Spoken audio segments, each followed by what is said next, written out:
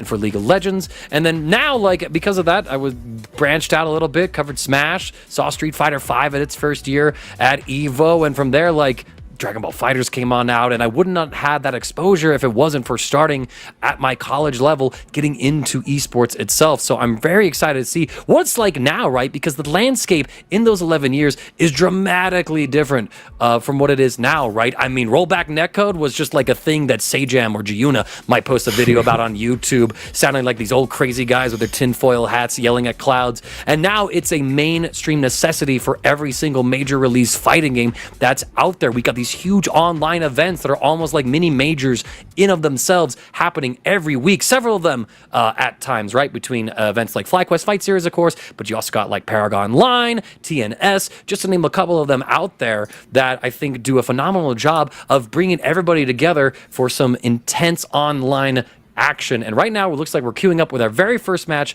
of the day. It is going to be Thunder Delangus and NACL. And the fact that this is a winner's quarterfinal match, y'all, has me messed up. Like, this is winner's semis, winner's final. Like, this is a matchup I would reserve for that. But this is how stacked the East Coast ladder of FlyQuest Fight Series was. We see Thunder pulling up with Akuma, NACL on the Cammy, one of his many pocket characters. Bruno, let's do this.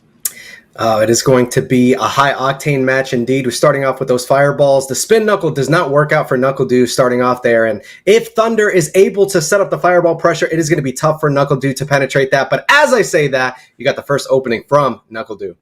Mm-hmm. A little bit of short thing right here. Nice jab punish, actually, on that dive kick. Thunder, though, will get jumped in on as NACL able to punish a whiffed heavy normal. And now NACL has Thunder in the corner. We try to go for a fireball, but NACL with that dive kick pressure, keeping Thunder under a lot of stress right now. We bust out of the corner. Doesn't matter. DP, get off of me. NACL never afraid to send it. Yeah, the first or second knockdown, and he goes for immediate OD wake up, and that's just kind of like sending the statement. You always want to send the statement early on, and NACL has Thunder Delangus in jail, not able to get out of the corner, but that low forward does clip, and we're back to neutral screen. Nice DP, able to intercept that one. We'll get in with a quick little throw, trying to maintain offense with our drive rush.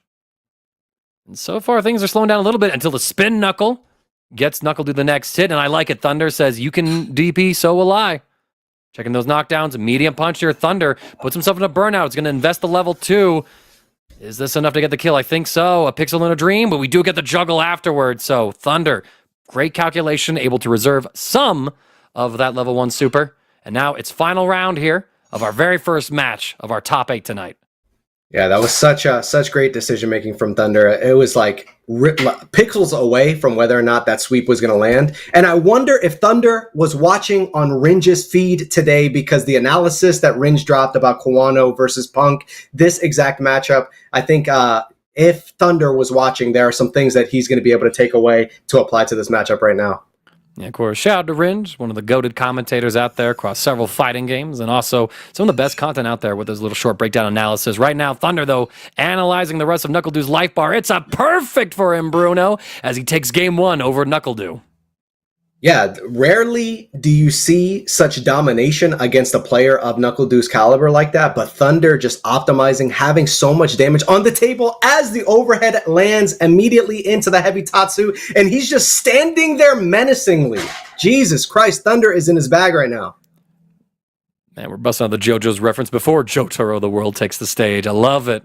Gotta catch up with all my parts a little bit later. Part 8's finished in the manga. That's something I have to read later. But right now, Thunder doesn't need any reads, just good reactions to anti-air NACL out of the sky. Okay, he's on a bit of a hot streak right now. Let's see if NACL can stabilize. Oh, nice shimmy. Really, really great stuff. Calling out the throw attempt. Oh, but the lights are going to relieve some of that pressure for Thunder. And NACL is just holding on to parry. This is like the second or third time that we've seen that, just kind of insistent that that option is going to work out. You got to imagine, ooh, the sweep max distance, shades of FlyQuest's very own Punk there. But now NACL seems to have the momentum. And again, Thunder Delangus is incarcerated. ODDP gets him out. Mm-hmm. Now we get the crossover right there. Thunder just walking back, making sure the NACL doesn't get a throw reset. However, NACL keeping up the offense. Goes for a neutral jump, trying to bait something out. The jump in, actually able to work. I think part of that was that neutral jump Knuckle did right before, right, to add on to that mental stack of Thunder DeLangus, making him double, question himself before he committed to any sort of anti-airs. And another shimmy from NuckleDude gets Thunder in the corner. And that's just such a powerful offensive tool in this game, is the fact that one shimmy, one opening. Ooh, as we have an errant DP, we're going to cancel into level 3. That's going to be massive damage, equalizing the life gauge and putting NuckleDude in a precarious situation in terms of his drive near burnout. Oh, we try to go for the shimmy. NuckleDude bravely holds, finds the right time to jab, and now Thunder in the corner, threatened to be put into burnout as well. Nice DP against the dive kick. Quick on that trigger finger. Beautiful shimmy as well, taking advantage of that faster than average walk speed that Akuma possesses. No DP on that dive kick. Playing this safe, trying to mash out. Any hit will do for Thunder, but now NuckleDude finds the hit, has all the resources to convert into a very simple cleanup, and now our set is all tied up, one apiece. Let's go to game number 3. NuckleDude was able to close it out there, but it was kind of shaky. He had the opening, he had the drive rush cancel in, could have canceled into level 3, and we saw earlier in the round. I wonder if NuckleDude is just kind of getting warmed up here. We'll see. Nice little walk under, actually getting a punish counter onto Knuckle. The shimmy yet again, catching NuckleDude pressing. So now Thunder gets a massive corner combo here. So much life stripped off of this Cammy. Trying to find the next hit before the Adamant Flame can connect. NuckleDude's able to mash out, side swap as well with the Hooligan, and now Thunder, how do you escape? Ooh, and able to get the drive rush cancel, will be able to spend, doesn't even need to spend the level 1, able to do it, free 99, Thunder DeLangus going up in this third game. Neutral, nice and steady. Thunder again walking underneath these jumps of NuckleDude, but I'm pretty sure that was supposed to be a dive kick there, and NuckleDude maybe didn't get the input, maybe didn't want the input as well, but let's see. Nice DP, Thunder. He's checking most, or at least around half, I'd say, of the jumps that NuckleDude was doing. There's another check right there, taking advantage of that fast recovery from Akuma's fireballs. Big punish counter for NuckleDude, though. Able to keep poking with that standing heavy kick. Yeah, we have seen, like, it's been 3 or 4 of those errant dive kicks from the side of NuckleDude, and it's kind of building this theory of mine that he's getting warmed up here. Maybe the ladder, he was just coasting, got his wins. Ooh, the neutral jump, calling out the drive impact. Really great instincts from Thunder. DeLangus going up 2-1 in this winner's quarter set. Will NuckleDude go down? Are we? Oh, we're going Guile. That's what we're doing. Yeah. No, NuckleDude was thinking about, all right, the Cammy pretty much got checked in that game 3 on a lot of accounts. So I feel like NuckleDude is like, okay, at the very least, Thunder's adapted to my Cammy, and that particular tempo the character represents, right? A little more of that rush down, especially when you see that like so many of your jumps with Cammy are being anti-aired by DPs, meaning that you're not representing dive kicks and neutral jump or empty jumps enough to make the opponent second guess those things. Like, okay, you know what? I need to lock it down. Let's get into a fireball war right now. My charge input versus your quarter circle forward. Here we go, friends. It is game number 4. We'll get zoomed in just a moment as Thunder and NuckleDude, well, they're playing pretty calm and collected neutral fireball games here. But Thunder slowly getting NuckleDude into this corner, Bruno. Oh, I love the back throw to force the corner pressure. And NuckleDude, like you said, just establishing. And we see another errant flash kick. There's got to be something going on. Maybe he's on a laggy setup at home. Something's got to be going on because we've seen way too many errors and errant, jump-ins, dive kicks, whatever the case may be. And he's jumping against Thunder, who has demonstrated his capacity to anti-air pretty consistently, immediately getting the check. It does not kill, able to cancel into the level 1. But here we are establishing that fireball game, and NuckleDude comes out the victor. All right. Guile's switch, doing pretty well so far. We were able to take the first round anyway. Now let's see if we're able to maintain this one. What a jump in, actually calling out the air jumping fireball. Thunder, though, he's still willing to take to the skies. Gets a throw to punish NuckleDude's parry attempt. A second throw to put NuckleDude into this corner. Wake Up DI deals with the overhead. And NuckleDude doesn't really get much of a confirm after that, however, but still stopping that offense, able to get a little more damage onto Thunder is a good thing regardless for NuckleDude. Still fighting his way out of this corner, though, as NuckleDude looking for this opportunity, but Thunder, he's got a death grip on NuckleDude right now. And I love that. Gets the confirmation, the routing. And with that light, he's not going to build level 3, or is no, he goes immediately into the level 1. But this is going to be a pretty precarious situation for NuckleDude. You're in burnout against a character whose Fireball and Air Fireball are so dominant. As I say that, Thunder Delangus with the OD Fireball able to tie things up in terms of rounds. NuckleDude is on his back foot. Very scary here, but Guile's one of those characters, right, where you got so many different options in terms of using like a really good super, right? Like NuckleDude now crossing that level 2 could go into the install if he deems it necessary. Has access to 2 Sonic Hurricanes as well in case he wants to punish like a Fireball from Thunder that's a little too close. So I feel like the meter advantage that NuckleDude has here and the flexibility he has with what supers he can use is very important. We get the shimmy as well. Going to be a good grip of damage. Thunder is 1 hit away from going down in this set. NuckleDude just trying to close this out to take us to game 5. And there it is. We're going to get the counter hit confirmed. Perfect for NuckleDude as well. Anything you can do, I can do better, he says. And now, ladies and gentlemen, our first game 5 of the evening in our first match tonight. If that doesn't set a precedence, I don't know what does. That's exactly what you want if you're NuckleDude. A perfect, oh my goodness, the furthest reaching flash kick I've ever seen in my life. Now NuckleDude seems to have Thunder's number on the demon flips. Oh my gosh, the punish counter footsies going on screen right now, but not if Thunder Delangus has anything to say about it. Oh, the errant sweep. We get out of harm's way here. NuckleDude able to jump out of the corner, but this is going to be one interaction. All right.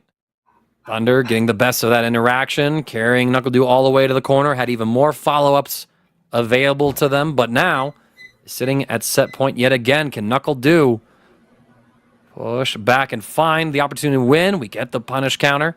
Being able to get the extension. Really good damage right here. Thunder messing up with his jump-in timings with that air fireball. Fully charged Hadouken in NuckleDude's face. That is some bravery if I've ever seen it.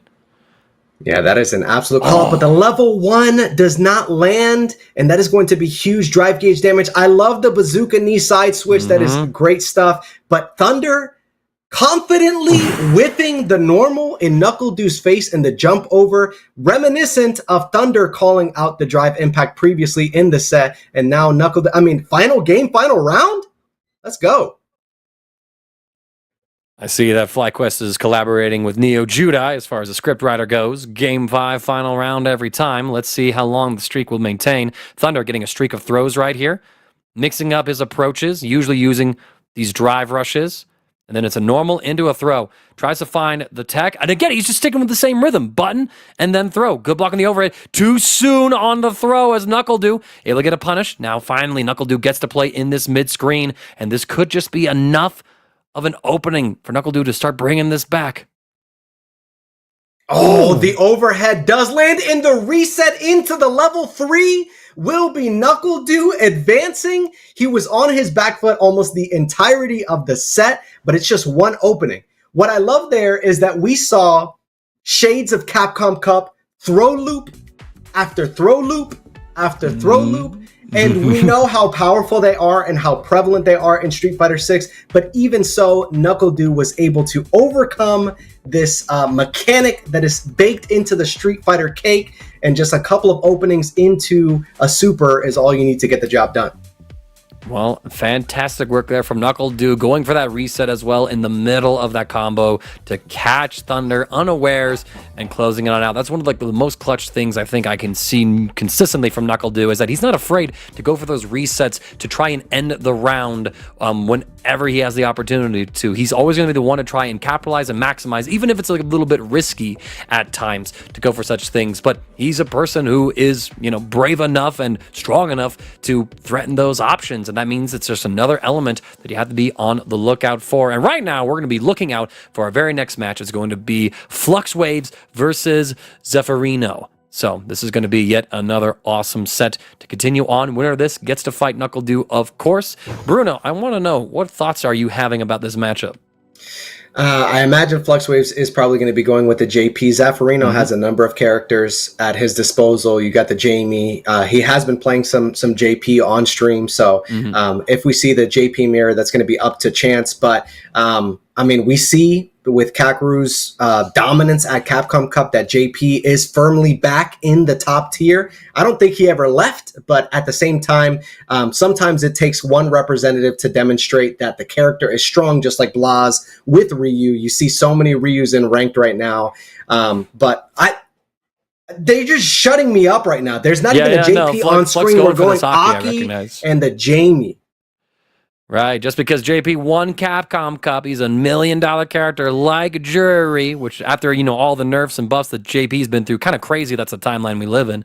But let's see what these two will represent right here. As Aki, she's been a very strong character as well in this patch with all of the quality of life buffs that she's had over the last several patches since her introduction. But now let's see how things are going down. Jamie, of course, the big thing for him right now is that he gets a lot more access to his drinks while maintaining offense and Oki, and the fact that his drinks also regenerate his drive gauge, making him a little more economical when it comes to investing in that resource. And Zaffarino, man, he's already crunked out in round one. The hair is down, the jacket's open, the life bar is depleted. Fluxwave's dropping round one over to Zaffarino. And such a good observation about playing the game economically. Zaffarino with full drive gauge in the corner, and that's exactly what he needed in order to net that round win. And as we start off this next round, he's got Fluxwaves in the right corner, and Zaffarino making Jamie look like a top tier character right now. Off to a really good start. That's the nice thing about Street Fighter 6 as well. While there's definitely a difference between the tiers, there's not like an unplayable character, I think, within the game itself. So even the weak characters have a chance to shine in the right situations. More of their issues just comes down to either common matchup situations, how they interact with system mechanics, or just, how consistent is their game plan to achieve overall. Fluxwave gets a big critical art down on Zaffarino, actually just a level 3, excuse me. And such a bold call out from Zaffarino, holding onto the parry. Although Aki has so many situations where she can go into her command grab, she's got the regular grab, the punish counter damage. But as I say that, Zaffarino with a simple throw is all he needs in order to get on the board, one game up. But Fluxwaves, I imagine that as the set progresses, if Zaffarino is so insistent upon holding onto that parry button, you're going to start seeing those punish counter throws. As I mentioned that, he calls out the EXDP and gets some fat damage here in the corner. All right. Setting up the poison. Zaffarino not having any of it. Just wakes up with the OD reversal. Fluxwaves, though, back into things with that drive rush. Trying to hold on to this space, keeping Zaffarino boxed out. Great check, though, on that drive rush. So Zaffarino is going to get a second bar, rather a second drink in. But Fluxwaves should be able to close this out, barring anything catastrophic in terms of the execution. Level 1 is required to seal the deal. But that is a round over to Flux. Yeah, it was super, super scaled. The starter was just kind of caused Fluxwaves to have to use that super bar. But as I previously mentioned, Fluxwaves, I think now is trying to bait out that parry. Ooh, and Fluxwaves able to force Zaffarino away from getting the drinks. And that was something that in the first game, Zaffarino in the first 15 seconds had 4 drinks. So I imagine that Fluxwaves in adjusting, I can't let this guy get his drink off. Jab on wake up, very aggressive from Fluxwave there. We missed the throw though as Zaffarino continues to walk back, even if it means putting himself in the corner. So great calculations there. Now we got level 4 right here. Catch Fluxwave trying to interrupt that drive rush, but you had a level 4 Jamie. You were in burnout. I feel like that round was pretty lost for Fluxwaves. And now Zaffarino starting off strong, gets a drink to his name already, but Flux answering back. Let's see if he's able to maintain offense. I like representing the throw early on from Fluxwaves, but one of the things that I do want to call out there, in order to secure that round, Zaffarino, as he continues to wreck up pressure on Fluxwaves, able to get that punish here. Ooh, baiting out the ODDP, but not able to get the punish. But we are going to cancel into level 3, maintain that drive gauge, and force Zaffarino into a precarious situation. We have seen the OD reversals. Will we see a super art, a critical art on wake up here? No, immediately going for wake up low forward. That's a brave move from Zaffarino, and you got to think, he's been representing so many of the wake-ups that they were fresh on your mind, right? I wonder if that's what their game plan was there, right? Like, okay, I've been showing a lot of reversals. You're probably going to back up, trying to make sure you're not in throw range so that if I wake up, tech a throw, you don't get grabbed, and you block my reversal. So I'm going to call that out with a crouching medium kick to punish that read on you, right? So Zaffarino playing the deeper conditioning game around his reversals, but FluxWaves don't give a damn about that. Back throw out of the corner. I think FluxWaves wanted to just OS a block and a throw, but, got the back throw. Nice, fortunate jump over, though. Flux, with this extension, gets a little reset, gets the kill. So we good, we vibing. Yeah, fortuitous situation for FluxWaves as he didn't get the extension, but able to do the American reset. And Zaffarino has to make some adjustments here. Ooh, holding onto that parry could have was susceptible to the punish counter throw, but Zaffarino is getting called out. These EXDPs will not work. This shan't go on any longer. Maintaining offense, holding parry just to regenerate some of that drive gauge. Zaffarino, you're down to about half life. Not a single drink on this Jamie yet. The buzz has been killed. Let's see if FluxWave will be able to close this one out. Nice tech. Oh, I love that. Able to get the counter hit scenario into, that was pretty dominant. I didn't even realize that quick succession, those combos is what FluxWaves needed to get up 2-1. And I think you mentioned something that's super, super important. Shutting down the drink mechanic. Zaffarino has not been able to get the drinks off and therefore is so impeded in his offense. And FluxWaves doing a great job drive rushing in and forcing Zaffarino to pick his spots a little bit more carefully. Yeah, and look at this. We go for that reversal again. So FluxWaves will get a max damage punish here, close to max. And again, there it is, right? Like Zaffarino alternating between these DPs, but FluxWave is just continually committing to choose the same option. Wait out the reversal. I'll block the mash. I don't really care about that one. But once you finally think you can get away with those DPs, I'm there to punish you. And we saw, maybe some signs of frustration there. Kind of, Aki is one of those characters that has the slow OD fireball, so many ways to get in, and she really forces you to play her game. So when you're a character with such neutered offense like Jamie, it's like, I can't get my spots, I can't get my openings, I can't get my drinks off, I'm just going to go for ODDP. All right. FluxWaves bottled up in this corner. Zaffarino getting a big jump in. Getting another drink off, and that's huge. Oh, just going for the throw. Another drink. This is huge. Oh, able to drive rush cancel. And there we are tied up in terms of rounds. Zaffarino fighting for his winner's side life right now. Ooh, I love the call out on the drive rush in. You're playing Street Fighter 6. I'm going to call you out. Nice anti-air there. Zaffarino gets the overhead.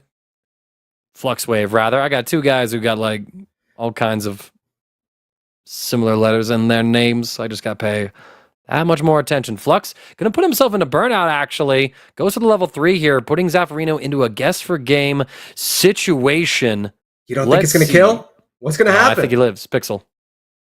Oh, I'm so bad. I lost all my Sage Jam books, man. This early in the stream. Fraud alert. Y'all. I saw the life gauge and I was like, I don't know. I think it's a good spend right there. Sometimes you just got to put it all on red. And we did see after Capcom Cup the discourse on social media talking about throw loops and how things are heavily in the guessing favor. And sometimes you just got to spend, man. Sometimes you got to spend all your drive gauge and do the level 3 and just put it in God's hands.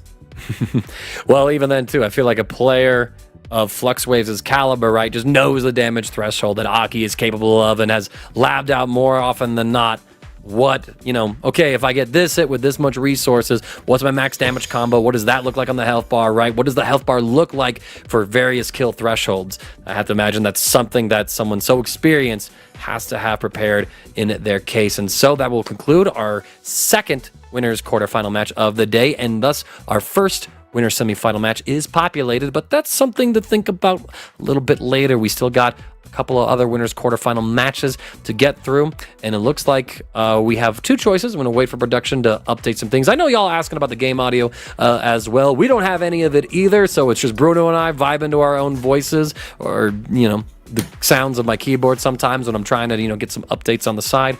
We're currently chilling, trying to figure that out on the back end. Should just take us a few more minutes, hopefully, to get all of us that amazing game audio that does exist for us to use. We have the choice between going with Shine and Elder Goose, as well as Jotaro, The World, and Punk. I think we're just looking to see who is available at the moment. And right now, actually, Bruno, You went to college as well. You were a little bit involved in the collegiate stuff, right? I think you're the best one to tell the people about FlyQuest Thrive, right? And what that's all about. Yeah, we've talked a little bit about it already, but Thrive is FlyQuest's new initiative to give collegiate players and students the opportunity to kind of get an on-ramp to a career in esports. And I love to see it. I love the fact that esports, you talked about it a little bit earlier, your experience with esports. And previously, you had to go the traditional route. You had to go the League of Legends. You had to go the Dotas. You had to go the Valorants or the Apexes. Collegiate programs aren't offering fighting games broadly, but we see now with initiatives like Thrive, with CFGC, with Esports U. Actually, right now, Capcom Fighters has a collegiate stream going on in a tournament that's going on over there. Capcom and other fighting game developers are investing heavily into the collegiate space, and it's awesome to see organizations like FlyQuest not just invest in the community the way that they have with the FlyQuest Fight series, giving out that pop bonus every single week, but in addition to that, giving collegiate students the opportunity to start taking the next steps in order to building their career in esports. I don't know about you, but when I was starting off in esports, it was just like, I'm going to UCF, I'm going to a local that's near the campus, and we're playing Super Smash Brothers Melee, and Hungry Box is there, and Cobalt is there, and Plup is there, all the Melee top players. As we get the audio back, let's go.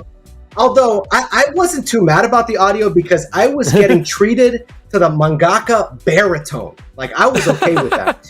But as I was previously mentioning, you know, getting the on-ramp to going into esports previously used to be just like, show up to your local, you know, just like go on campus, go to, you know, the dive bar that's hosting the, you know, the fighting game tournament. And you didn't really have an official means to get connected to the fighting game community. And now, through collegiate esports, there are opportunities and ways that players can get connected to the fighting game community more broadly in an official career capacity. And that's really exciting. Yes, indeed. I mean, it's so cool to see that, like, now that we have this landscape of esports where there's so many established organizations that have been around for, you know, maybe half a decade to a decade, longer than that, right? That we're able to kind of go back into what, you know, these environments that we all came from, right? You know, going into college, trying to find other people who were also interested in esports, whether it was like Dota or League or CSGO or even fighting games, right? And now we're able to go back and take these resources and set the next generation up for some success. So we are currently kind of tuning with the audio bounce right now. Sounds like really good to me. Hopefully y'all can enjoy the baritones. I still can't believe I did a TNS bracket after I ran my 3-day event like all weekend, and I came in and this was as loud as I could get, and I still commentated. What was my damage? No, it's good, man. You're a professional. The baritone is baritoning, and like I said, I've been treated to it. I know that the stream is thankful for the mangaka baritone, and yeah, I think the collegiate space. I'm really excited for the future of fighting games in the collegiate space because, like I said previously, it's like Rocket League. You have to go like the traditional title route. And I was over at Full Sail University in Central Florida. They unveiled their new esports facility where they're going to be running their varsity games. And they've actually got a broadcast room because they've got a shoutcaster program. Now in the FGC, it's not really like given that same language or that same context, but they've got a program developing young casters. And it's like, it's really exciting to see collegiate students and players thrive in this new kind of landscape. Yes, and indeed. I mean, I would have killed for some sort of like casting program when I was going through all that stuff because, like, I mean, it's one of my favorite things to do, I think, in regards to being in the FGC. And there's a lot behind it, a lot that goes into it. And right now, we got to go into our next match. As Shine and Elder Goose are finally here. We're going to see Elder Goose on this cami. Shine on to the Mai. A couple of desync audio issues right now, it seems like, at least on our end. Y'all in the stream, let us know, all right? Is the sound effects queued up correctly too, or? Let's see. And it is kind of a surprising pick, the Mai from Shine, but Mai is one of those characters that started off kind of bland, but as people got a hold of her kit and what she does really well, we're starting to see players really pop off with this character.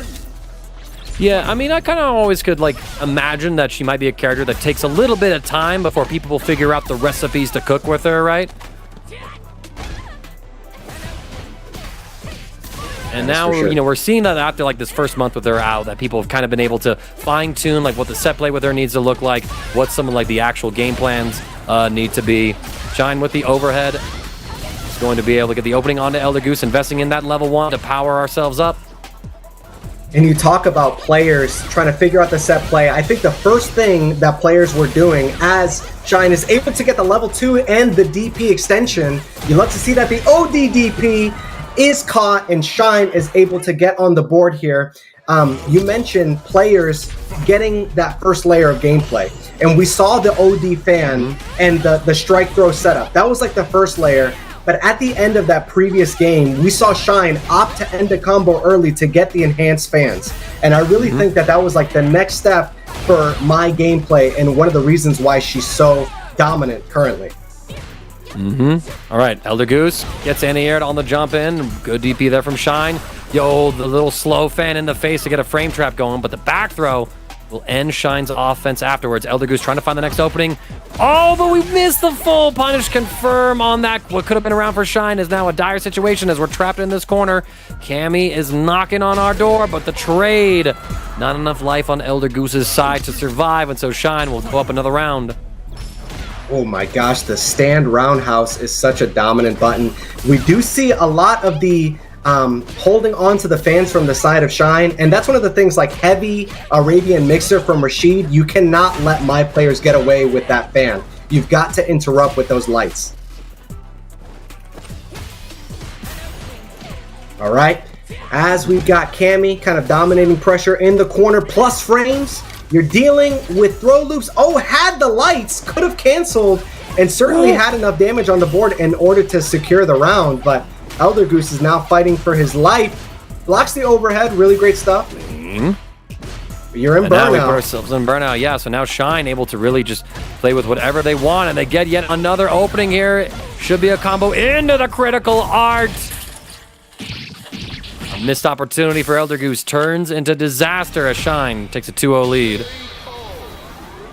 Nerves of steel from the side of Shine, and that's really what it takes to play at this level, is recognizing that you may be in a precarious situation, the odds may be stacked against you, but all you need in Street Fighter 6 is 1 or 2 big openings, and you're able to turn the tides really quick. Taking a turn, Elder Goose catching Shine, trying to jump out possibly. Protect the throw though, and now we're back to brawling with these normals. I mean, if there's one aspect of mine that has sort of been evidently strong from day one, it's the fact that she has some very potent normals, right? Really good range, not really a lot of recovery to them either, so that she's able to kind of safely poke out, just like Cammy is with that standing heavy kick, right? Yeah, that is exactly right. As the overhead lands and Shine is able to take the round, free 99. He's working on a 3-0 right now. And you mentioned her God buttons. A lot of characters in this game are grateful to have 1 or 2 God buttons, plus frames, long reaching. But I really feel like Mai has 3 or 4 God buttons. As I mentioned, that 2 of them come out, the standing medium kick and the roundhouse.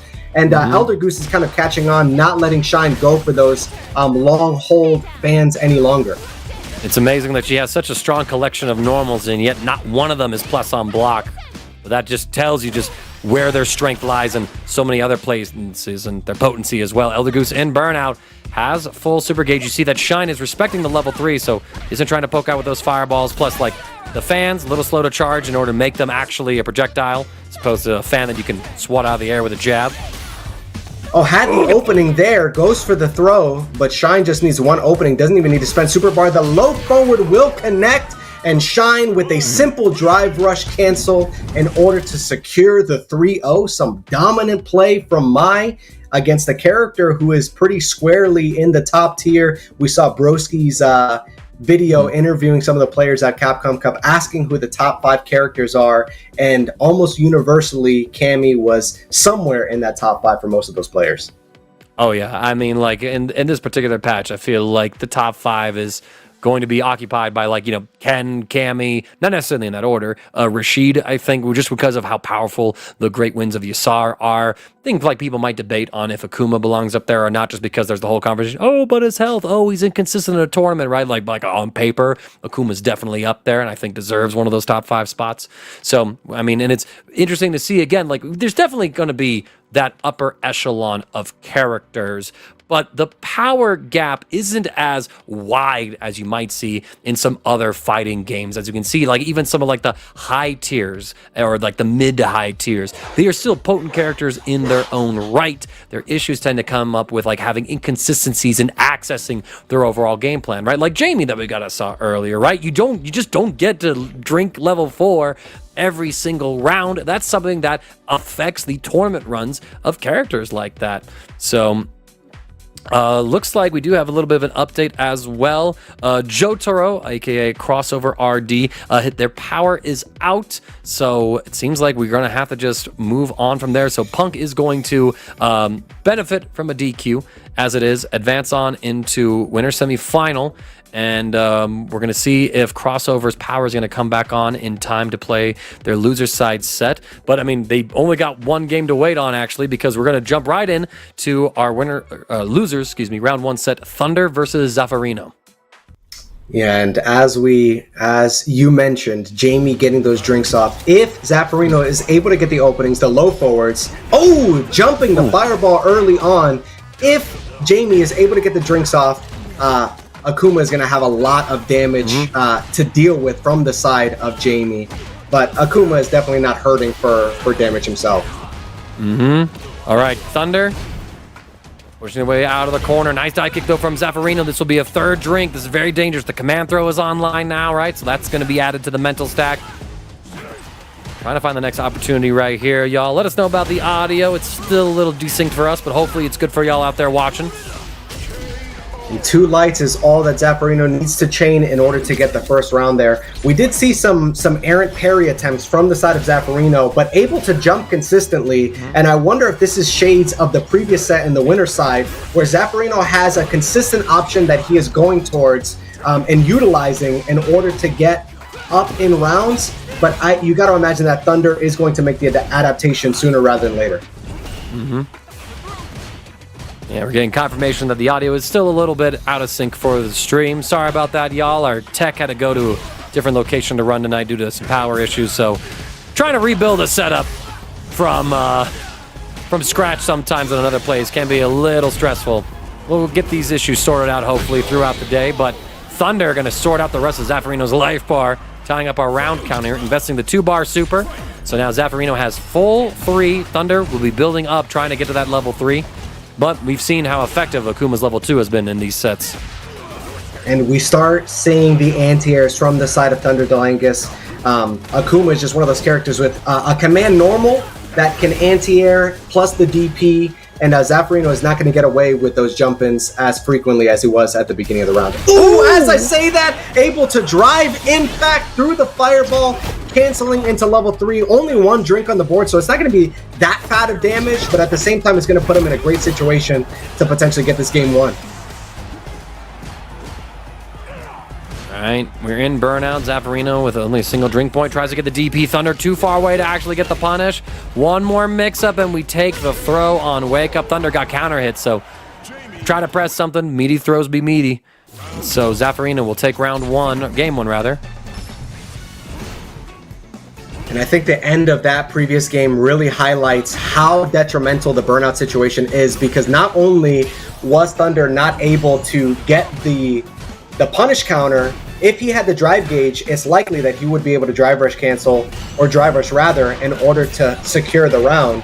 It just goes to show that burnout is not the place that you want to be in this game.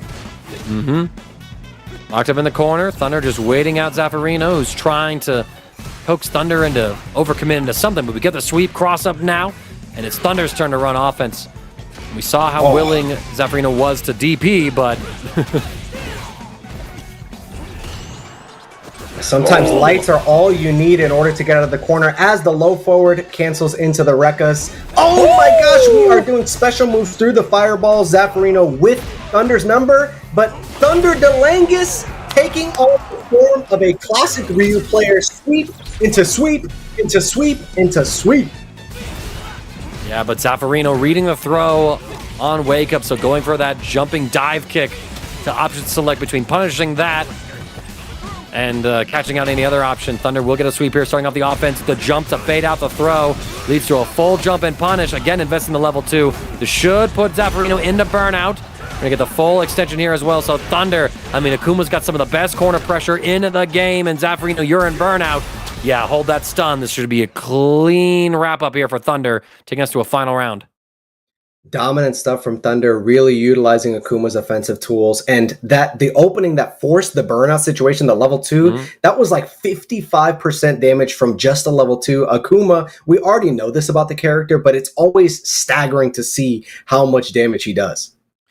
Zaffarino gonna get a second drink. Walking back for the shimmy, reads the fireball as well. It's a jump-in starter with level 3 in the back pocket. No extension's going to be even required. Zaffarino taking a very early and strong lead against Thunder, up 2-0 right now. And yeah, right now, y'all, we just muted the game audio as well with how desynced it is. Just kind of want to vibe. Let y'all enjoy the Mangaka Bruno ASMR that's coming on here.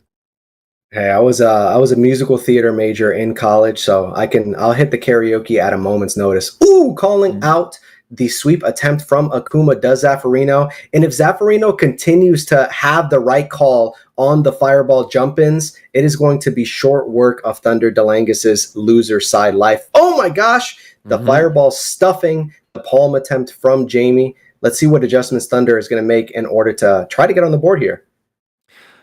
Oh, but the fireball getting called out. But disaster strike. Zaffarino's combo drops and it leaves them in the corner. We get a sweep, punish. And Thunder intercepting here again. Oh, with this, Odie Adamant. Yeah, we're burning all the bar here. Heavy Tatsumaki at the bottom to catch Zaffarino. Okay, Thunder. That's a round on the board. Bring it home now. Get me some more games here, Mr. Akuma. Oh, the trade. I like that. Fine with that. Yeah. Really good stuff. Oh, going into the drive rush cancel, even though it was blocked. Obviously, the plus frames, it's such a good scenario, plus frame scenario, but players don't tend to opt for that unless they have the opening. Oh my gosh, so many sweeps. Thunder Delangus looking like a tried and true Ryu player, and Zaffarino, he's got a mountain to climb right now. It does seem like Thunder Delangus is making some adjustments, able to catch that drive rush, and we are going to spend level 3. That will certainly be the game for Thunder Delangus. Does it kill? I'm pretty sure it kills. Oh yeah, no, I'm calling that one too. Thunder now on the board, dropping a point for themselves. Very nice stuff. Catching Zaffarino a couple situations, and like you've been pulling out the sweeps that Thunder has been going for often a nut. Well, sometimes like it feels like, Thunder, it's a good poke button, right? But with the nerfs to Akuma as well as some other characters' sweeps where there's less pushback on them to make sure you're always in range to be punished for it, Thunder's going to have to be a little more on point overall when it comes to ensuring that those sweeps are going to land with hits and not blocks. Now, going for, the demon flip just going to get reversaled on here. Zaffarino content to fight back with those light DPs. A little walk back to avoid the throw after the flip. And the back roll tech as well. Zaffarino, 2 drinks on hand.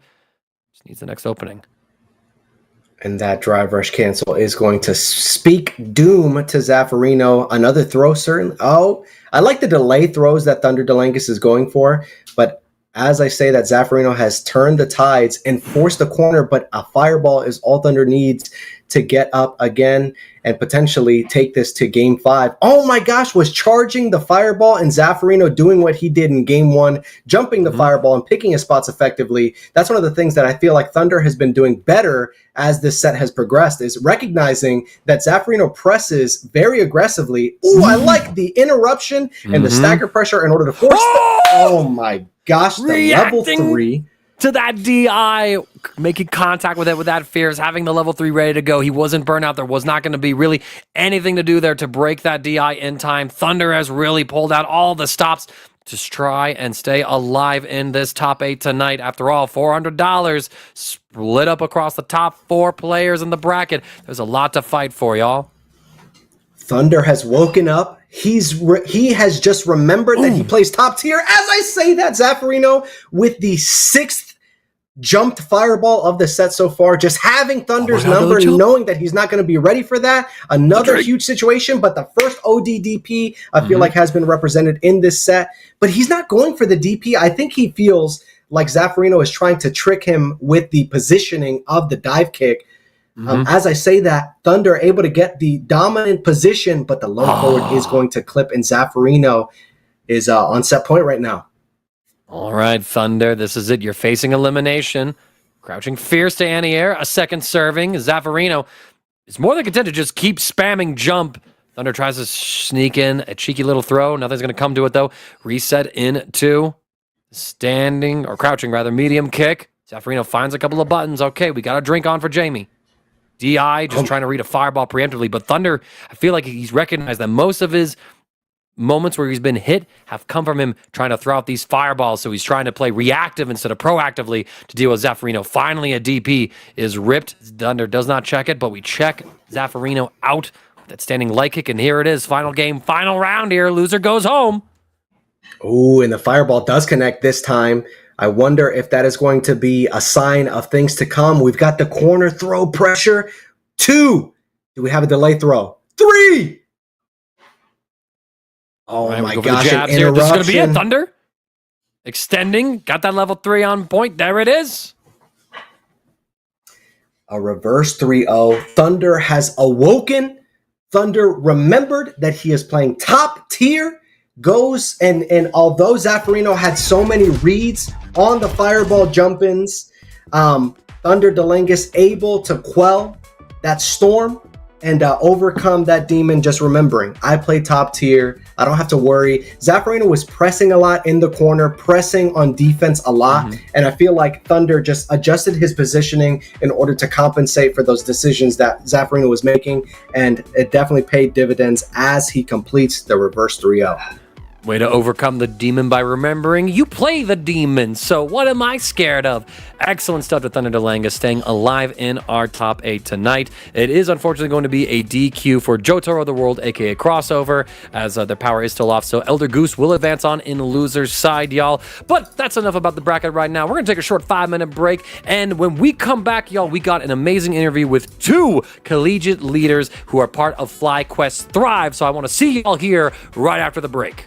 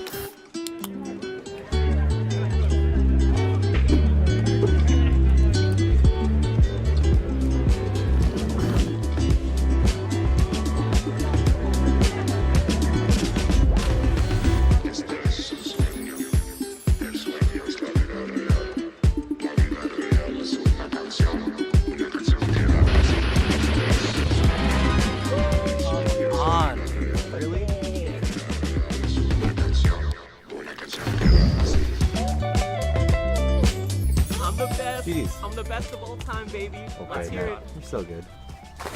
How are you so good? I love you, Jake. GG's.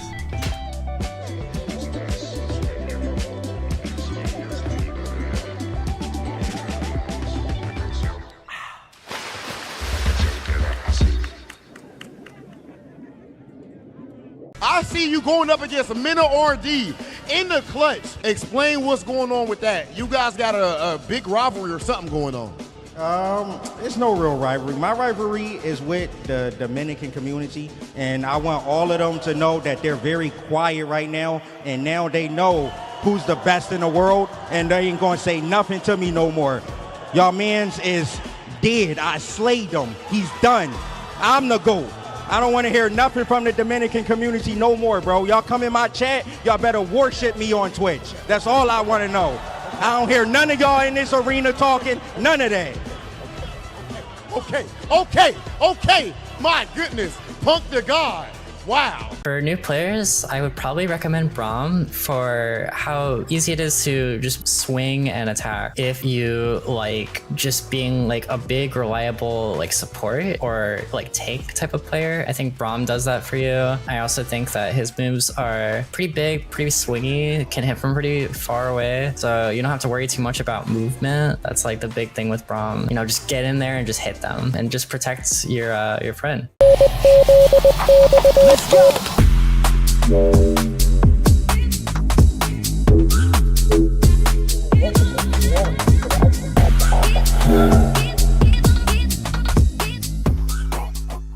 What we need is combos. We need straight combos. Everything needs to do at least 50% and then land into a mix-up. We need mix-ups too. New players should play Echo because, as I mentioned before, we need a mix, right? And there's almost no better character to mix than Echo. And it's pretty easy too. Everything needs to be a 50-50. You can't have anything less. No 49s or 51s. Then you gotta get them assist calls. Assist calls. After that, nothing else. For new players, I recommend Ari because you play a game like this because you want to finesse. You want to move. You don't want to just do things without purpose. Anti-air is as simple as it gets. I kept it extremely simple, but I mean, you can go a long way with just those. And this character is so elegant, so smooth, that you just want to dance when you play it. And this is the character I recommend.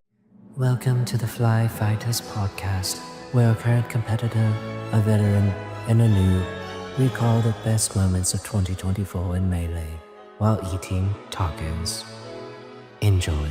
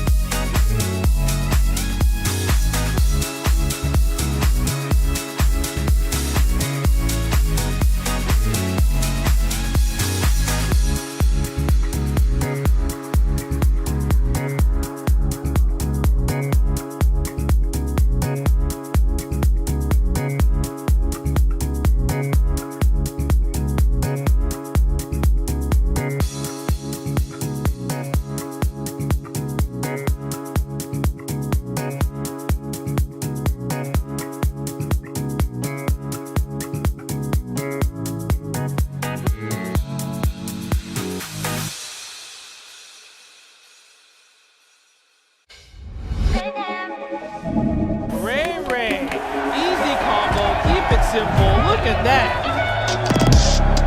And there's like so many different things that you could talk about. We're gonna make a shitty f***ing tier list. Best way to live his life. Oh my god, pump to God, FlyQuest champion! Let's go, pump to God right there.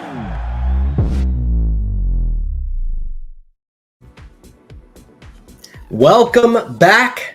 It is FlyQuest Fight Series number 47. 47 opportunities for players to play in a ladder format and get some awesome prize pool money contributed directly by FlyQuest. I am Fake Bruno, and I am joined by none other than CD Mangaka. It has been an excellent night so far, and I'm really excited about what's coming up in the next couple of minutes because I am really invested in the collegiate fighting game space. Esports as an industry is growing, but there has not been many opportunities for fighting game players to embrace it, to contribute to it, to grow in the space, to get opportunities, to kind of get on the on-ramp to a career in the esports industry. And FlyQuest has just recently announced their Thrive program. And this is a collegiate program that is all about developing and growing collegiate leaders, students, and empowering them to take those next steps as they pursue a career in esports. And fighting games are growing in the esports space in general. Capcom and other developers are investing a lot of money into the collegiate space because we're old and broke, dude. The fighting game community is old and broke, okay? So we need collegiate players to de-age this population. Our bones are brittle. Our hands are deteriorating. And collegiate is definitely the next step in that process. And as this stream is going on right now, over on the Capcom Fighter stream is a collegiate tournament. I saw Luke SFH participating and competing in tonight's ladder bracket. A lot of different collegiate opportunities to join in, and we get to spotlight just two student leaders that are growing their community college program over at Ohlone, and they run Renegade Esports Club. They are passionate about fighting games. They're passionate about esports in general, and you love to see different individuals embracing the ways that their collegiate programs are thriving, because there are two different ways that colleges will tend to go. There is the club route, and then there is the legitimate, maybe not legitimate, but the reinforced program route where the university comes in and establishes their esports program. But these two have grown and developed their very own club, Renegade. And I want to welcome in Fantor and B-Hop to the call, and we're going to ask you some questions about your involvement. Fantor, let us know about your experience in esports and in the fighting game community. Casting lead for the Renegade Esports Club, and I've loved esports ever since I was like 12 or 13. I got into the fighting game scene through Smash Brothers. When Smash Ultimate came out, I started to go to locals and then Genesis, and ever since I've been competing for around 5-6 years now. Started getting into Tekken and such, and now Street Fighter. So it's been a great experience. This club is completely grassroots, and we built it from the ground up, me and other officers, including B-Hop here. It's been an incredible experience and unlike anything else in college, for me at least. So yeah. Well, very Love to awesome. hear it. And hey, B-Hop, how about you tell us a bit about your background as well, actually, since we've got to hear from Fantor and their background. Yeah, so I got into esports because my brother in middle school, he introduced me to professional Counter-Strike, and that kind of opened up a whole new world for me. So I started looking into like other games that I was interested in and seeing if they had a pro scene. So I came across Tekken World Tour and Evo because my brother introduced me to Tekken, and then I also got into like other scenes like Marvel vs. Capcom 3 and Street Fighter. So ever since then, I just fell in love with the fighting game community, and I try to do my best to give back to that community. Man, I think it's so awesome that you guys have taken the initiative to grow your own program, because like I said, there are universities that support collegiate programs and they build it with the resources, but you two are evidence that you can build something up and create an infrastructure for your community to embrace and the other collegiate students around you. Maybe there isn't a gaming club or an esports club, but you guys are building it. So Fantor, what has that experience been like? And then I'll go to you, B-Hop. The experience has been honestly pretty amazing. I wasn't one of the first founding members when they first reestablished the club at our school. I came in the second semester it started. B-Hop here actually was one of the founding officers of the club, recruiting people. But when I came in, it started with like 40, 50 students at max in the Discord server, and then like maybe 20 at an event. And we've grown to over 600 members in our Discord, and we have maybe 60 to 80 people coming out to community college events. So it's been incredible. It's just been great to see a community of people who just want to come out, play games, and hone their skills, maybe find a career in esports. So that it's just been an again unbelievable experience. Yeah, and then B-Hop, how has it been building, given that you are a founding officer, how has it been building out the program and creating that? Yeah, so at first I thought it was gonna be very difficult, but I was passionate, and then I was surrounded by other people that are also passionate about their own scenes. So we kind of all just built off of each other, and it got the ball rolling. I usually like to promote the club. I would go to my friends and like some of my classmates that I knew who played games, and try to invite them. And it was just super cool seeing how far the club has gone. Because when I joined, like the Discord was empty. There were no messages, right? There's nothing. And now we have like 600 members, and it's crazy to see how everything just like grew. It pretty much exploded, and I was there to see all of it. So it was really sick. Well, awesome stuff. Thanks for giving us insight into that one. And actually, I wanted to ask a question regarding one of the fighting game tournaments that y'all been able to host.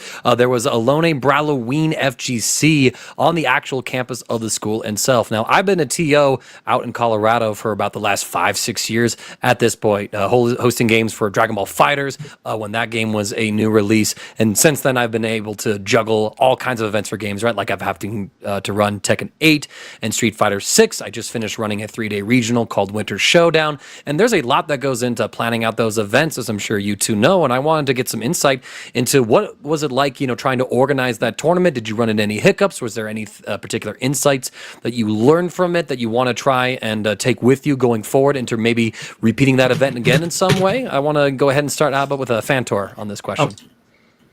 So we it was our first time really TOing our very own like full-on fighting game tournament. It wasn't the easiest experience, as we had to go on campus and then download the games and tech check everything.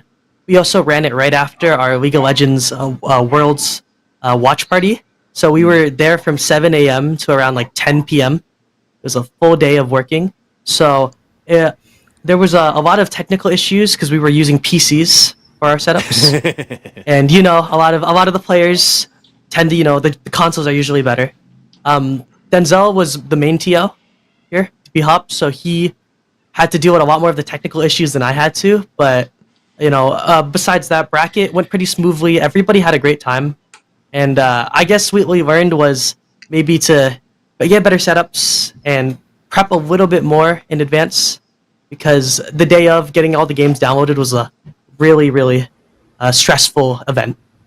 Yeah, no, I can respect the fact that, taking advantage of the school's resources, which are primarily going to be computers, and using that to run the event, as opposed to trying to invest or find people who are able to bring in consoles for that. I can totally respect that one, but y'all probably discovered why most of the time we tend to prefer running consoles, just to simplify some of those experiences, because PCs, they can act up a little bit. But actually, B-Hop, how many tournaments did you run at this Bralloween event, actually? I know that Street Fighter 6 would have been there, Tekken 8 would have been there. Was there some other fighting games there? Were you able to stream any of those games as well?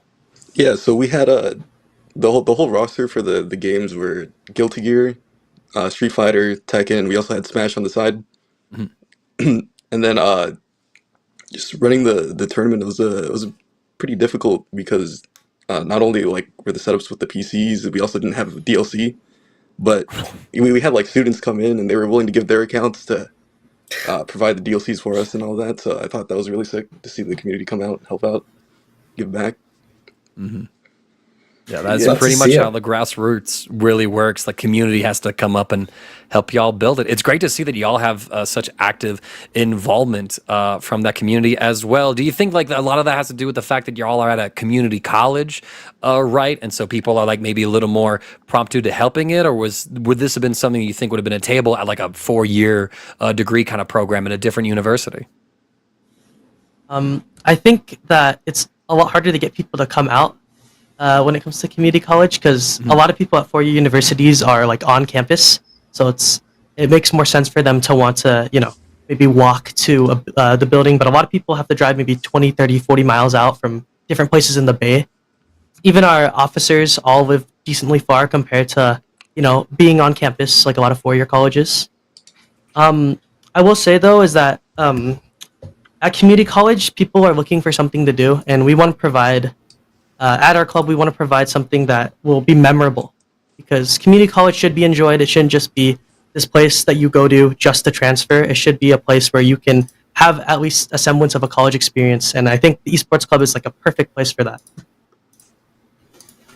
Love to hear it. And I've got one last question for you. Given that you guys both have traditional esports experience, given the VALORANT and the CSGO, what are the biggest differences between running an esports club that has those traditional esports versus FGC-centric titles? B-Hop. Yeah, so it was a little bit hard to balance because obviously games like Valorant and Counter-Strike, they're more mainstream, but actually there's a lot of people in the community that are willing to help out with fighting games, and they'll reach out to their friends and people from other colleges to help us out. And I thought that was really sick. Like, even though we're not as popular as the other esports, we still have that support. Absolutely. Fantor, what do you think about that? I just think the fighting game community is like really tight knit and strong. Like, they'll be willing to support no matter what. They'll bring out their homies to any event. I mean, when we ran the Brawloween, all of the Madhouse people from NorCal were willing to come out, and that was an amazing thing to see. Just a whole community come out and help our school. So I think that's something that's super beneficial, even though we're not, again, one of the more mainstream games. It's our club has a lot more of Valorant, League of Legends, Marvel Rivals players, but we still have a pretty strong FGC scene because of that. Yeah, and I just want to congratulate you guys and really encourage you as you continue on this route, building it from the ground up, putting in the sweat equity. It is really a thankless job to do what you guys are doing. So I want to commend you. And also, I know that you guys do a podcast and you've got different things that you do as part of your program. So why don't you shout out your social media and tell us a little bit about your podcast? Yeah, of course. So we actually stream very frequently, around 3 to 4 times a week on our Twitch, which is twitch.tv/Aloni Renegades. So we do a weekly podcast, B-Hop and I. It's called Renegade On Air, and we talk about future events. We review the past events. We talk about esports news, and we interview students so you can understand how esports athletes, think. It's been one of the most fun things I've had to experience in the club, being able to broadcast what we do here at Aloni. So I hope you guys can check it out, follow. It's pretty great. I'll let Denzel continue on if he wants. Oh yeah, I think the podcast has helped out the club a lot, because a lot of people we use the podcast to communicate to them and like pretty much give them updates. So the podcast has been a big help to the community so that they learn more about us and as well like stay updated with the club. I love it. Fantastic. You guys are doing fantastic work. Thank you so much for joining us. Keep on crushing it over at Aloni with the Renegades Esports Club. Thank you guys so much for joining us and keep on going. It's also amazing that FlyQuest is offering the Thrive program. Like I mentioned, the fact that there is an infrastructure now for collegiate students to kind of take those next steps to further their career in esports. FlyQuest is just one of the, I know that we're on the broadcast, but at the same time, it is genuinely awesome to see the support that they've lent to the fighting game community, to the traditional esports, and the success that they've seen is just a testament to the fact that they are doing it big. So appreciate you guys for coming on, and I'm excited to continue on with the Street Fighter 6 top 8 bracket. Yeah, thank you, FlyQuest, and thank you guys. Thank you guys for asking us questions and being super interested also. Thank you for having us. Yeah. All right. Top 8 action continues on. We do have that DQ in the loser side, and we want to thank the audience for bearing with us as we're trying to navigate some of those technical issues. But I imagine that the rest of the night is going to be the best of the night. What do you think? I think so. I mean, the brackets always start strong, but the cream of the crop tends to rise to the top. And so we've already seen some excellent games. Hopefully, we're going to be able to see even better games as we continue on. Our first winner semifinal match is going to be SR's NACL up against Flux Waves. So this could be a Guile versus Aki. This could be Cammy versus Aki. We'll have to see what NACL is really feeling for this particular head-to-head matchup. And then we will be seeing Shine take on FlyQuest's very own Punk in the next winter semifinal set. Hopefully we've been able to get the audio things sorted out in the background while we've been on the break, y'all. Thank you for bearing with us tonight. Again, we're having a couple of just different circumstances that are unusual for our productions, but I was happy that we were able to highlight the collegiate program, FlyQuest's Thrive, and now let's highlight some NACL and Flux Wave. NACL starting off strong here, getting the opening hits onto Flux Waves. We talked about the roulette of characters between these two. We are settling in with the Cammy versus Aki, and NACL applying some dominant pressure here, but FluxWaves immediately able to get out of the corner. We did see NACL insistent on holding the parry button, and FluxWaves is the first of this top 8 bracket so far to call it out. NACL able to get out with a level 1 in the corner, and these two are tied up in terms of life gauge. The delay dive kick able to call out that anti-air attempt from FluxWaves. Good stuff so far from the two, but a shimmy from FluxWaves is going to be big damage. Guess for game scenario? Throw? One more guess. I love the option select on the drive impact there, but both of these two are in burnout. I love the level 2 to chip out NACL. Such great awareness of the situation. A little scrambly at the end there, but able to lock things up. All right, Cammy forcing FluxWaves into the corner there, and Cammy loves being in this situation. This is Cammy's humble abode. That big damage. Are we going to spend any to secure the round? Level 1, will it kill? Perfect KO from the side of NACL. He ran the calculations. He did the calculus. He was the Zach Galifianakis meme with the equations, and the perfect parry from the side of FluxWaves, able to get the dominant position here, forcing the corner. Ooh, the sweep almost punishing FluxWaves and able to get NACL out of the corner, but the lights are what NACL need in order to stuff the drive rush attempt from the side of FluxWaves. Ooh, I love that. Okay, wake up. You press buttons on wake up, and FluxWaves seems to be able to put a lot of damage on the board. Do we spend level 3? No, we set up the safe jump scenario, and this is going to be one situation. Ooh, the immediate OD dive kick, able to get NACL out of harm's way. All right, and now we're seeing that FluxWave is backing off both sides, trying to look for the next opportunity. A jab is not converted on. I mean, it would have been godlike to convert it on a counter hit stray from neutral, but here we go. The full block string converting into a hit confirm, dropping this level 3. So FluxWave take down NACL in game 1 of our winner semifinal set. Surprising result, certainly, for a player of NACL's caliber, but FluxWaves has shown in the online weekly gauntlet that FluxWaves is indeed like that. But NACL trying to pile on some pressure here, tighten up from some of the mistakes that we saw earlier on in the bracket, Mangaka. Big jump in here, punish counter. They're able to tech the throw, though. Sweep for NACL opens up a side swap opportunity. So, I mean, again, NACL has a very deep character roster, right? Like, I've seen him play Cammy, DJ, Guile. So, if this Cammy doesn't work out for this next game, I can't help but think that NACL would swap over to one of his other characters for this matchup. The DP is going to let NACL side swap. Oh, the OD Cruel Fate, though, gets FluxWave in. Get some poison applied on to NACL as well.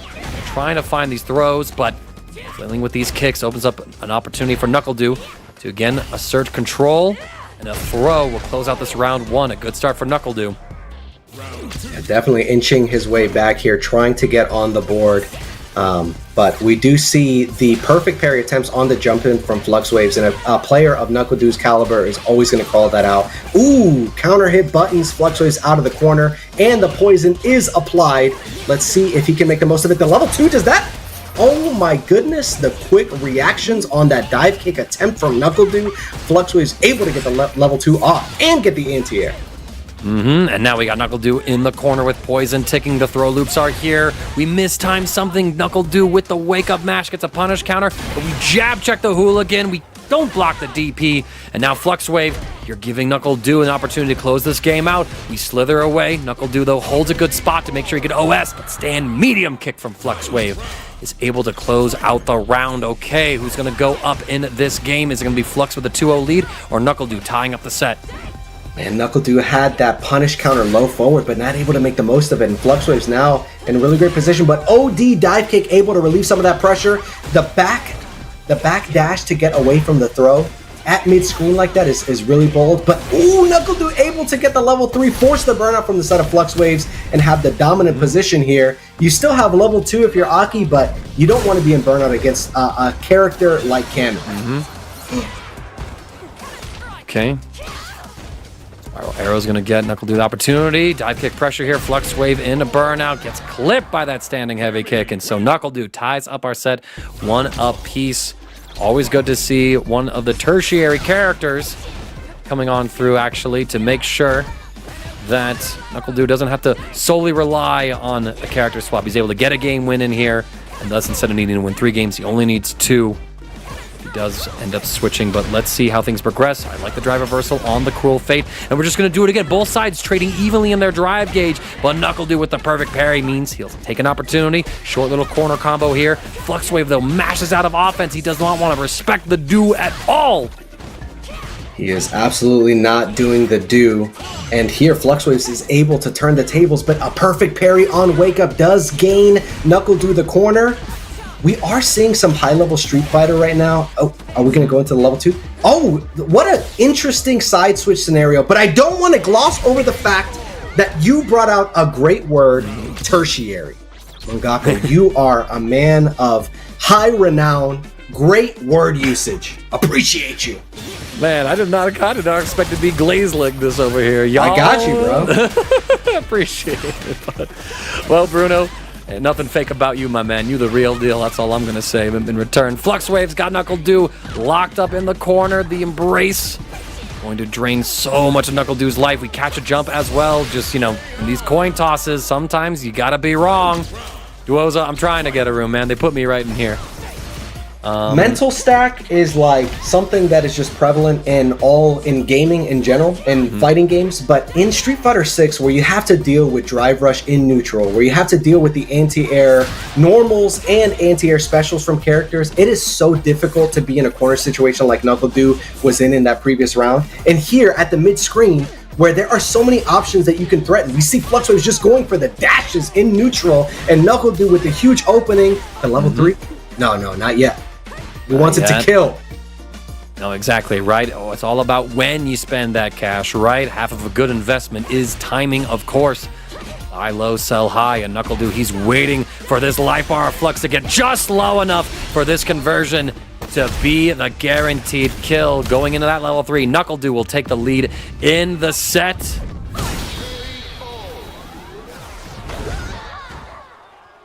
It's working just fine. Stream, you all had the audio. We just got blessed with it, you know? So glad to see it's all working on all ends. It's time. We are at full power, full audio synchronicity. And so, let's see how things go. Apply some poison right now. Bruno, my man, I cut you off. Let me give you the turn back. That's my beat. No, you're good. You're good. Oh, and the errant anti-air from Aki does force the corner from the side of Cammy White. And this pressure on block is just so... It's so endemic to Cammy's game plan, but it is really difficult to deal with the OD hooligan. You're random.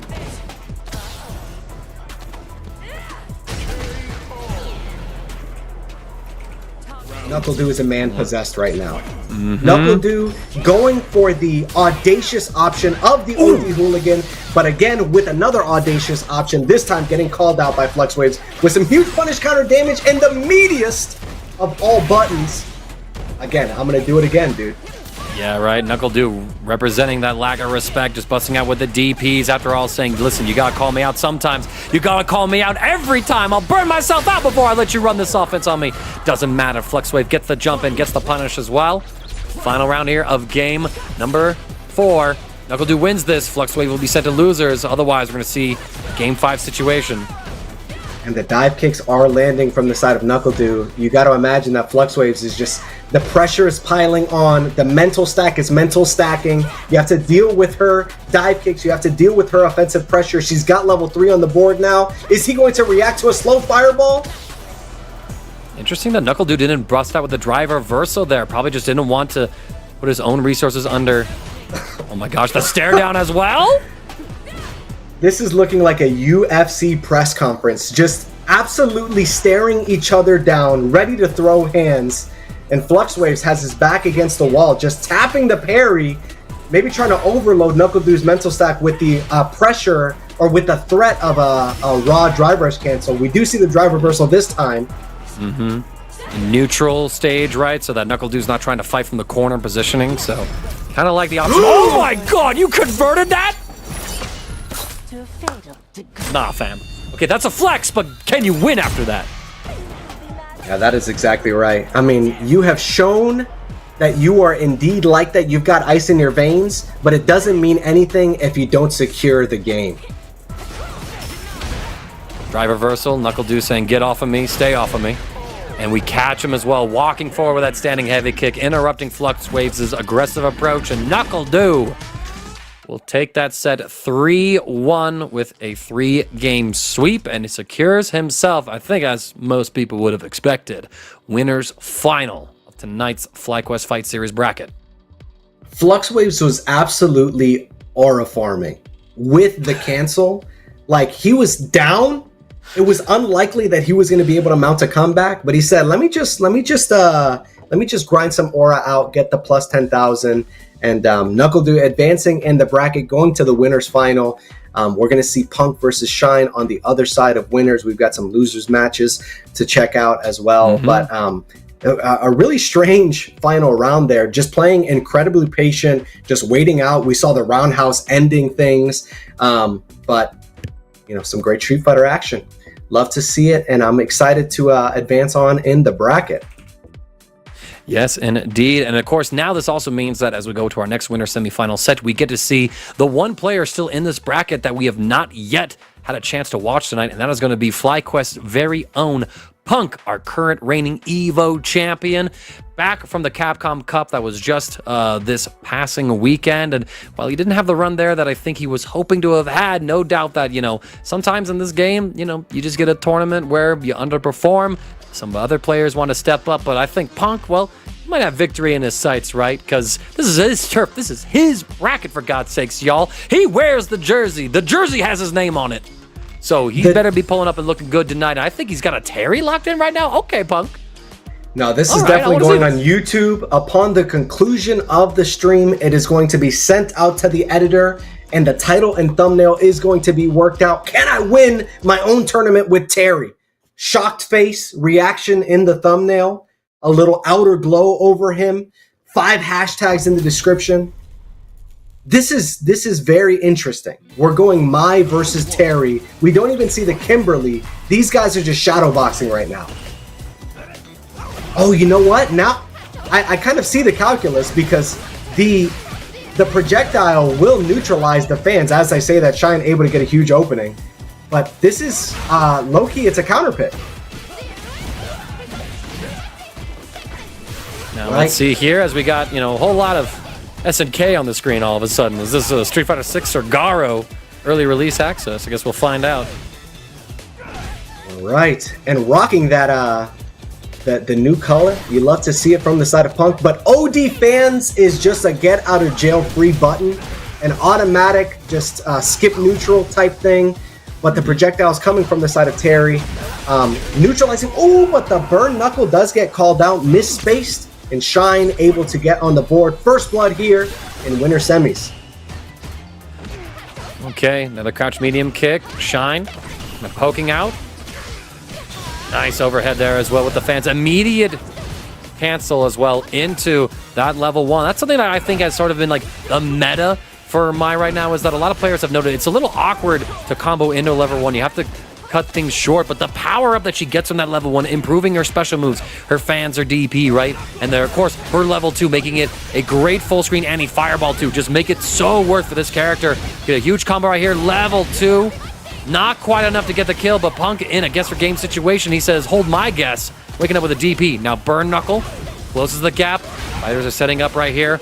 Punk still somehow in this. Wake up level 1. Punk will block it out completely.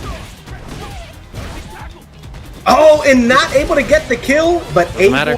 to chip out. It does not matter. We do not have any super meter in order to force the scenario, but a raw jump in from the side of Shine gets him the first opening salvo in this round so far, but a back throw gets him into the corner, and I love it. I love to see the combos getting cut short. It is short-term sacrifice for long-term gain because the enhanced fans are so solid. FlyQuest very own Punk canceling into level 3, and it's a very close game so far. All right, Wake Up DP here from Shine. The reversal DI on Wake Up though from Punk. Catching out and ripping through those fans. Doesn't drop the rest of the combo though. Oh, the DP. Shine actually losing out a big punish opportunity because the fan knocked Punk out of that DP. Unfortunate circumstance. But Punk in the scramble is going to win this battle of SNK characters. In our first showdown anyhow. Punk absolutely playing with this food at the conclusion of that last game. Shine putting on some dominant pressure here, setting up some throw loops, but Punk, shades of Kendrick Lamar lyrics saying, have you ever walked your enemy down like with a poker face? As I say that, able to get the huge punish counter scenario and some plus buttons. Ooh, I love the perfect parry, and the punish is going to pay dividends for Fly Punk. Little sloppy in terms of some of the execution there, but I mean, this is like a character for Punk that is like 11th, 12th maybe down on his list of characters he would consider bringing in a tournament. He can play anybody in Street Fighter 6, but you know when he's serious, when he's got that pink cami on, and that's not what we have right now. Let's see what's going to be able to come of this. Punk is in burnout. The fans are coming through, and Shine has a very simple chip kill setup right now. So that is how we're going to see that round close out. Shine has played incredibly solid so far, seeming to invest heavily into this Mai. I don't think at all it's like a, low stakes counter pick. Ooh, able to get the drive rush overhead, immediately canceling into level 1. OD fans on deck, in the corner too. That is a scary sight to see if you're Punk.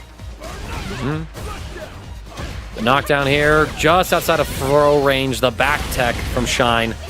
Saving him there. We get the juggle off the level 2 as well. A little extra damage to that DP. Punk escapes the corner. Busts out with the DP, trying to make sure that Shine does not close out this game. Oh, Bird Knuckle through the fan. And one more opportunity, unable to get out of the corner successfully. Will we spend a level 3? I mean, I feel like you got to at this point. Yes, Yeah. absolutely. You get the CA right here, and this will be enough. Punk keeping himself alive in this game. Taking us to a round 3 situation here. Shine does have access to the level 1, so on any given opportunity, Shine could buff up this Mai, making her a far more dangerous character. We'll see what happens. All right. And the God button. Stand Fierce is one of those God buttons from Mai. Able to clip is Punk with the low forward and force the corner scenario. This is such homey territory for the Street Fighter 6 fan, the corner is. And I love that. Oh, perfect parry on the overhead attempt. You got to guess again, buddy. Try harder next time. Oh, and we catch as well. Shine trying to jump out of Punk's corner pressure, and my God, this guy is so goddamn good. Up 2-0 now. Let's see what Shine can do as far as mustering comeback goes. I mean, so much of this, I think, is just getting the wrong reads on Punk's defensive options, right? The DPs have not been baited and punished, and when we do try to bait those out, Punk is waking up with reversal buttons instead. So I feel like Punk, with just that high-level mentality, keeping Shine guessing on his own wake-up, is what is being a big deciding factor in the set so far. Can Shine finally get the right reads? My lord, these two are piecing each other up. A huge Stand Fierce opening is going to lead to the round for Shine, but they were going band for band, back and forth. Central C and 21 Savage. I love the use of the fireball here from Punk because it kind of eliminates the threat of a drive rush in from the fans from Mai. All right, trying to find the next opportunity. Big burn knuckle here for Punk. Means that Shine is pushed all the way into the corner. I like this. Shine willing to fight with some of these normals. Neutral jump in there, and Punk just slowly closes the gap, and now you're in Throw Loop City. Go for the shimmy. Shine with that crouch medium kick opens up the opportunity. Early cancel into level 1. We want to have real fireballs with these fans. Oh, and the backdash does get chipped out by the roundhouse from Punk, and you're in the corner again. This is a really precarious scenario. Okay, we get the opportunity to close things out right here. Shine, no! We just end things with a special cancel. Punk, full drive gauge, Shine in, burnout, gets caught by the burn knuckle. Don't let it end like this, Shine.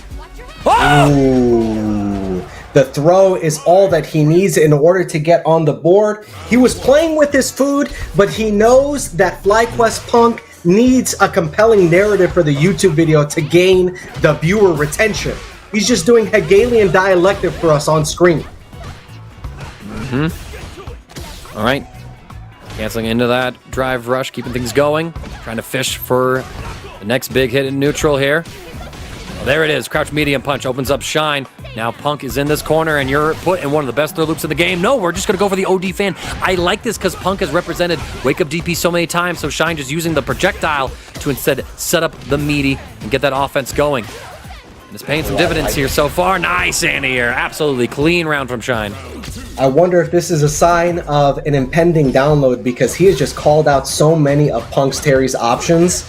Here, oh, we don't get the punish, but the overhead does land from Punk. But we have seen Shine pretty adept in getting out of the corner. Will he be able to do so now?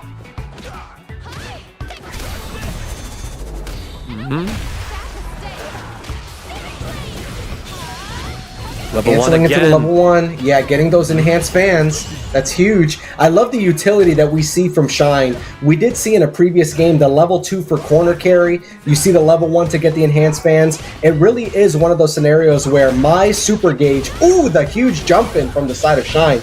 Level 2, corner carry, as I mentioned it. Yeah, 2 dashes. Oh, it does not land. It gets perfect parried. And now Shine is threatening Punk with a reverse 3-0.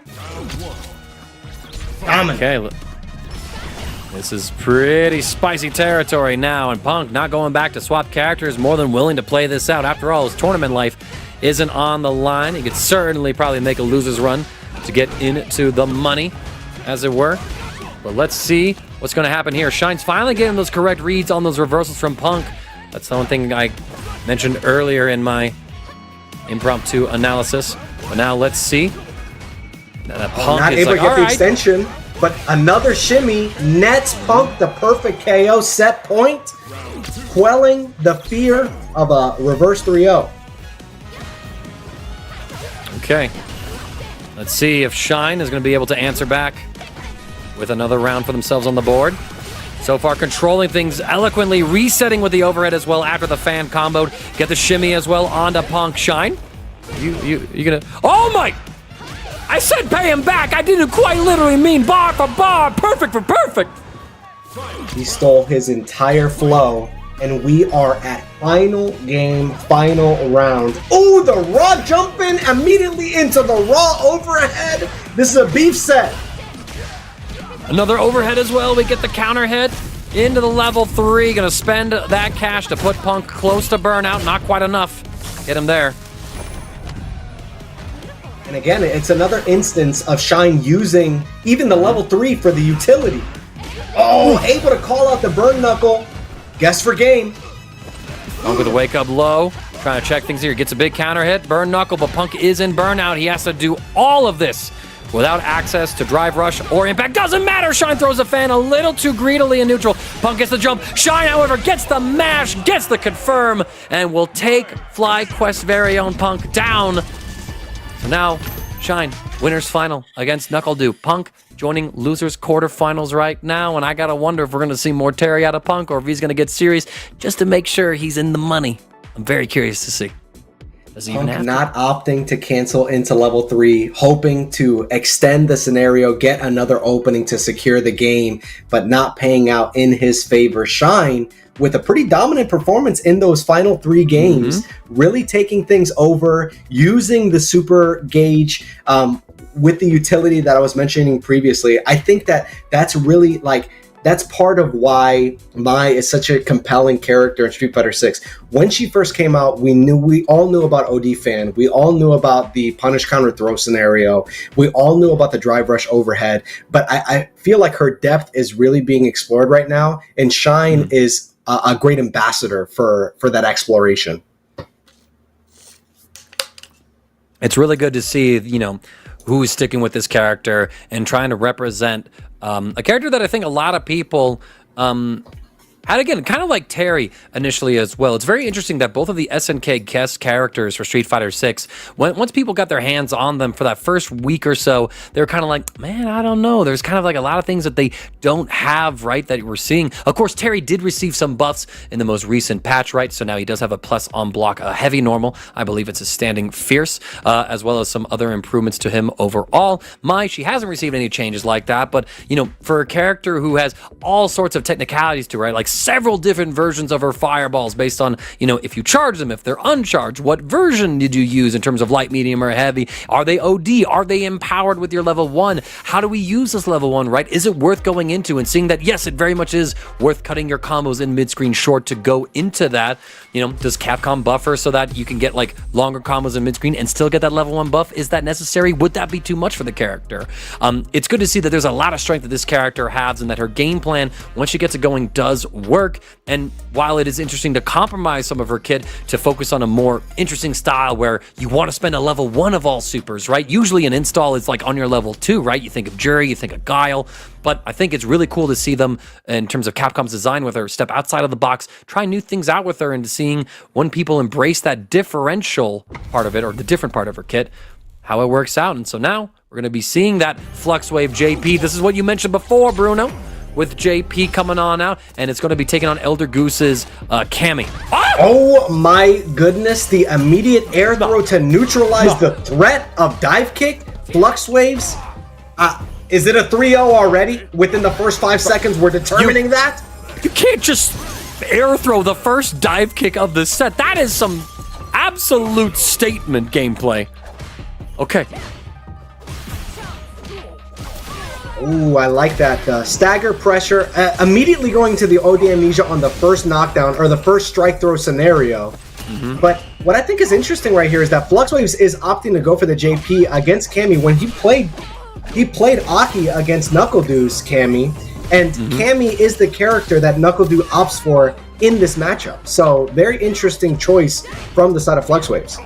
Yeah, it could be like a player matchup thing, right? Where maybe Fluxwaves is trying to target Elder Goose, thinking like, all right, like, I don't really want to play Aki into you. If my memory's like correct, I think I've seen Elder Goose play Aki before, right? So if I'm right on that, if my memory isn't already suffering from like old timer's disease at the young age of 31, that might be one reason why Flux is choosing not to run Aki in this matchup, right? Like maybe you don't want to play it against Elder Goose themselves rather than thinking about Cammy as the character to think about. That is a great observation. And as we progress, calling out the OD Amnesia, we spend it all, the level 3. That is certainly near death, if not death already. You're in burnout. Are you as JP? And, miscalculation there. But like I said, a really precarious situation. Oh my God! These two are swinging for the fences. This is a home run derby, folks. Absolutely love to see the violent choices play out in front of us. Fluxwave closing the gap on Elder Goose. Trying to force a little more of the offense here.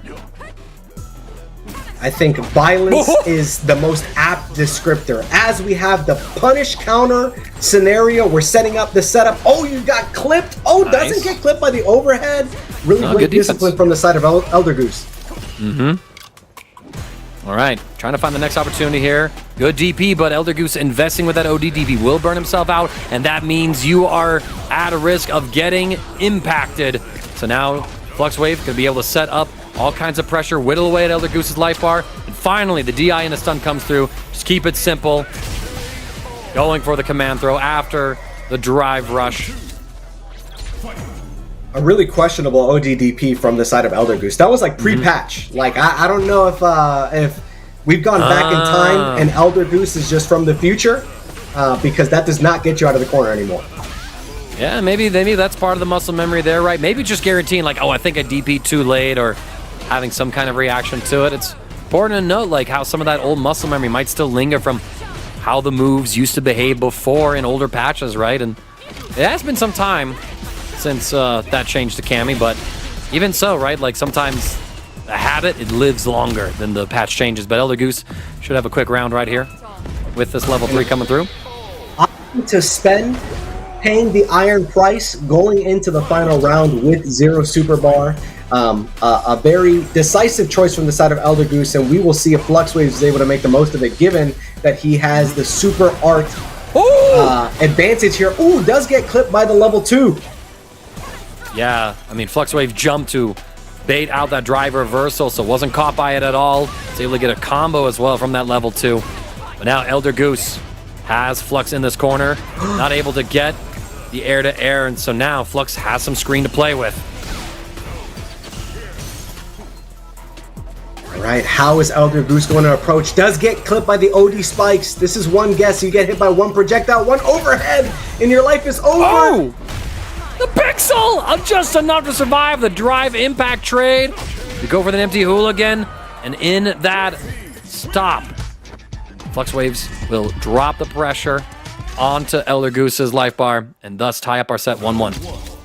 That is really disappointing from the side of Elder Goose. When you had such an apt response and reaction to the drive impact, it paid out in your favor, but you weren't able to make the most of it. And now FluxWaves on the board here, able to get the interruption, force the full screen. Now you got to do the American Ninja Warrior obstacle course, but Elder Goose is moving on to the final. Nice, perfect parry though. FluxWaves going to be pushing Elder Goose back into mid-screen, back to full screen even. Another perfect parry. My God, FluxWave, is this your Kakeru impression, man? The perfect parry Prince. Maybe the perfect parry Chancellor. Not the Prince yet. A perfect parry Viceroy. You know, in substitution for your regular Roy. All right, dumb joke. I like it. The mock the week joke, I stole that. What was it? It was a mock the week joke, I stole that. Oh, here we go. I respect it. The what is it? What is the role that's spelled VICHY? I'm too nervous to say it out loud, dude. I'm just going into my bag of hierarchical structures. Let me stop. Not able to get the anti-air does FluxWaves, and Elder Goose is piling on some pressure, but does not have much drive gauge to show for it. Able to spin knuckle through it, does spend the level 1, trying to force the burnout. Really great position here for Elder Goose. All right. And so far we're holding on. We do eventually get cracked, and I like this. FluxWaves targeting Elder Goose's drive gauge. You're going to burn him out with that drive impact. And oh my God, bruh. He's back. He's so back. I love to see this. FluxWaves has answers upon answers for everything that Elder Goose wants to do. Ooh, the drive impact attempt on the jump in. Oh, but now you're healthy with your drive gauge. Going for the hooligan and does, oh my goodness. The trade though, and even if that is a scaled combo starter, your life was too low. FluxWaves gets the follow-up as well. Closes out that game 3 on Elder Goose. It's now a 2-1 lead for Flux. Just needs one more game to close this set out. Are we going to see Elder Goose make the correct adjustments here? Been very aggressive in those post-amnesia triggered situations, but I think that the DP has to go away unless it's going to kill Flux. Oh my goodness. You talk about aggression and starting off the round with the OD portals. FluxWaves just kind of making the most of each of the scramble situations. When you're playing against a character that's so high octane like Cammy, you're going to find yourself in a lot of scramble situations, and if you're able to weather that storm, you are going to win the round. OD amnesia from the side of FluxWaves and forcing the corner. He's winning the scrambles. I like that fact that Elder Goose 2 was also patient after triggering that OD amnesia. And now we're able to wait it out and get into FluxWaves' territory. Take the turn back though, and now you gotta deal with the portals. Get caught trying to move. Flux walking up, baits the drive reversal as well. absolutely stone cold play. You close the gap from full screen, you're the zoning character, you walk up to Elder Goose's face and you wait the drive reversal and punish it. Absolutely crazy. So many players in the FlyQuest fight series absolutely aura farming the bracket, just standing there menacingly. ODDP able to get the advantageous situation for Elder Goose in the air-to-air, answering. Let's see. Anti-air though, Elder Goose with that cannon spike. Has FluxWave bottled up in here. We escape the corner with a jump. Fading back into the mid-screen now. Okay, FluxWave definitely in a safe spot. Could potentially end the set right here. Yeah, once you get to the mid-screen, you feel really comfortable as JP. Oh, not biting on the technical. Okay, setting up with JP's newest level 2 setup, the empty low after the jump in. Once again, cracks Elder Goose open. And actually, FluxWave pausing to see if they were churning the butter on the level 3. You're savage like that. Could have been potentially a level 1 scenario since he got clipped by the portal. Oh my goodness. Oh, we are going to spend. Is it going to be level 2? Oh, level 1 is enough to net Elder Goose the round. And we have another opportunity here to tie things up to go to final game. But Elder Goose has a mountain to climb against this aggressive and uncanny FluxWaves. Okay, FluxWaves misses the throw, and so now Elder Goose able to take off yet another chunk of life bar. Throw loop time, so FluxWave has to find the right escape. Patience pays off. Setting up the level 2 yet again after the OD Ghost Summon. Overhead, a low as well. So be plenty of damage, burning out Elder Goose now. Full confirm. So decent spot for FluxWave, but can't let this Elder Goose get too close. And with that level 3 of Cammy's on deck as well, doesn't even matter. We empty jump, throw him out of his parry, and Elder Goose takes us to that promised land. It is game 5, y'all. Can we get a final game, final round situation? Elder Goose. Oh, we're going forcing. If you're Elder Goose, you gotta feel good about yourself because you have forced your opponent to a different character. In your head, you're like, I'm so like that I made you switch from the character that you felt was dominant and was dominant early on in the set. So let's see if Elder Goose has an answer to this new character, and let's see if FluxWaves can kind of mix Elder Goose up and get this win to advance in the bracket. I like the choice from FluxWave, right? Like Elder Goose has just adjusted enough to the JP, and now you have to deal with a completely different archetype of character and a matchup. And FluxWave so far does not seem to be fettered at all, as all the Aki muscle memory is active frame 1. And it's such different characters. It's pretty clear why FluxWaves has chosen these two disparate characters, able to get the punish counter, the fat damage in the corner, but he plays Aki so differently from the way that he plays the JP, calling out the ODDP, and we are on set point. FluxWaves with the potential to take the set and move on in losers. Being even patient enough to bait a DP when Elder Goose is like a simple jab away from death. That is a professional level amount of patience. I love to see that coming out from FluxWaves. But now Elder Goose getting some offense started here. Trying to close this gap. Poison's ticking down. Can you get the next opening? Not quite. Flux is still keeping Elder out. And one of the things that he is doing so well is not biting on the techs. Elder Goose has set up so many snares. Ooh, able to get the drive impact. I mean, it's a lot of damage. It's fat damage, but I don't think level 3 kills here. One more scenario will certainly mean death for Elder Goose. Is it enough? Do we spend it all? I think we do. Oh, do we drop the combo? No, it was an intentional drop and bait. As Elder Goose churning out that level 3 will be baited and punished, and FluxWave is going to stay alive in our loser side bracket, punching their ticket to loser semis. You got to imagine that FluxWaves has a little smirk on his face. Although he did not opt to spend a level 3, he saw that Cammy was mashing. Elder Goose mashing. He blocked it out and able to move on in the bracket does FluxWave. And it's surprising to see that he didn't go Aki sooner. But again, once you have that kind of ace up your sleeve, you've got two different characters with different game plans, and FluxWave's turning up the pressure in that final game with the Aki, drive rushing in, forcing the scenarios, getting the poison on, baiting out the ODDPs from Elder Goose. FluxWaves with some dominant play. Yep, absolutely. And I mean, I talked earlier about like trying to get the right read on Punk when it was Shine taking him on, and I think by the end of that set, it was Flux Waves who had all the right reads on how Elder Goose wanted to play defense, which was aggressively, always trying to contest in a lot of situations, and I mean, just blowing him up at the very end right there. So, and yeah, the character swap too. I mean, going from like the zoning playstyle of JP, excuse me, to the complete rushdown that Aki presents instead, definitely threw the tempo of the match off into a state of disarray, I think, for Elder Goose. And while, you know, super close set, very awesome games, I feel like that dominant showing with Aki from Flux kind of was the punctuation, as it were, to the set. And so now we're going to punctuate and move on to the next paragraph of the story, which is going to be our next losers quarterfinal match between Thunder Delangus and Punk. Y'all, this one's going to be good. This is going to be I'm excited for the match, but you are spitting right now. I don't know if you intended it, but punctuation.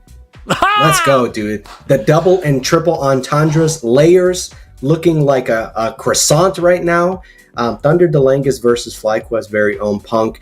Thunder is one of those players that you got to have a spotlight on, or you've got to know that is kind of ready for the next level. We've seen Thunder Delangus perform well on all of these top 8 brackets. You see him in TNS all the time. You see him in all of these weeklies, can openers. But when it comes to offline performance, we've seen like the top 32s, top 16s. But if you are a observant Street Fighter 6 player, you got to know that someone like Thunder Delangus is next up. And he is going to be wanting to make his statement here on Punk's turf, trying to move on in the bracket and take a W, and how dominating fashion it would be if he were to do it on Punk's home turf.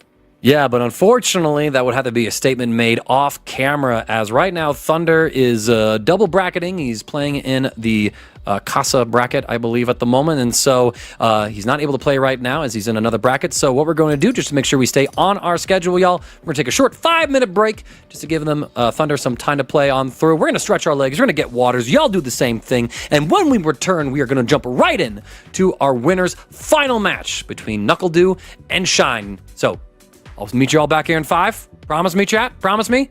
Good. We'll see you then.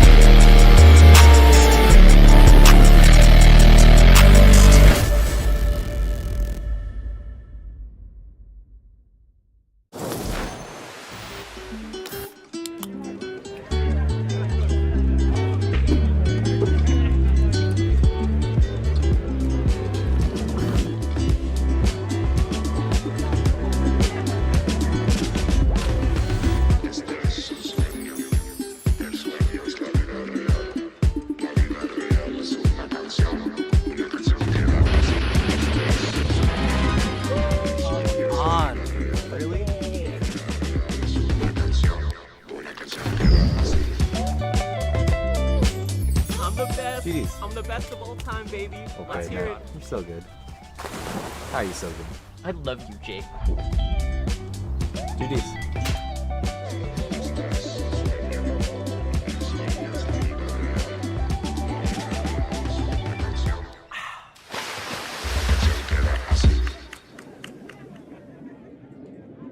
I see you going up against a Minna R&D in the clutch. Explain what's going on with that. You guys got a big rivalry or something going on. It's no real rivalry. My rivalry is with the Dominican community, and I want all of them to know that they're very quiet right now, and now they know who's the best in the world, and they ain't gonna say nothing to me no more. Y'all mans is dead. I slayed him. He's done. I'm the GOAT. I don't want to hear nothing from the Dominican community no more, bro. Y'all come in my chat, y'all better worship me on Twitch. That's all I want to know. I don't hear none of y'all in this arena talking, none of that. Okay. My goodness. Punk the God. Wow. For new players, I would probably recommend Braum for how easy it is to just swing and attack. If you like just being like a big, reliable like support or like tank type of player, I think Braum does that for you. I also think that his moves are pretty big, pretty swingy, can hit from pretty far away. So you don't have to worry too much about movement. That's like the big thing with Braum. You know, just get in there and just hit them and just protect your friend. Let's go!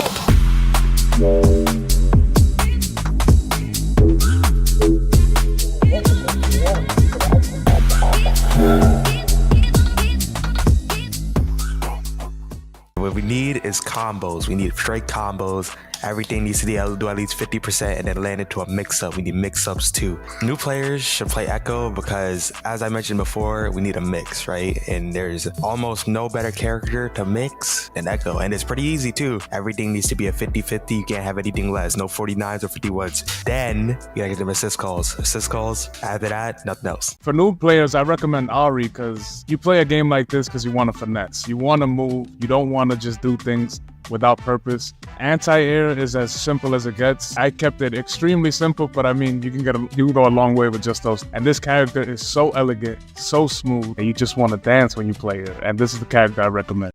Welcome to the FlyQuest podcast, where a current competitor, a veteran, and a new recall the best moments of 2024 in Melee while eating tacos. Enjoy.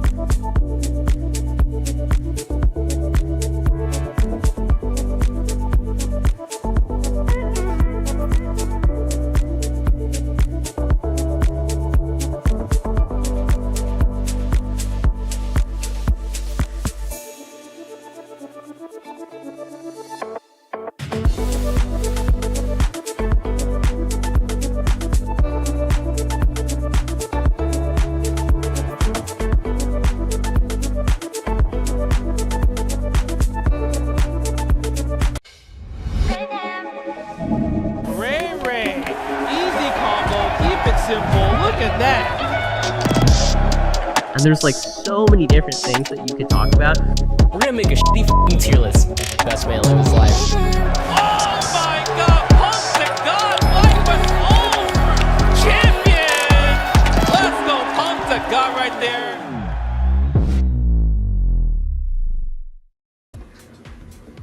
Only a couple of games left before we crown the FlyQuest Fight Series 47 champion. I am Fake Bruno, joined by none other than CD Mangaka.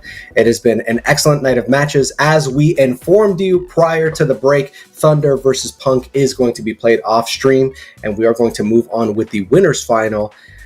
NACL versus Shine. I have no idea who these two are going to play. I imagine Shine sticking with the Mai, trying to invest a lot of time in it, but NACL with such a vast array of characters.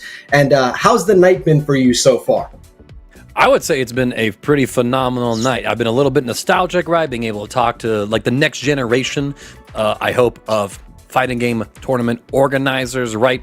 All the way out from Ohlone College, as well as just being able to watch some amazing Street Fighter 6 tonight with one of my favorite groups, I think, to collaborate with. You know, it's kind of crazy to think about like how these echoes of like that old interest and hobby I had with League of Legends still kind of carries on over to the FGC in so many ways. And this just brings me right back into what got me into this whole crazy world of esports in the first place. So I'm always thankful to be a part of anything that is able to make me look back and reflect and realize, damn, I've done a lot over the last 10 years. It's been 10 years for God's sakes for me. Oh my, all right, okay, nope.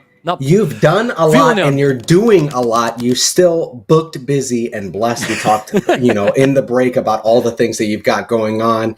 And you highlight something so awesome about Collegiate and the fact that the space is growing, not just for esports, but for the fighting game community. As we get ready to get into winners finals with NuckleDu versus Shine, I want to highlight and spotlight and shout out FlyQuest Thrive program, a program that's all about developing collegiate student leaders and giving them their next steps to build their career in esports. And I love the investment that FlyQuest makes, not only in the fighting game community, but to the next generation.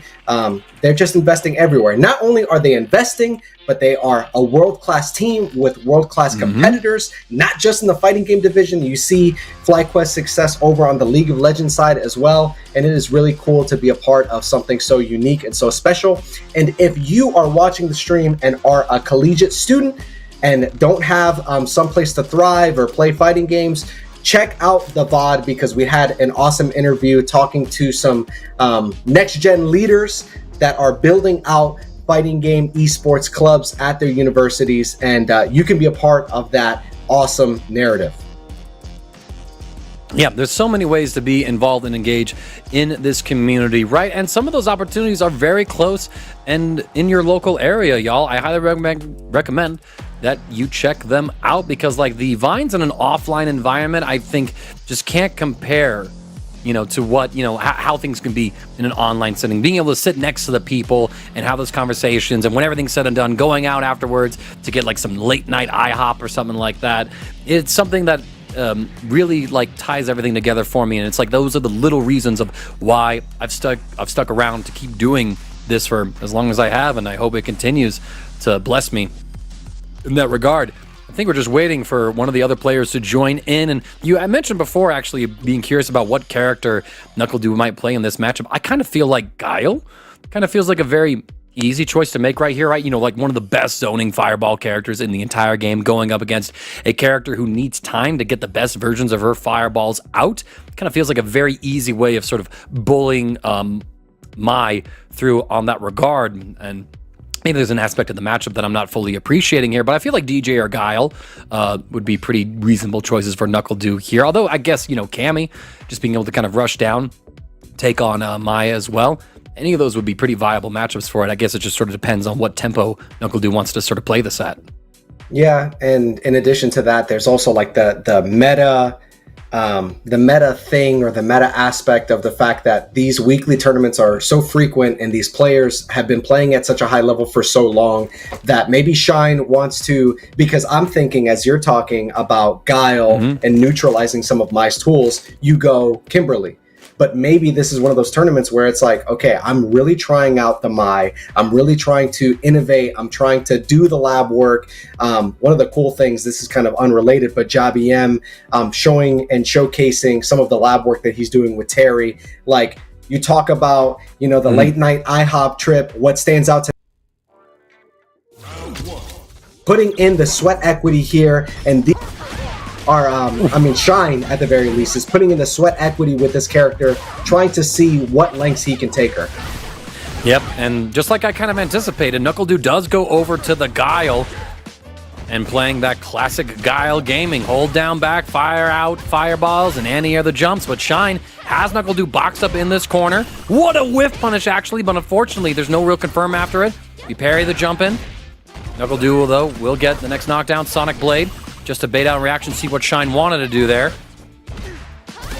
Right. Unable to cancel into the drive impact, and Shine just holding on for dear life for that drive gauge, willing to go into it himself, into burnout. And now you are in burnout against a character whose projectile game is so dominant, so scary, that it's like, you know, it's definitely a minefield. Oh my goodness, Abel! Bro, that's foul. The fact that Shine had such discipline to wait out the burnout so patiently, recognizing that he was at the advantage. I love the counter hit route, canceling into the level 1, but Shine just demonstrating so much awareness and patience. ODDP, he's ignorant. And there it is, right? Once Mai gets access to that level 1 buffer, level 2 becomes such a great anti-fireball tool. Turns the matchup on its head. We bait out the Sonic Hurricane on Wake Up. Shine! What a strong showing with this Mai so far. I'm loving what we're seeing. Let's see if NuckleDu can adjust. Is this the character? I mean, Shine certainly performed incredibly with the Kimberly. We saw it in Street Fighter League. We saw it all across the offline performances. Shine is an excellent player, but maybe Mai has been the secret weapon that he's been waiting for. Punish Huge counter, punish big counter. opportunity here for Shine. Carrying NuckleDu all the way into this corner.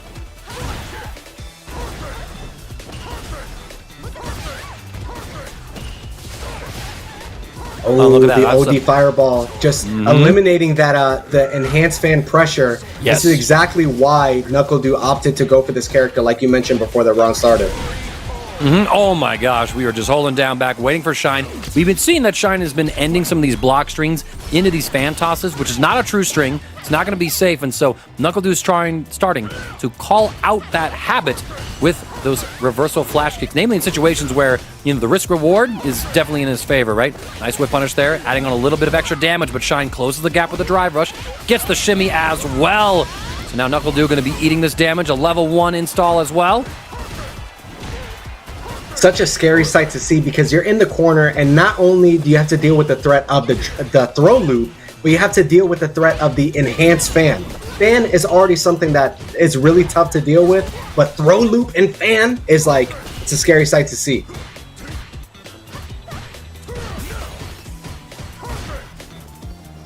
Okay, playing it slow right now, just both sides trying to find the next big opportunity right here. NuckleDu settling in for the fireballs, and oh my, look at this! I'm sure if he went into the OD DP, it would have killed, but I cannot believe how far reaching that level 2 punish. And so mindful, so thoughtful from the side of Shine, recognizing that he had checkmate like 4 different ways. Whether it was through burnout, whether it was through the throw loop pressure, he was going to win the round come hell or high water. And when you look about how well NuckleDu is able to bully Shine, when Shine doesn't have that install in level 2 available with all these sonic booms, and then the moment that Shine has accessed that resource, the fact that he can just fly from full screen, get that huge punish with corner carry on a NuckleDu inverts the dynamic of the matchup on its head, and I think that NuckleDu needs to start respecting it with Guile if he's going to stay alive in winner's side of this bracket. Shine with a big confirm right here. Expends all of the level 1 stock, so Mai is back to her normal form, but any hit, like this hit right here from Shine, could have been enough, I think, but no, NuckleDu hanging in there is going to spend the level 3, burning Shine out. Really good spot for NuckleDu. Shine does not have any stocks, does not have level 2 access, and is in burnout, so NuckleDu can set up with the booms and start zoning to equalize the life bars.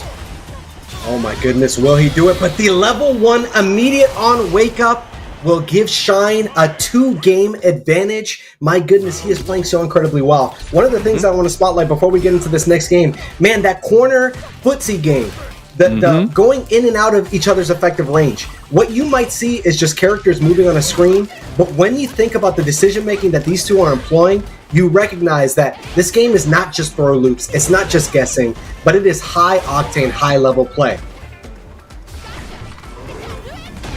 Oh no, the DP just a little too stubby. So NuckleDu will get willing plenty to of damage. spend 4 bars there with the enhance on the blade and into the sonic boom. Very interesting because it was not punished from the side of Shine. All right, but we do get a throw. Shine going to be able to maintain some offense here, but NuckleDu holding his ground. Shine taps a parry, burns himself out, goes for a jump. NuckleDu just in, okay, I can wait and react and punish you mode. Understood the assignment, cleans house. So now let's see if NuckleDu can finally get himself a game on the board.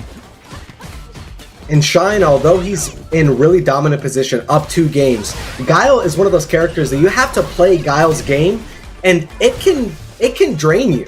And sometimes it's a war of attrition. And it really seems like NuckleDu, with the dominance that he's displayed in this final game, it's like, I wonder if Shine is starting to lose the war of attrition a little bit. And not if he has anything to say about it. OD flash kick, able to get NuckleDu out of the corner. Oh my, you backdash and then still got your DP to anti-air NuckleDu. Shine, how insane are you, my guy? Yeah, he is ready to go. Shine kind of smacking me in my face saying, you know nothing, fake Bruno. I am ready to go. War of attrition who? Shine on set point. Let's see. And if Shine would be able to 3-0 Knuckle Doo's Guile, I mean, this is the best Guile in North America, if not the damn whole world. Yeah, we have like kind of glossed over the fact that Shine is winning with the exclamation point that he is so far. Ooh, going for the throw, and NuckleDoo able to punish with that level 3.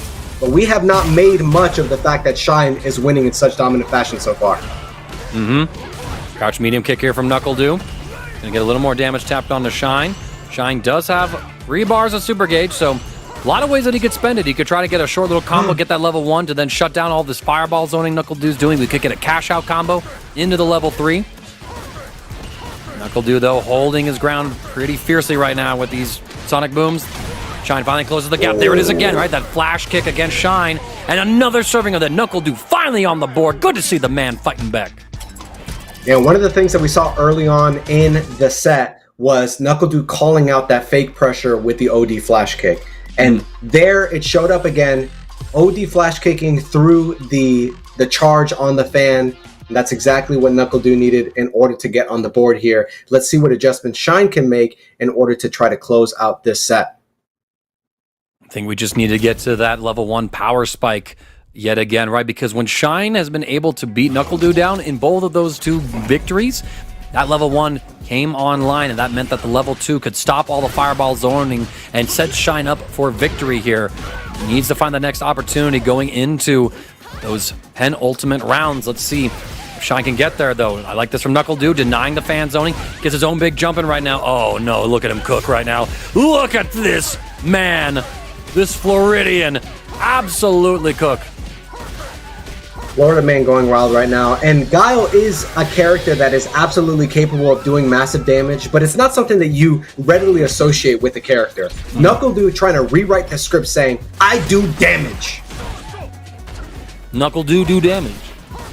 Absolutely. Now Shine trying to keep this close range fighting going on, but again, NuckleDoo investing in these stronger fireballs as Shine throws out these weaker fans, right? This is like the aspect of Mai's kit that everybody kind of looked at and realized was weak and kind of went, I don't know. But okay, here we go. Now, she's got those fireballs upgraded. She's got that level 1 buff on.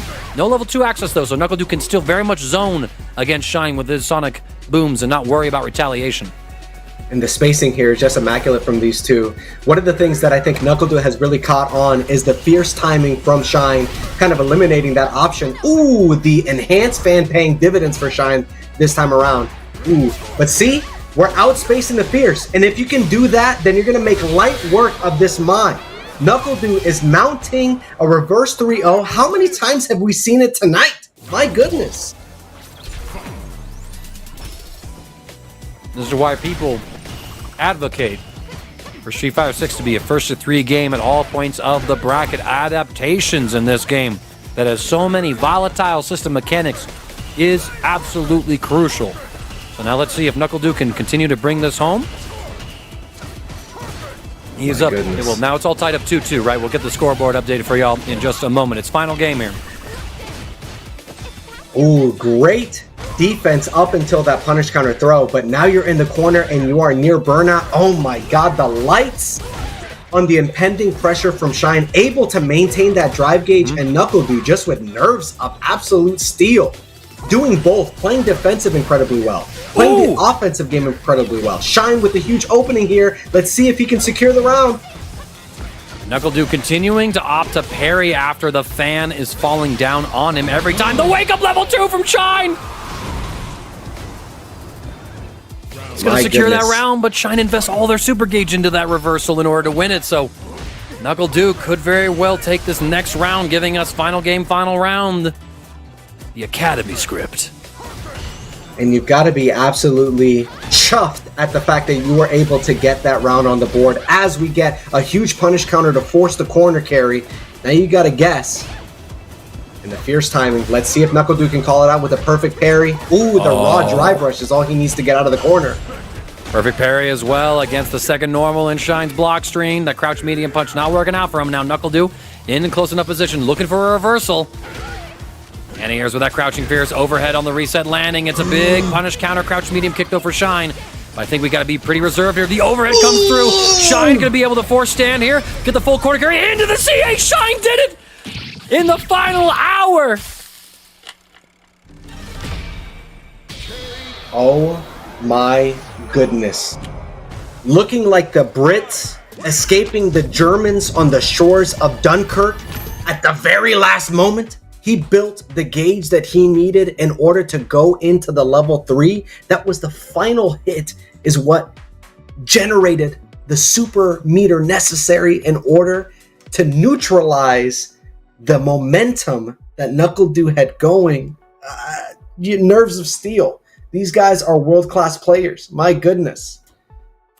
Phenomenal stuff there. And I mean, I had pointed out that level 2 wake-up reversal, right, instead of the level 1 in that situation. We were close to a timeline where, because of that level 2 investment, Shine was not about to build up that level 3 gauge. It came down to the last hit, so it did work out. All that resource investment, the calculations, the math, it all turned up for Shine. And now we're turning up for a loser semifinal match between Punk, still on the Terry, and FluxWaves' Aki. No JP to mess around with to start. The tournament with zero regard to my increasing heart rate here. Oh my goodness, FluxWaves going into burnout within the first 2 interactions of the game. Dude, what is happening right now? I'm too old for my heart to be racing this way. I mean, FluxWaves really just wanted to keep on forcing the issue, it would seem. Trying to use those OD Cruel Fates to close the gap. Punk more than willing to drive reversal him out, and then Punk just backed up saying, go ahead, do it again. That's crazy. You did it again. And look at this. Throw Loop City. It's a perfect. And although Punk wasn't able to take it with the Terry in the winner's side, just kind of mounting a dominant performance starting off here in the loser semifinal, drive rushing in, putting the hurt onto FluxWaves, but FluxWaves able to neutralize the pressure. The delay throw gains him some real estate here. Able to oh my goodness, the perfect parry on the lash? What is going on here, dude? What supplements are these players taking? What's in the water?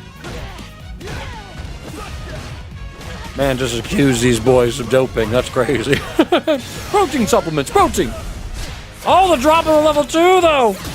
Someone give another dose. Here we go. FluxWave actually can invest a very early level 3 here. Get that CA damage down.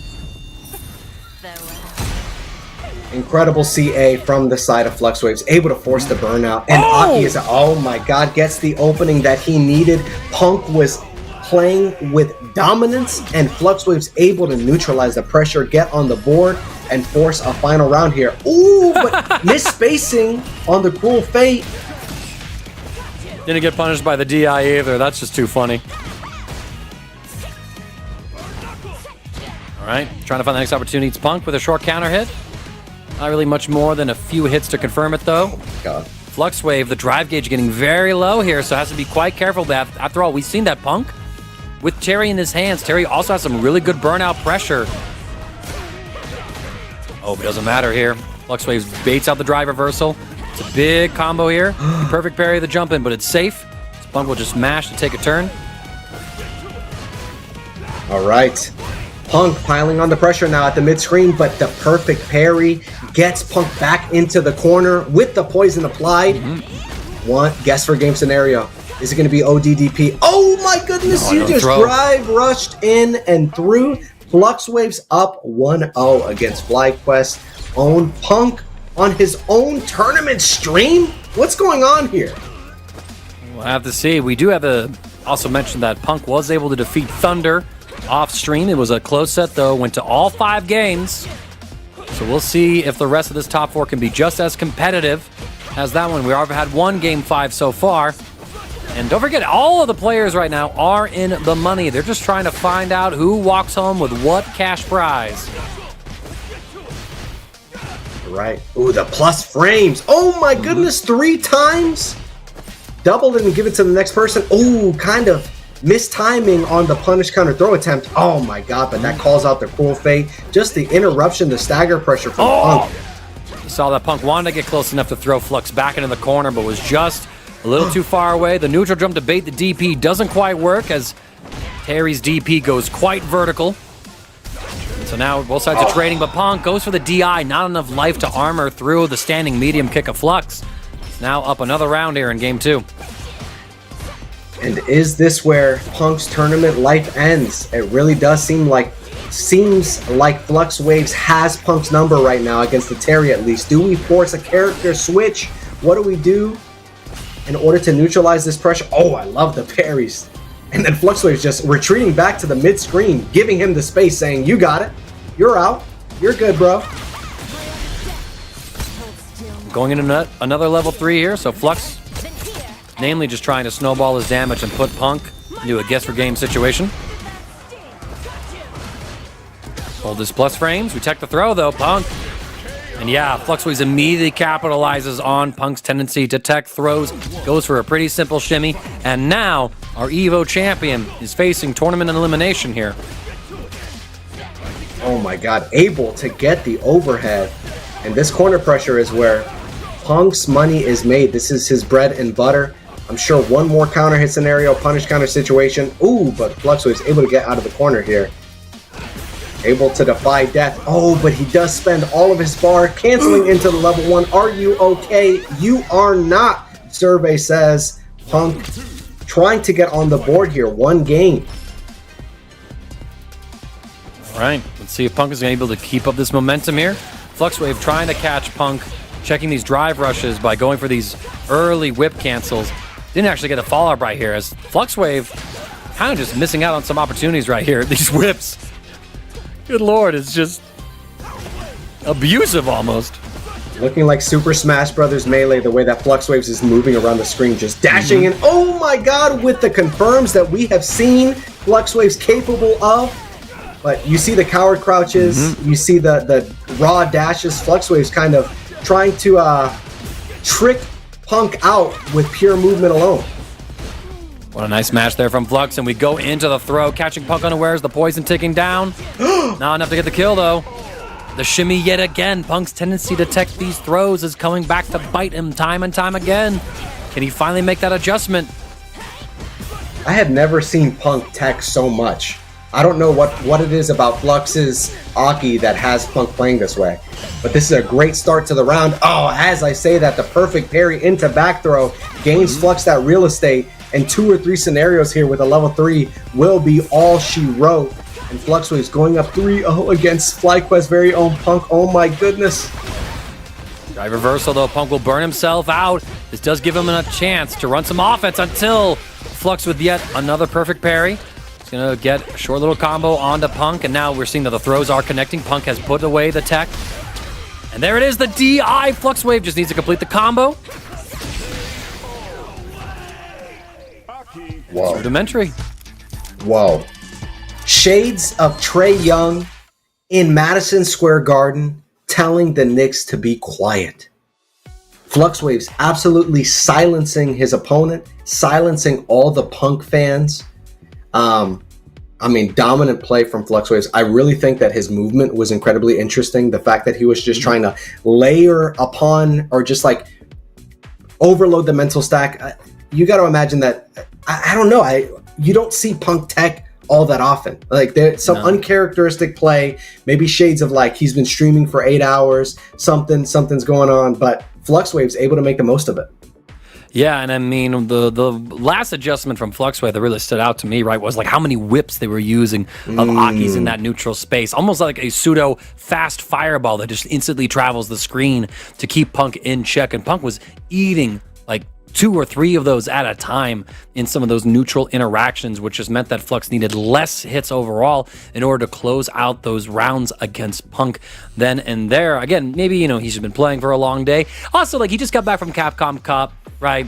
Relatively speaking, these are some low stakes overall. So he, it probably feels like he's just maybe vibing on it with his stream, playing whoever he wants to play, saying, listen, I put in a lot of work. I'm just, this is me relaxing right now. When he's taking it easy, he still gets 4th. Absolutely insane. Absolutely cracked, because this is a really strong top 8, I would say. Yeah, I think it's a mixture of the dominant play from FluxWaves and some of those factors from the side of Punk. But FluxWaves will be moving on in the losers bracket to losers finals as we get to check out NuckleDu versus FluxWaves. We're starting out with the Aki here. Cammy and NuckleDu's Cammy is just so familiar with that JP matchup, and FluxWaves is feeling really hot after the win over the EVO World Champion. Yeah, indeed, and I mean, this is a run back as well. It was NuckleDu who sent FluxWave to loser in the first place with a 3-1 scoreline using this cam against the Aki. So let's see if FluxWave has had time to reflect on that match, make some small adjustments. Right now we got NuckleDu in this corner. We're trying to preemptively check the jumps. There's that whip again. I mentioned movement like a melee in the previous game. That whip is making me think that FluxWave plays Sheik. Ooh, Sheik needles on screen. Oh, it was not safe. Able to get the punish back throw. We drive rush in, but drive rush into nothing gives NuckleDu the screen real estate that he needed in order to advance. But FluxWaves is a man possessed right now, able to force the guess for game scenario here. Oh, DDP, able to get NuckleDu to relieve some of that pressure. All right, but we keep NuckleDu in check. That stand medium kick going to close out that first round. FluxWave invested their 2-bar super into it, but should be able to build plenty of it back in this next round. Oh my gosh, the side switch. The fact that FluxWaves, we have seen over the course of the entire tournament, FluxWaves able to make the most of these scramble scenarios, and that side switch is just evidence of that fact. Yeah, look at this. We are actually able to mash on NuckleDu's pressure while we're in burnout, so FluxWave gets NuckleDu to spend some of that drive gauge on a drive reversal.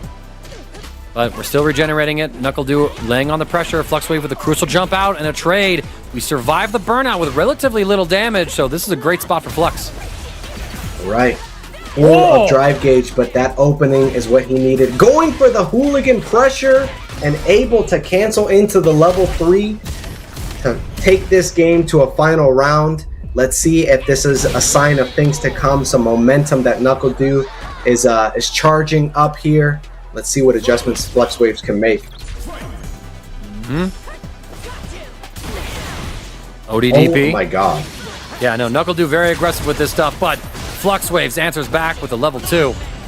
Perfect parry from these two are blow for blow, except FluxWave, the second hit of the kicks. NuckleDu wasn't ready to deal with that as well. He tried to go into another normal and got frame trapped instead. Oh man. But NuckleDu able to OD dive kick through that negative space from the low forward. And now the life gauge is tied up. NuckleDu in dominating position here has some super gauge. Oh my gosh! The Cruel Fate able to get away from the drive impact attempt. Air to air from FluxWaves. We're just buying time for this drive gauge to regenerate. We're almost out of burnout now. In fact, we just got there, but NuckleDu gets the next hit just in time. Not enough super gauge to close out this round. FluxWave trying to force the issue. And oh my god, what a jump in from NuckleDu, being preemptive in his call outs. Seeing that FluxWave was going to go for the OD Nightshade and saying, nah, I'm jumping this fireball, I'm winning right here. And we talked a little bit earlier about FluxWaves mitigating those scramble scenarios, but in that instance, when it mattered the most, NuckleDu was the one that was able to come out the victor. Now you're in the corner against a character who loves the meaty options, loves the spacing to force the roundhouse punish counter throws. I mean, this is where Cammy lives and breathes. This is her zip code. This is her domicile. And it feels like a perfect. There wasn't a perfect from the side of NuckleDu, but it sure felt like it.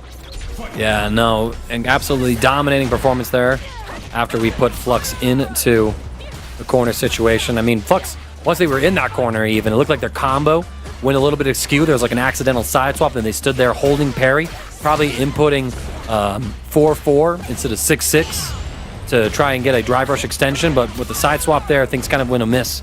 So now NuckleDu again putting Flux into this corner on his own control. He parry the dive kick. That does give us a perfect parry back throw. So now NuckleDu has to escape. Oh my goodness. Just absolutely moving in and out, trying to force the technical from the side of FluxWaves. FluxWaves not biting, but able to get the opening here. And with the level 3, will it be enough for a Game 2 victory from the side of NuckleDu? I believe so. Survey says. It kills. Indeed it did. So now NuckleDu, after struggling in that first game, is in dominant form ever since then. Now up 2-0 on Flux, who might be facing double elimination in the hands of Du. Oh my gosh, but able to jump the lash there. And that's such big damage from just a simple jump in, man. I know it's punish counter, but golly. Nice backdash, reading NuckleDu's throw in the corner. Flux will get another throw down even. Uh-oh. We try to go for a DP bait, but NuckleDu, playing it conservatively, instead chose to tech a throw, which gave him that. All right. jump. Ooh, I like the back jump. Oh my goodness, this Okay. is looking like a 1350 MR match. We're jumping. Can you guess the elo? No one would ever suspected. FlyQuest Fight Series, losers final. And FluxWave's just dog walking NuckleDude to the corner. Oh, but another huge jump in is going to be that all NuckleDude needs in order to take things to set point. Will FluxWaves overcome this dominant performance from NuckleDude? FluxWaves is not at all playing bad. It just seems like NuckleDude has a read on when FluxWaves is going to throw out these lashes. And well, even then too, I feel like there's a certain rhythm that FluxWaves is doing where it's coming from this place of let me zone you, let me occupy the screen, instead of taking that moment to play it just slow enough, right, to make the opponent second guess these things. So I think NuckleDude has identified that FluxWaves is kind of auto-timing some of their pressure, especially when it comes to that zoning in neutral, and is able to exploit that with his own correct timing. But FluxWave exposing the vitals on NuckleDude's Cammy with this level 3. Really secure this round though with that. Oh my gosh, just the block string DI gets FluxWaves around. That's what you got to resort to sometimes, dude. If the other things aren't working, how many times have we seen the anti-air attempt get baited out from NuckleDude's shallow dive kick? I feel like it's every single round start. Like you said, NuckleDude has a read on what FluxWaves is wanting to do here. Oh my lord. Yo, these trades, absolutely insane. But now look at this FluxWave in burnout, trying to establish the lead. They're both taken to the skies over and over again. I can't believe NuckleDude blocked that cross up, but they're blocking the empty crouch medium kick. But one throw so far. Another throw as well. NuckleDude putting FluxWave into a guess for game situation. Not even guess for game! Get chipped out, son, right before the burnout expired. The presence of mind. The presence of mind to go for that scenario when you're likely jet lagged, bro. This was not 5 days ago that you were in a country with like 4 or 5 different time zones away and still retaining the presence of mind necessary. That is fighting game legacy. That is NuckleDude being 14 years old and showing up to a warehouse full of men 35 and up, dominating in Ultra Street Fighter 4. How do you have what it takes in order to make a decision like that? NuckleDude is in top form. He's him. And he's getting his own run back now against Shine. The only person who's taken a set off of him in this top 8 so far.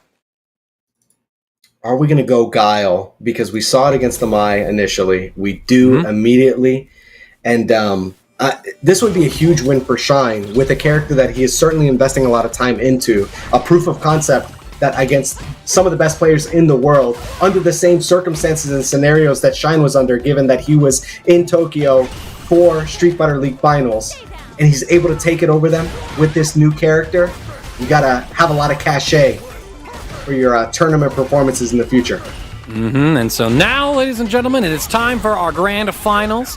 NuckleDude is on the loser's side, so in order for NuckleDude to have a chance of winning this bracket, he must defeat Shine twice.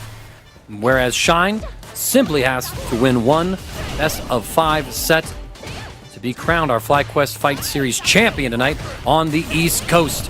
As soon as we're done with this grand finals, y'all, we will be switching on over to the West Coast top 8. So don't go anywhere. We would love to have you there. Oh my, Shine. Foul. That was only possible because of the enhanced fan, the level 1 fan. And I don't know, man.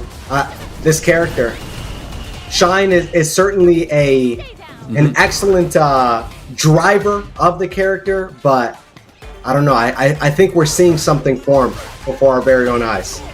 I also like the fact that Shine is more often than not using the level 1 of Mai to do these reversals instead of just a normal DP, because you get the added bonus, right, of having these fire stocks on her once your level 1 is successful. So Shine's willing to invest that level 1 resource instead of that drive gauge in order to make sure that his character is in her strongest state more often. Now, we did just use our last stock, and NuckleDude, as if sensing the weakness, is going in, going to cash out with the Sonic Hurricane. We're all tied up here in our first game of Grands. and extracting the maximum value from that throw loop, or the boom loop rather, situation. NuckleDu just so practiced with this character, knowing every scenario. Oh my gosh, trick! The tricky movement from NuckleDu. This is, I don't know. They said it was Street Fighter 6, but this looks like Super Smash Bros. Melee. All right, pushing NuckleDu into the corner, trading. Trying to find the next opportunity. What a confirm, actually, going into that flash kick. Shine now pushed to full screen. Does not have that level 1 buff applied, so not able to really interact with these sonic booms. Except the fan, NuckleDu more than content to, again, hold down that parry button instead of trying to interact with the high-low game.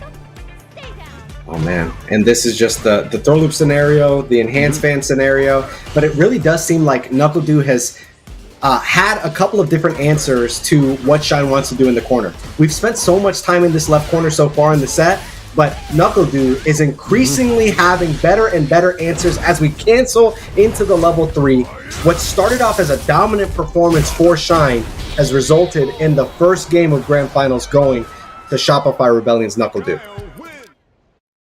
And not to mention as well, you have to remember that NuckleDu had to try and force a reverse 3-0 sweep in their first encounter winners final, and he's opening up this set by winning the first game, setting a different tone, I think, for what's to be expected of our two competitors right here. And NuckleDu, oh, he's out for revenge right now, and he's getting closer to it. I love this, man. I love NuckleDu's Guile because it's like, get you a Guile that can do both. The heavy down-back defensive gameplay, but early on in the round, we saw the two drive rushes back-to-back, just trying to force the pressure onto Shine. Guile is not a character who is often forcing that kind of pressure, but oh, NuckleDu get the first flash kick that does get called out as we cancel into level 1 on the side of Shine. Trying to maintain this offense now. Shine closing the gap, burns himself out. Is that going to be the mistake or the overextension that's going to cost him this round? He does have the fire stocks, but jumps, putting himself into the corner. NuckleDu now able to just chip away at this life bar. Shine pressing back though with that crouch medium kick. NuckleDu with a preemptive drive reversal, but the DB flash kick, I don't care! He threw everything and the kitchen sink at Shine, going for the drive reversal. That gets called out. He goes for the OD flash kick. That one works out in his favor. The bazooka knee leads to the punish counter. That's a great scenario for NuckleDu. Nice flash kick again, NuckleDu. Pretty good spot.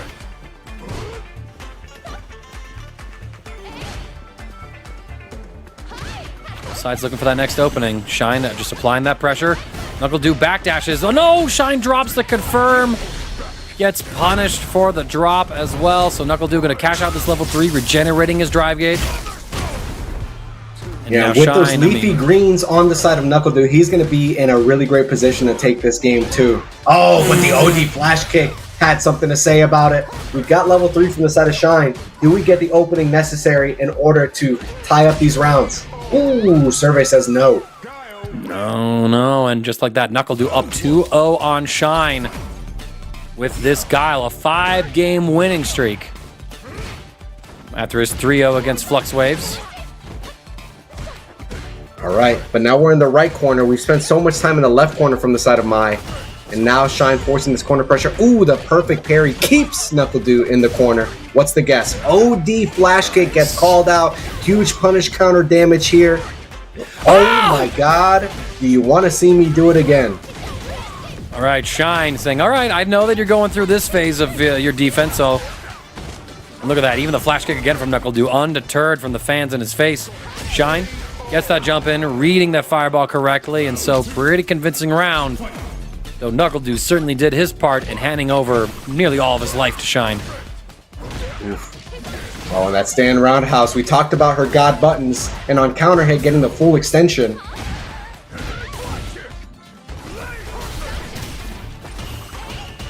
The OD fan keeping some offense here. NuckleDu with good defense. Not going to be opened up just yet. Nice walk back. Oh, crouch medium punch just too far. Oh, this is really great position for Shine. Able to throw out the OD fans.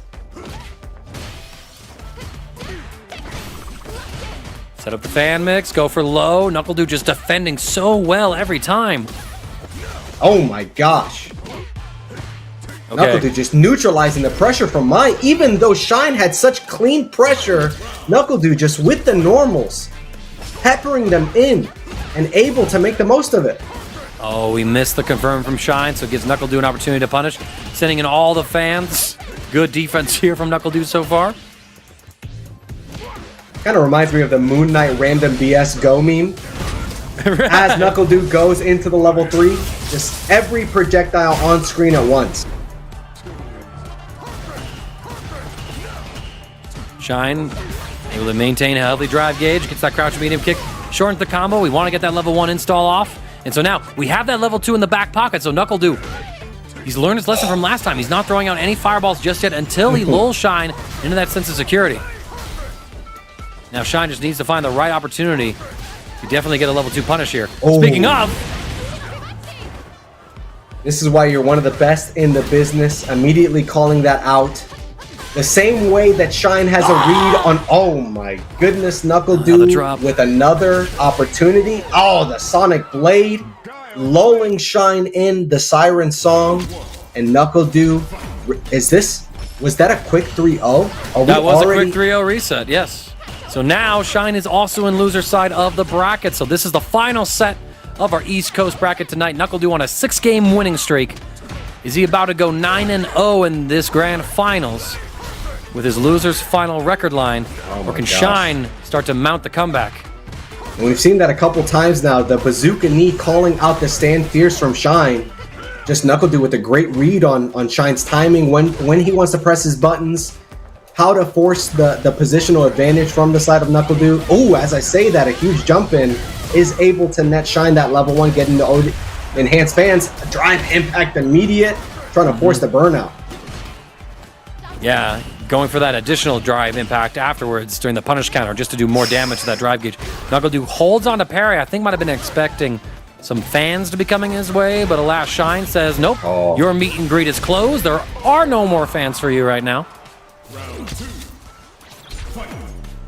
All right. And this is what we saw. We did see that in the Fluxwave set. The jump timing and NuckleDude holding onto the parry. Whether it was Cammy, whether it was Guile, just really insistent holding that parry button. And that's not I don't think that's like trademark NuckleDude. So I wonder what is the mental processing in that decision.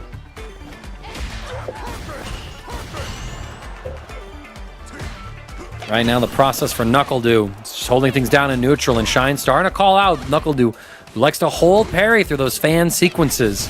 I want to see Shine start sprinkling in more of those punish counter throws. A nice DP to anti-air, NuckleDude. Thinking of FlyQuest again, right? Here I am. Oh man, and this is there it is again. Right? Like Shine, the man is conditioned. He's holding parry all the way through. Just throw him. I promise you will find success. But right now, NuckleDude finding the hit into the level 3. Still not a great position for NuckleDude, given that Shine has demonstrated that he is willing to level 2 through the projectiles. Maybe not willing, but able to. Got the reactions on deck, able to get the overhead, spends it all in order to go into the critical art, and Shine is finally on the board. After the 3-0 from the loser side, resetting the bracket, Shine is able to get a game in. Pretty clean stuff there from Shine.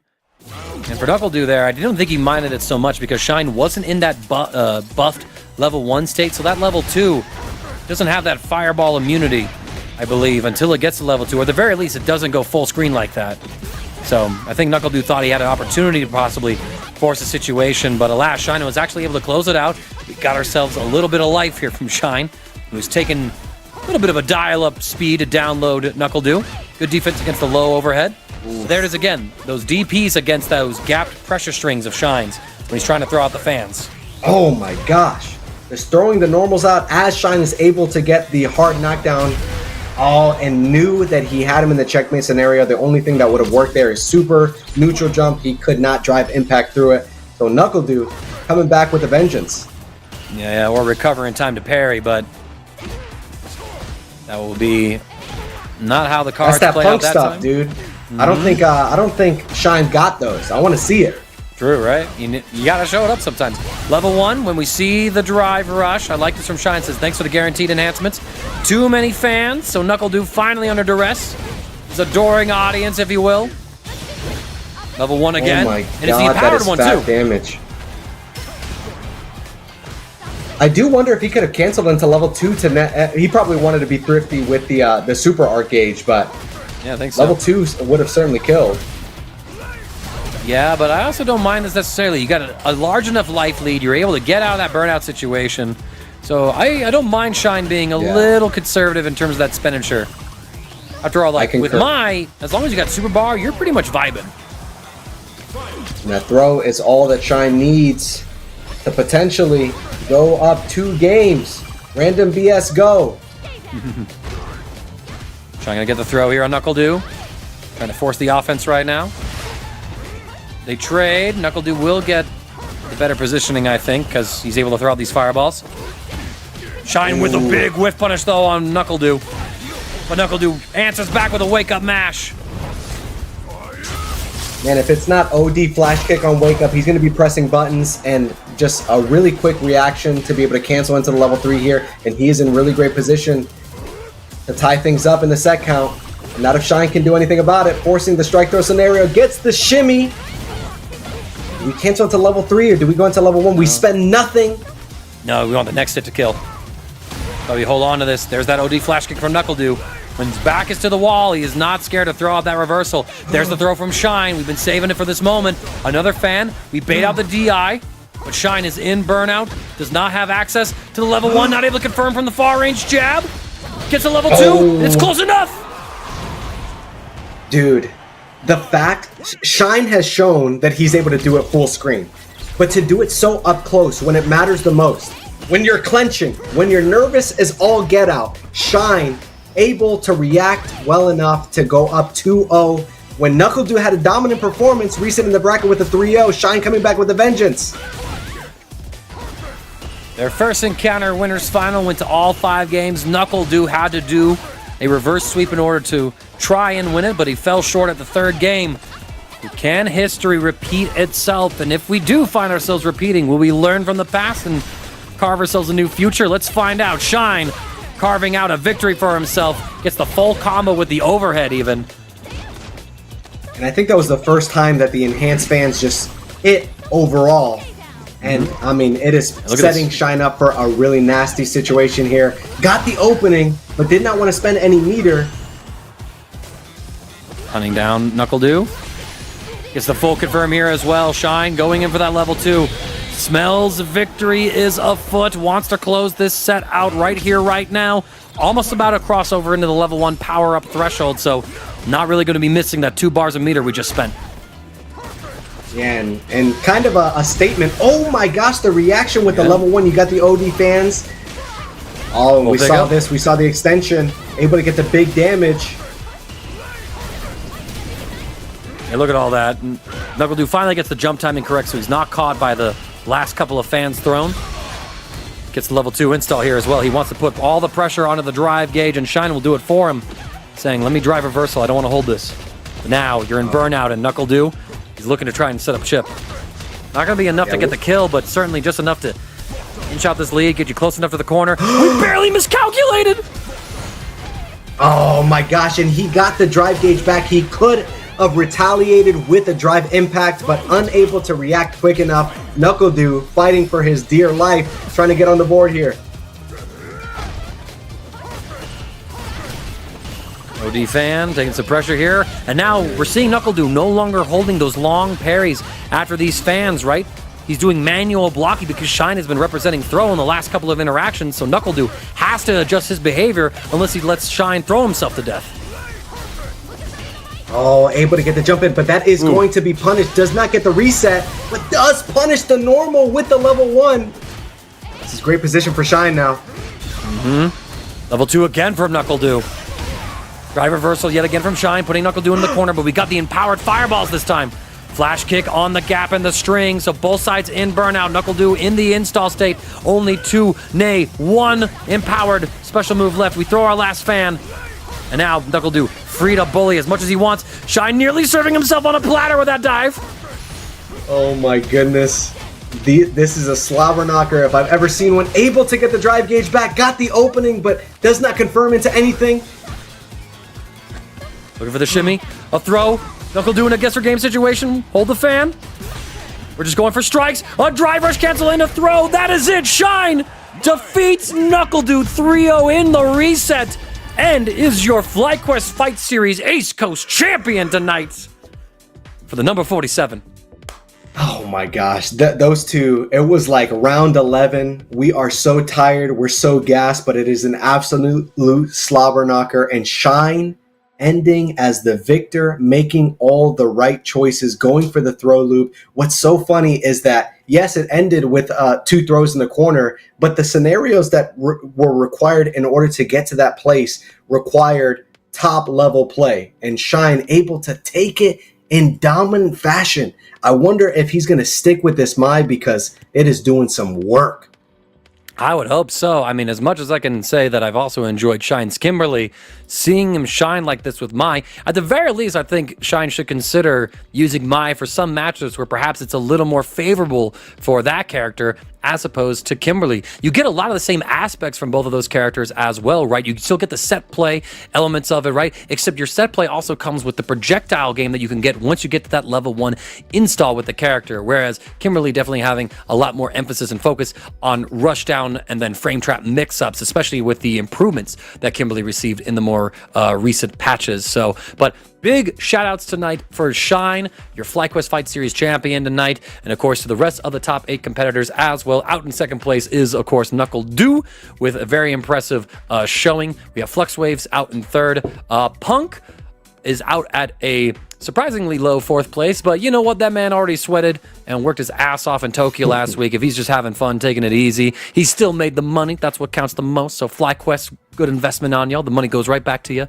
Elder Goose out in 5th place along with Thunder Delengus, and Zaffarino and Jotaro the World tying for 7th place, though I would give Zaffarino an honorary 7th place or Jotaro an 8th place because unfortunately Crossover Lost Power was not able to compete in tonight's bracket. But nonetheless, y'all, that concludes the East Coast bracket. It was awesome to be on once again for the crew. Awesome to work with Fake Bruno for the first time, and great to highlight Thrive, FlyQuest's collegiate initiative to try and make sure that the next generation has all the resources they need to keep esports and the FGC alive and well for the next many years to come. Fake Bruno, is there anything that you got to remind the people of or tell them about? Good stuff. Thank you for watching. Don't touch that dial because West Coast bracket is coming up. It was an excellent night. Thank you to the production team for working through some of those mishaps, and mangaka. Tertiary. What was the other one that you said? You were just in your bag tonight, Punctual. so it was excellent work. Punctual. Oh my goodness. And like you mentioned, just highlighting Thrive and this new initiative from FlyQuest, empowering collegiate leaders. It's college night. You're going to see some more casters that have experience with the college space and another interview from the West Coast side. So if you're a collegiate student, if you're a collegiate player, be sure to invest in the space. Give it your time, give it your sweat equity. We saw in the interview that we had earlier on, it's a great space, so be sure to watch it. And thank you all so much for tuning in. I am CA Mangaka of the Colorado FGC, one of the co-founders of Mile High Burst, and y'all will see me around in some other events coming on up, at least I hope you will. So stay tuned, follow me on our social medias. Be sure you follow Fake Bruno as well on that twitter.com. Y'all, man deserves all kinds of the follow. He posts about his family. Y'all want to see some good family-driven content? Check out Fake Bruno over there. For that is the end of the East Coast. Let's get y'all over to the West Coast side of things. Take care of yourselves, take care of each other. Don't go anywhere. More FlyQuest Fight Series for Street Fighter 6 coming up after the break.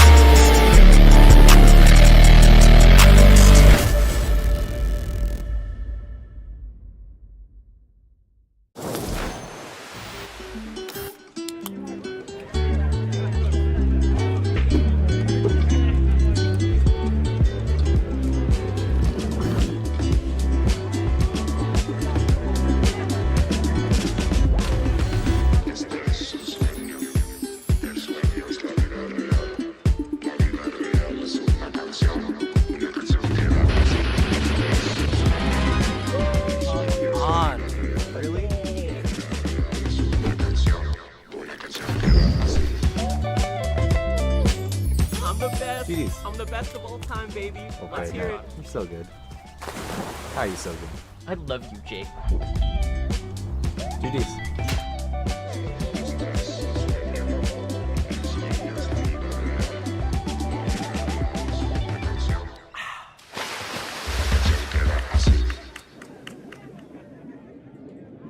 I see you going up against a Minna R&D in the clutch. Explain what's going on with that. You guys got a big rivalry or something going on. It's no real rivalry. My rivalry is with the Dominican community, and I want all of them to know that they're very quiet right now, and now they know who's the best in the world, and they ain't gonna say nothing to me no more. Y'all mans is dead. I slayed him. He's done. I'm the GOAT. I don't want to hear nothing from the Dominican community no more, bro. Y'all come in my chat, y'all better worship me on Twitch. That's all I want to know. I don't hear none of y'all in this arena talking, none of that. Okay. My goodness, Punk the God. Wow. For new players, I would probably recommend Braum for how easy it is to just swing and attack. If you like just being like a big, reliable like support or like tank type of player, I think Braum does that for you. I also think that his moves are pretty big, pretty swingy, can hit from pretty far away. So you don't have to worry too much about movement. That's like the big thing with Braum. You know, just get in there and just hit them and just protect your friend. Let's go!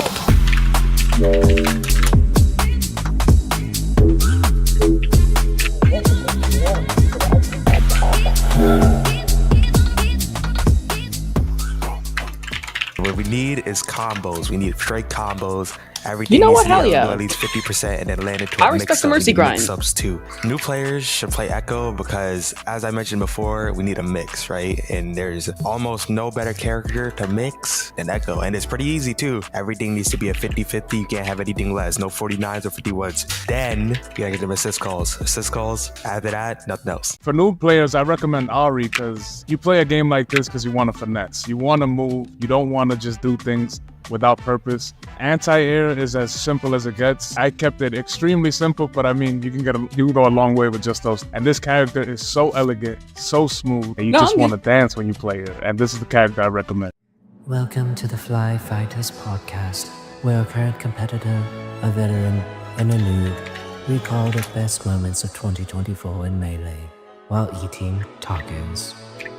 Enjoy.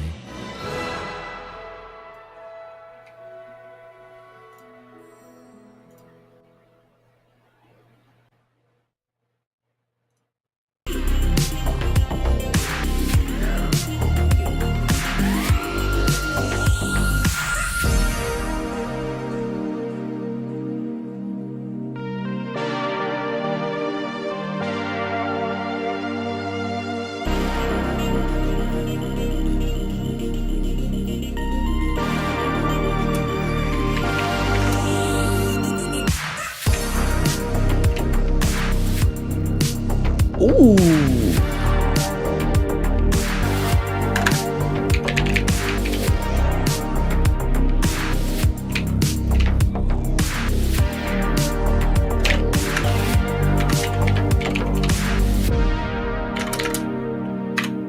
Boop.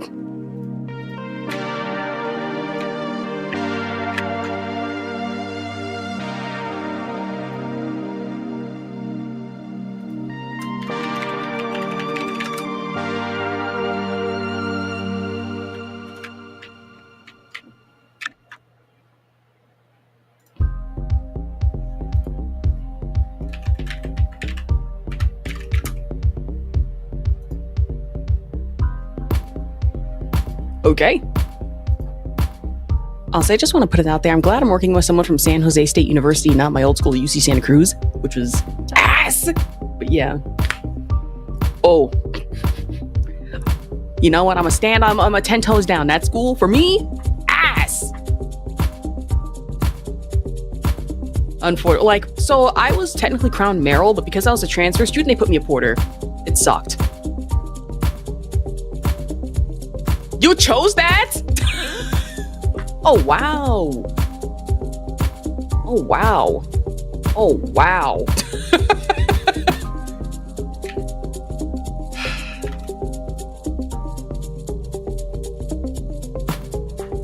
Understandable. Because, yeah, I transferred to UCI based off the fact that it's like an hour away from home and it's a far better esports program. It's actually pretty chill down here. San Fernando Valley, yeah. Oh.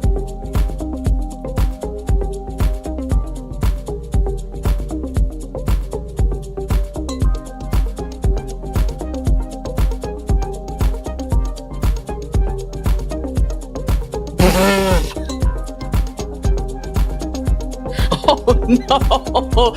I just roasted Santa Cruz.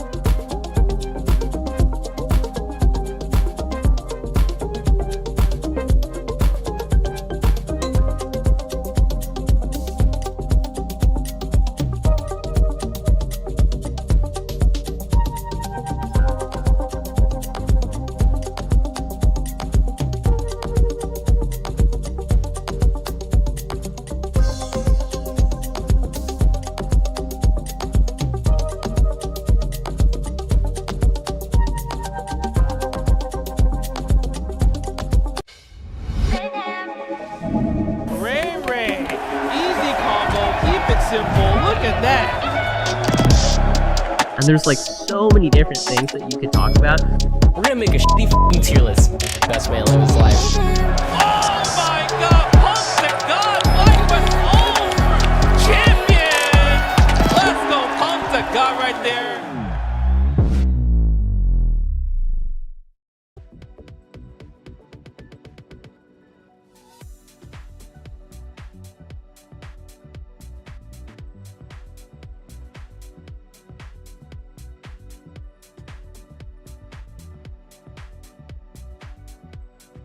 State University. Yep, you already know we are back with College Night here at FlyQuest Fight Series. That's why we got some things changed up right now. First of all, I'm on Street Fighter, which is already definitely a change of pace. You know, usually come in, run the Guilty Gear stride, but today we are fighting in the streets and representing our colleges while we do it. Astrovalk, I know that you are letting it rock over there down in SoCal, and as you already mentioned, I'm up here in the Bay Area, so just let the people know what you're doing up there in regards to your esports program. It's cool. Yeah, of course. So here down in Southern California, I represent University of California, Irvine, and here we have an esports program that I want to say has been going almost 10 years strong. Took a bit of a break due to COVID, but interestingly enough, I actually transferred here from UCSC, so bit of a change in difference, but what we have down here, it's mainly Overwatch, VALORANT, League of Legends, but we do have a pretty prominent FGC club, not only down here, but in part thanks to SoCal Contenders and Coliseum as well. It's a lot of fun stuff, and just honestly, if you're looking for a college to come to for esports, come to UCI. It's cool down here. We got Seaside, we've got Boba, we've got more Boba, we've got a couple more Boba shops. Yes, you do. Yeah, we got plenty of that. It's a lot. That is outstanding. I mean, hey, I'm also out here representing the SJSU. Who, speaking of which, got a player in the bracket from SJSU, a Pink DS Light. Shout out to Nathan. That's my goat, but I am actually the fighting game manager up here in the Bay Area. So I help run and direct all of the fighting game programs up here. And of course, that means I'm doing a little bit of casting, do a little bit of casting for Smash Bros, Street Fighter, all that. and just making sure that not only our esports program runs as well as it can, but especially our FGC. And we're already kicking butt, man. We have already qualified for like the Collegiate National Finals for Street Fighter, the Shadows, and for Smash coming up. Like it's like we're locked in and ready to go. But so far, these cats need to be locked in and ready to go for this bracket here as our top 8 get set up. I was about to say, we have some absolute bracket demons coming in tonight, not only just from Genesis, over from CFGC as well, but then if I remember correctly, we do have some Capcom Cup involvement as well, hot off the presses. It was an insane time watching that at 5 in the morning, but it was 100% worth it. Oh yeah, I mean, as I already said, I'm not watching as much Street Fighter as I would like to these days, but watching Capcom Cup, listen, all I'm saying is that I have to have clocked at least like 20 hours in the last week watching that. Like I've been, even with school, even with work, I've been like, I need to get involved in this community, in this game. Like it has been too hype watching everything go down. Everything with Street Fighter League, everything with Capcom Cup. It has just been an incredible time. So honestly, this game is it's a treat to watch. It's going to be a treat tonight as well. Yeah, absolutely. And staying up and watching that, I was almost certain that I would have had to sacrifice a couple grades just to be able to stay up and watch Capcom Cup. And I'm like, you know what? It's fine. It's worth it. This is in the one place where I've always wanted to see it. And not only that, it's 100% worth watching Noah the Prodigy, but belt to ass. And I'm going to sacrifice my midterm or finals for it. Doesn't matter. That's fine with me. Yeah, it's like, say what you want about Noah. That brother is an American hero, at least in Capcom Cup. I mean, getting all the way to 4th place, right? It's like, America, all right, I got it. Not locked in for Capcom Cup, but you know, no. Start off on the winner's side. Got the. I want to talk about doing well. Right now, getting 2nd in the Street Fighter League, incredible stuff.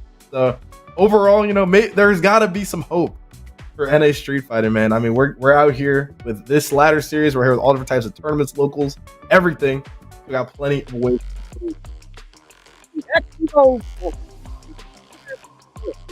Chance. I want to say might. Praying. It would be cool. I mean, not only that, I mean, Punk, let's be honest, that was like, what, the first time that like Street Fighter 6 was brought back to the US in like, what, 20 years almost? It's been a hot minute. Hey, I was like, I mean, honestly, like I said, like that.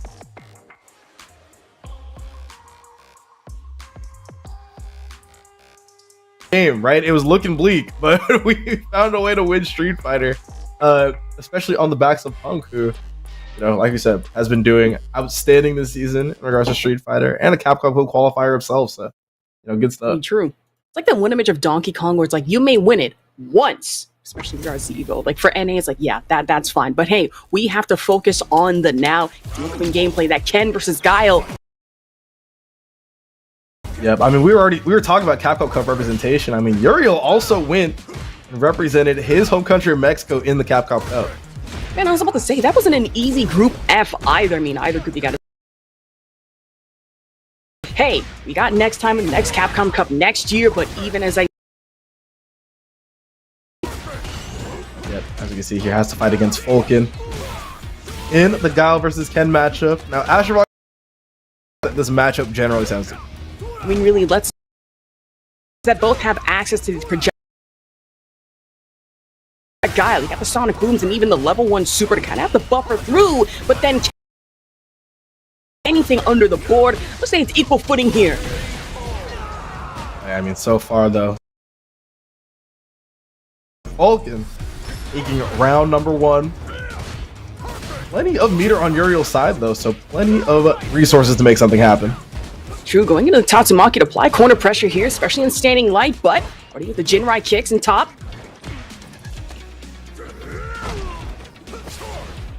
Back pressure. Once again, sitting at that mid-range that we seem to know and love from these two characters. Wants to get a bit more aggressive. But Falcon seems to want putting on the damage, putting on the pressure here, and slowly pushing Uriel to the corner. Man, good perfect parry right there in a standing light, but obviously really getting heavy with it. Tatsu already back into the corner. Going for one throw. Possibly trying to make it a second just to keep these up. Who knows? We got a third out there. Sequel? Nah. Instead, opting in for the drive rush option. Has to burn the meter. Yep. Great good movies. Get sequels, but not quite trilogies. Showing it off there. Electing to go for the strike. Really good decision making from Uriel. I'll say good punish on the DP, but instead, I'm trying to respond and turn off the Sonic Boom, make it once, twice. You bait something in, but still getting caught in off the Hadouken. It just seems like Uriel has so much trouble jumping at Guile here, just not quite getting the rhythm down on those fireballs. Man, and off the level 3 buffer at that. No, it's should be enough for... Actually, okay. Almost thought it was going to be enough for the meter just to go into burnout, but hey, maybe not. Instead, trade out in damage, especially back off the DP.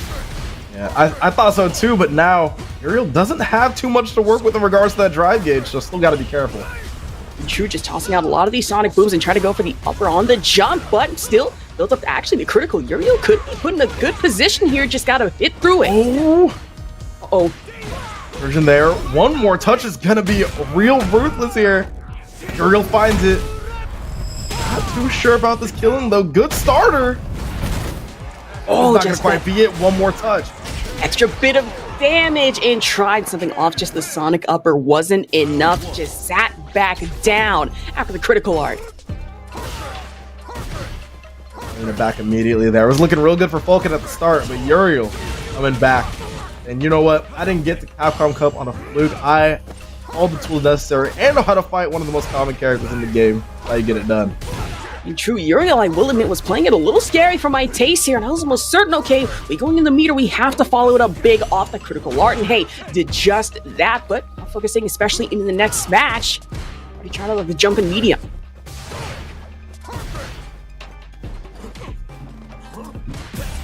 Running a bit low in the drive gauge department. Otherwise, the resources are all tied up.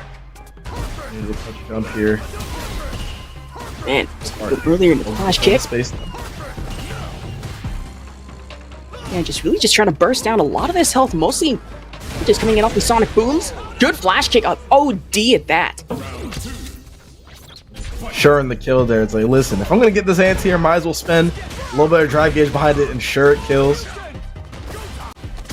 And sure, you can end her. Good break off the grab, though. For the Sonic Boom backhand right in the back throw. But punish counter coming in from Falcon. Back out here for Uriel. Man, just try to about to get burned out if Falcon can help it. Not quite there, though. Uriel just really laying down the pressure, knowing not to give Falcon any room for maneuver unless you want to get hit with the Sonic Booms again. But just put in the back, maybe Falcon wanted the buffer, really just with the flash kick. Just not found yet, has to go for the running knee option. Uh-oh. Ooh! The level 1! Closes it out there. Real cost efficient as well. Trying to close out. Not the set, I believe we're going to be running the first 3. True, just sitting there, menacingly, if you will. Speeder, good ODDP. It's been really interesting watching how it feels like Uriel puts the pressure on in these later rounds. Kind of lulls Falcon into a false sense of security in those first rounds, and then just closes it out with a vengeance and later on. Man, Uriel just tried to stand medium. Instead, tried it off the DP again. Ooh, stand fierce kick coming in from Falcon, leading right into the level 3. Uriel might be trying to go for the burnout. Not quite there, but getting close.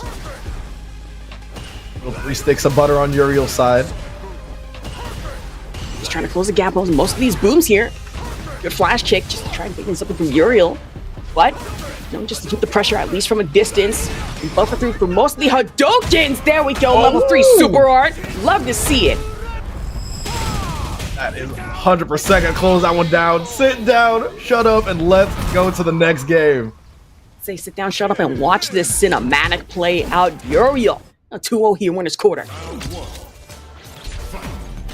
Only one more. Like I said, if you were to just watch the first like 30 seconds every game, you're probably like, oh yeah, like, oh, I don't know, Falcon wins this one for free. But no, Uriel has just been getting the adaptation, and any of these decisions that you want to make and remake within these sets are going to get punished to the nth degree.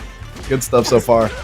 I'll say where Falcon is just absolutely obliterating any chance for neutral game. Uriel's there, okay, alright, you want to go hyper aggression, bet, stay less, it's gonna work for me off the Jinrai kicks too, stand fierce into that, the stand medium kicks, but you're just really keeping up the pressure on Falcon in the corner here, and there we go, reversal on the perfect parry. That reaction on that drive impact. Airthrow coming out here though, trying to say, get Cho behind back in that quarter. They say that air-to-air was just looking so good, but Uriel just might have tiptoed a little too close to the sun. In this situation, might have tiptoed a little too close to the flash kick. No punish on that throw there. Try to get him into the corner. Gets a little bit risky there with that DI. Falcon's gonna lead him out though. Completely interrupted. DI just right to stand medium, and now we're going into the level 3. Surely not enough to put back in the burnout, but for Uriel, still gonna hurt. I'm sitting there at about 1 or 2 more touches. 2 more throws is gonna do it for sure. One more guess. Love some throw loop 6. Oh, this there is we gonna go. Kill. Oh! Tries to go for the less metered option and gets it. What a conversion! Trying to make sure that they are not cashing entirely out. It closes it out. Wait, we saw one more out. Oh, hey, production, we're still going. Might have leaked the script there a little bit, but it's all right. I was about to say, we do not leak scripts here in any way, shape, or form on FlyQuest, you know, but unless in that situation. But hey, who knows? Falcon just might turn that around really in this situation, but really just going for the air-to-air, stand medium, and already back in the corner. Throw broken, though. Dash underneath. The reroll plays coming out here from Uriel. Man, you see the stand right loops off the DP ender. OD flash kick for the reversal coming in from Falcon, though. OD flash kick back close to death is so risky, but Falcon willing to take the risk. Oh no, now he's burned out. What are you gonna do? Oh no. Burn out with the level 2, so dangerous here for Uriel. Oh! Gets caught on the jump in. Will Falcon stay alive? That's the question here. Uh-oh.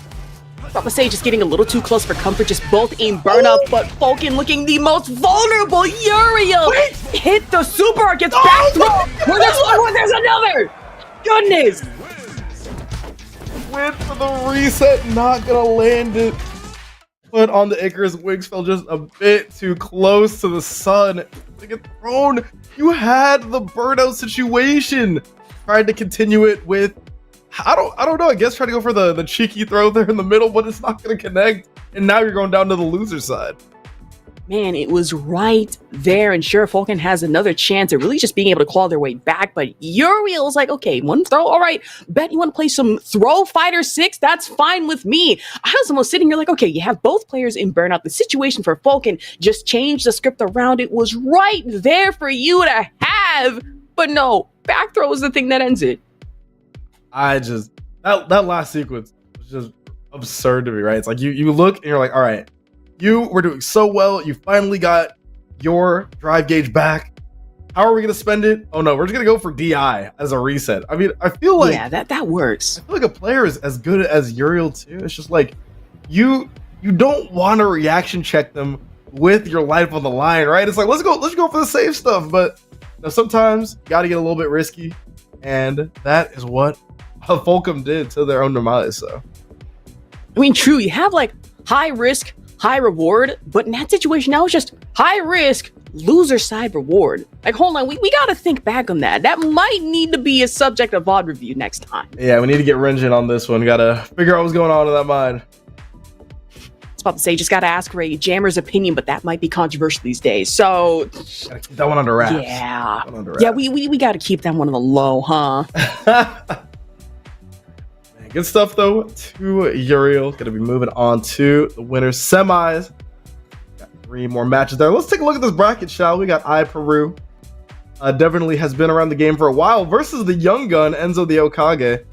Has like a biology test or something tomorrow. Can't keep him up too late. Then you got Chris PCH going into Liquid O. And of course, gotta shout out the boy, a pink DS Lite SJ. She was very owned, sitting there in the top 8. Gonna be playing against Jet Set later on. Man, not only that, a pink DS Lite, that is one name that comes to mind when I think, hey, Collegiate, especially over at CFGC. I know a lot of good Street Fighter 6 players that have gotten their work in over there. Honestly, great times. Excited to see how this goes in bracket 2. Oh, yeah. I mean, shout out CFGC.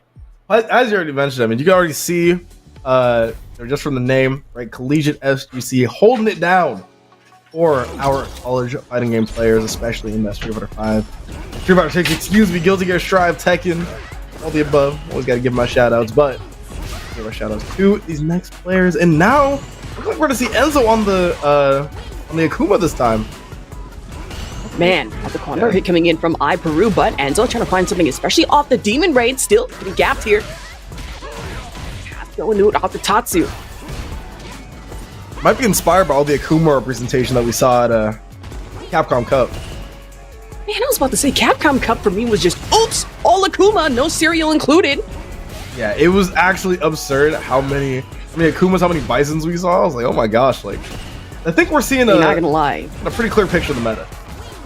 Ooh, the OD Condor Raid at that. Enzo the Ikage already just put in the low health. They're just trying to get up on the win charge from iPeru.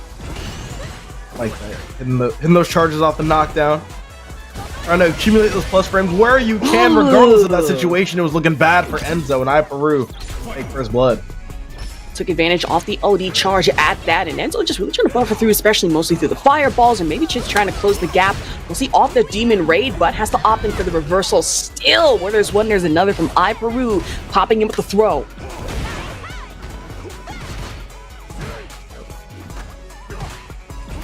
Your charge there. Enzo in the corner. Find his way out. Playing really scared though against this iPeru offense. I was say, usually we see a very aggressive and charged up Enzo, but really this time around, it's mostly, I don't want to say iPeru all day here in this match, but we're just putting Enzo in a vulnerable position already off the burnout meter. Yeah, I was gonna say, I was like, I mean, I feel like I see Enzo just go really aggressive with a lot of his movements. I'm not really seeing much of that here at all. Here's iPeru close out the first game with quick work, it feels like. I mean, hell, considering we're just coming off Capcom Cup, I mean, hey, sometimes it happens. We might feel a little burnt out, especially after a big tournament such as that magnitude. But for Enzo, we just shake it off. It's fine here. Gonna jump off the OD Condor Rush, though. And you know what they say, the first game is just data. You know, we're just getting started. Exactly, just gotta download. It's fine. Second match, download complete. Hopefully. You want to see some close sets here. Always fun to see you know, some washes, but every once in a while you want to get a little bit hyped. So, like, you know, you don't know what's gonna happen here at the outcome. Exactly, just coming in off the DI, the reversal coming in from Enzo, buffing through mostly fireballs, but 9 times out of 10 it's just been a perfect parry. 8 times just out of it from iPeru. And driver from the throw, nice. Like that there, Enzo Kage. Finally getting on the board, big way at that. You saw the life lead going into the end of that round there. Enzo looks like he's in complete control. And absolutely just dwindled down almost as fast as damn possible here, but there we go. Punish a lot of these Condor spikes, just right with the DI. We can see iPeru get a little bit more greedy with these win charges. And you know what? I'm gonna do it off of these strings that have very large gaps in them and just dare you to press. Man, we're just already sent in a burnout off the down chops, but Enzo's just trying to play mostly into the chip damage. We go with the level 3 follow-up. Didn't get to confirm that first time. Finds it there in the second. Puts iPeru into the dust. Puts the second game in the bag here to tie it up 1-1. Okay, so it seems like we've shaken off the rust, especially after that first one, but in the second, now tied 1-1 apiece. Crouching medium.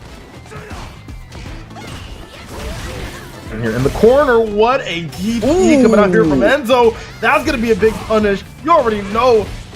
Punish back outer. Dang, on the air Tatsu. Just tried it off the grab too, but let's go for stand medium punch. Now Enzo just playing the waiting game, especially against iPeru here. Top over the fireball. Oh, Condor spike. Now back in the corner, burnout conversion. Into round 2.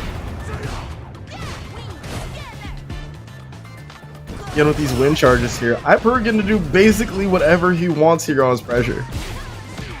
Let's say that first match was just pretty much all iPeru. Enzo gonna get back in the second, but now for the third here in winner's quarter, just gotta get a little scary with it, especially if you are Peru. Condor rush, throw at that one.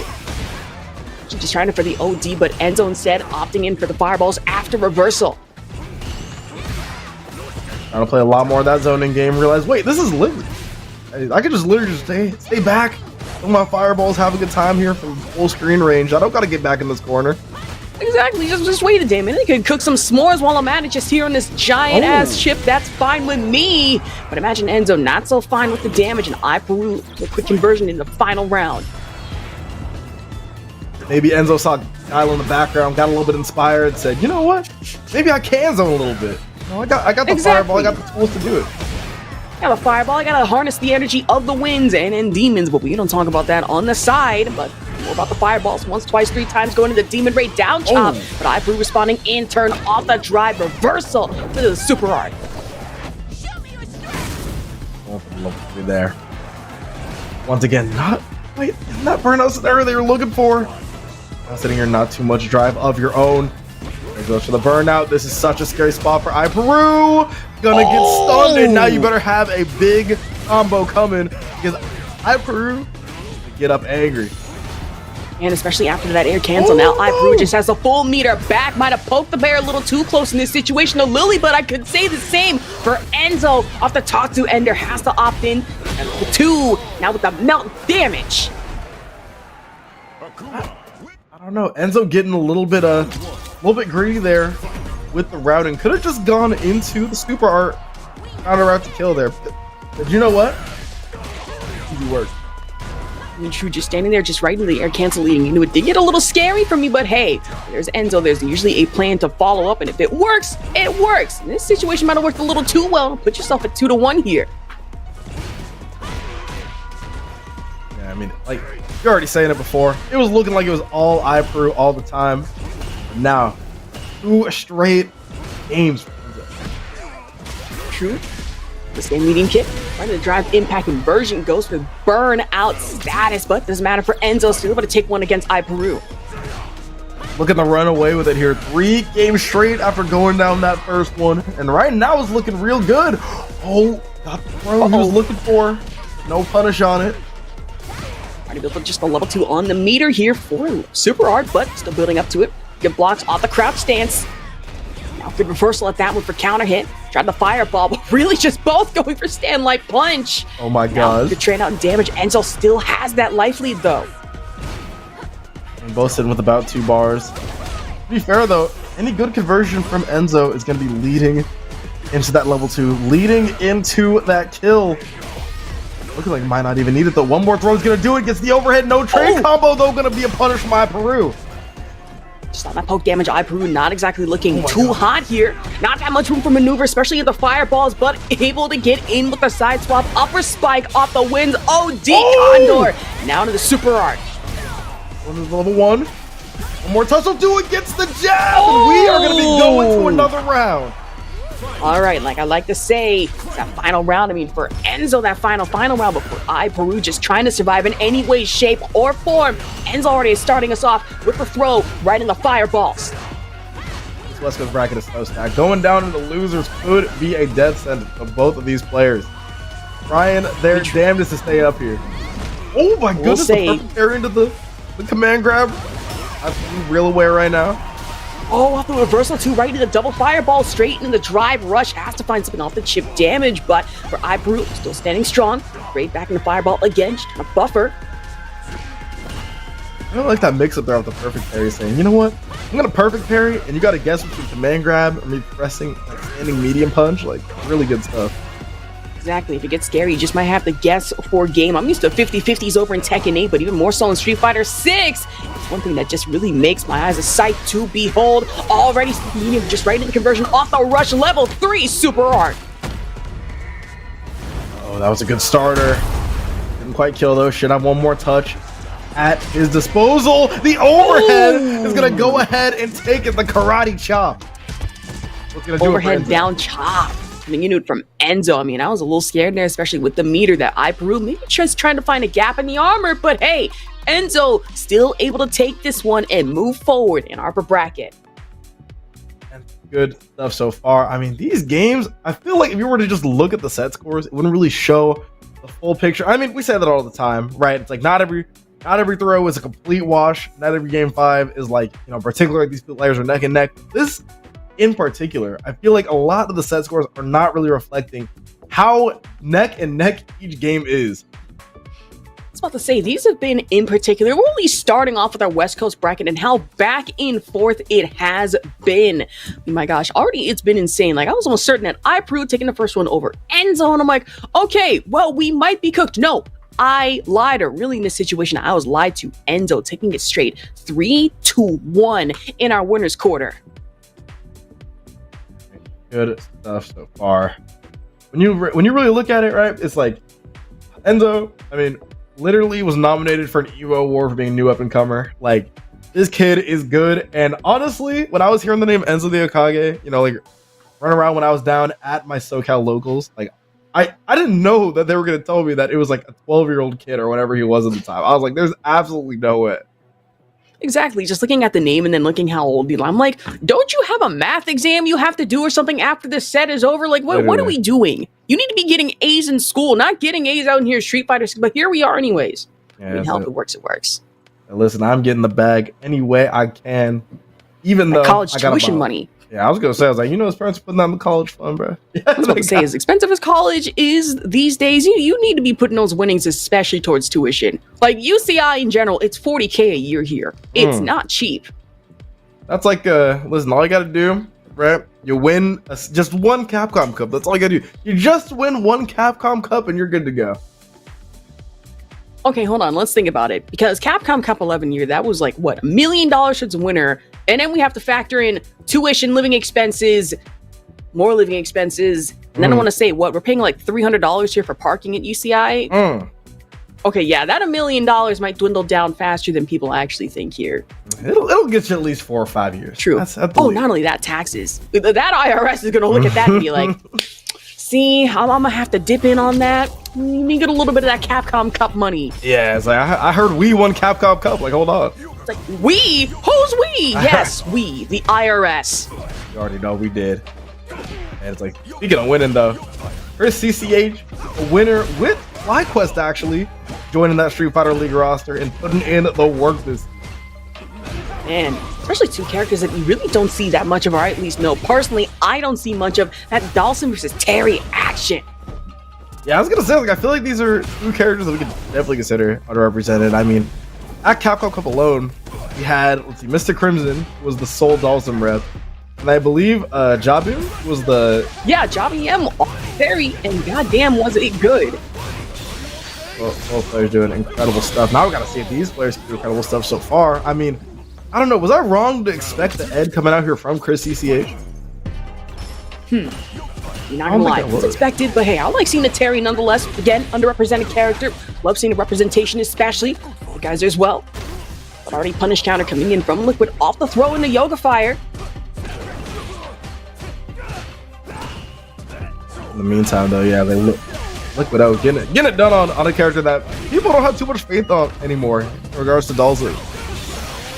Make sure you don't see that much of Dawson in the first place, and I imagine for Chris CCA, wanted to guarantee we don't see much of Dawson in this bracket, but he just up by one with his quarter head in the second. Yeah, I mean, that was ridiculous. This is even more ridiculous. The whip punish on the long limbs. I've been seeing those whip punishes for, I feel like at this point, 15 years, and it's so fun every time. I swear, the absolute range that Chris CCH was just able to punish at, close the gap as fast as possible. Now look what, he's trying to go for the feint earlier, especially off the teleport, but now found in a vulnerable situation. Burnout does not matter. Going in with a leveled, you're actually one. Trying to guarantee some more damage, pack a punch.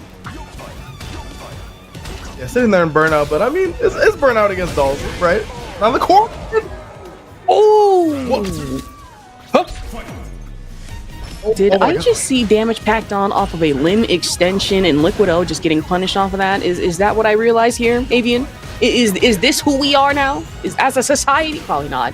I think it is to be. My goodness gracious! Goodness! Like, I don't even know if we really should have been in a situation like that in the first place, but I mean, at the end of the day, this CCH has been so good on these conversions, squeezing out every bit of damage that he can, regardless of the starter. Van Stanley out the double fist from Chris CCH, but now having to play off the OD Fireball. Liquid O, good teleport down, long limbs. Listen, I'm being a little more careful than that because Chris knowing when to fully punish those, close the gap, especially off the drive rush. Straight into impact has been scary. This music does not help. In fact, adds to the intensity. I'm going to be real here. I love the Street Fighter music. Really making us feel like we're actually like throwing hands in real life. Exactly, just me in the sidelines, just having the scream, he's doing strings! Now Chris CCH back in the burnout. Shouldn't matter that much. He's trying to buffer mostly through these Yoga Fire fireballs. It might be a little bad here, especially if you get caught off guard with the slow fireball timing. I don't know. I don't know if they really went for the neutrals up there. Like, might have gone for something else, but ended up getting the neutrals. Man, just not as fast as your traditional fireballs. Just the Yoga fireballs coming at you just slowly at a menacing pace at that. Can be scary. Chris CCH feeling a full burn, but for the punish off the OD even level super art. And these rising tackles have just been like, generational, right? We've seen those whip punishes. About to say, I'll say it time and time again. Watch the lanes, or else Chris CCH be there to tackle. It's just so crazy, like seeing these specials as whiff punish tools, right? We already saw the rising tackle, and now we saw the burn knuckle to get through that fireball, deliver the punish. Man, Chat's saying that Chris has been on a carry binge for a while now, but it feels like he's been on this character since day one with how he's utilizing these tools. That's what I'm saying. Terry being a character you really don't see much of, and I'm like, I'm so excited. He's got a lane change and everything. And then all of a sudden going in, it's like, wait, where's Terry? I'm seeing more Zangiefs here, and I'm not liking it, but the burning knuckle. Same medium coming in off the drive rush.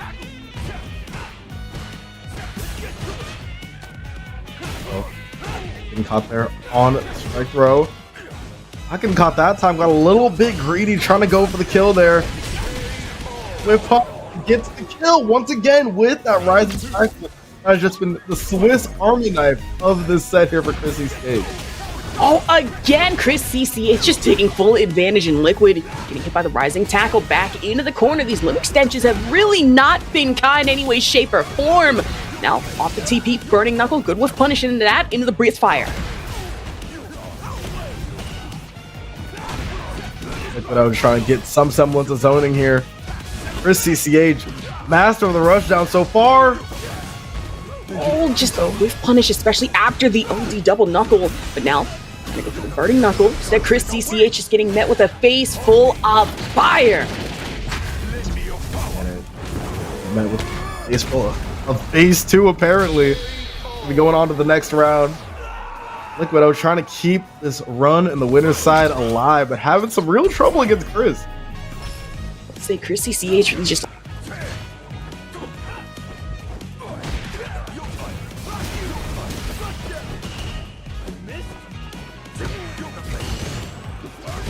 It's the perfect pair, but there's plenty of hits where that came from.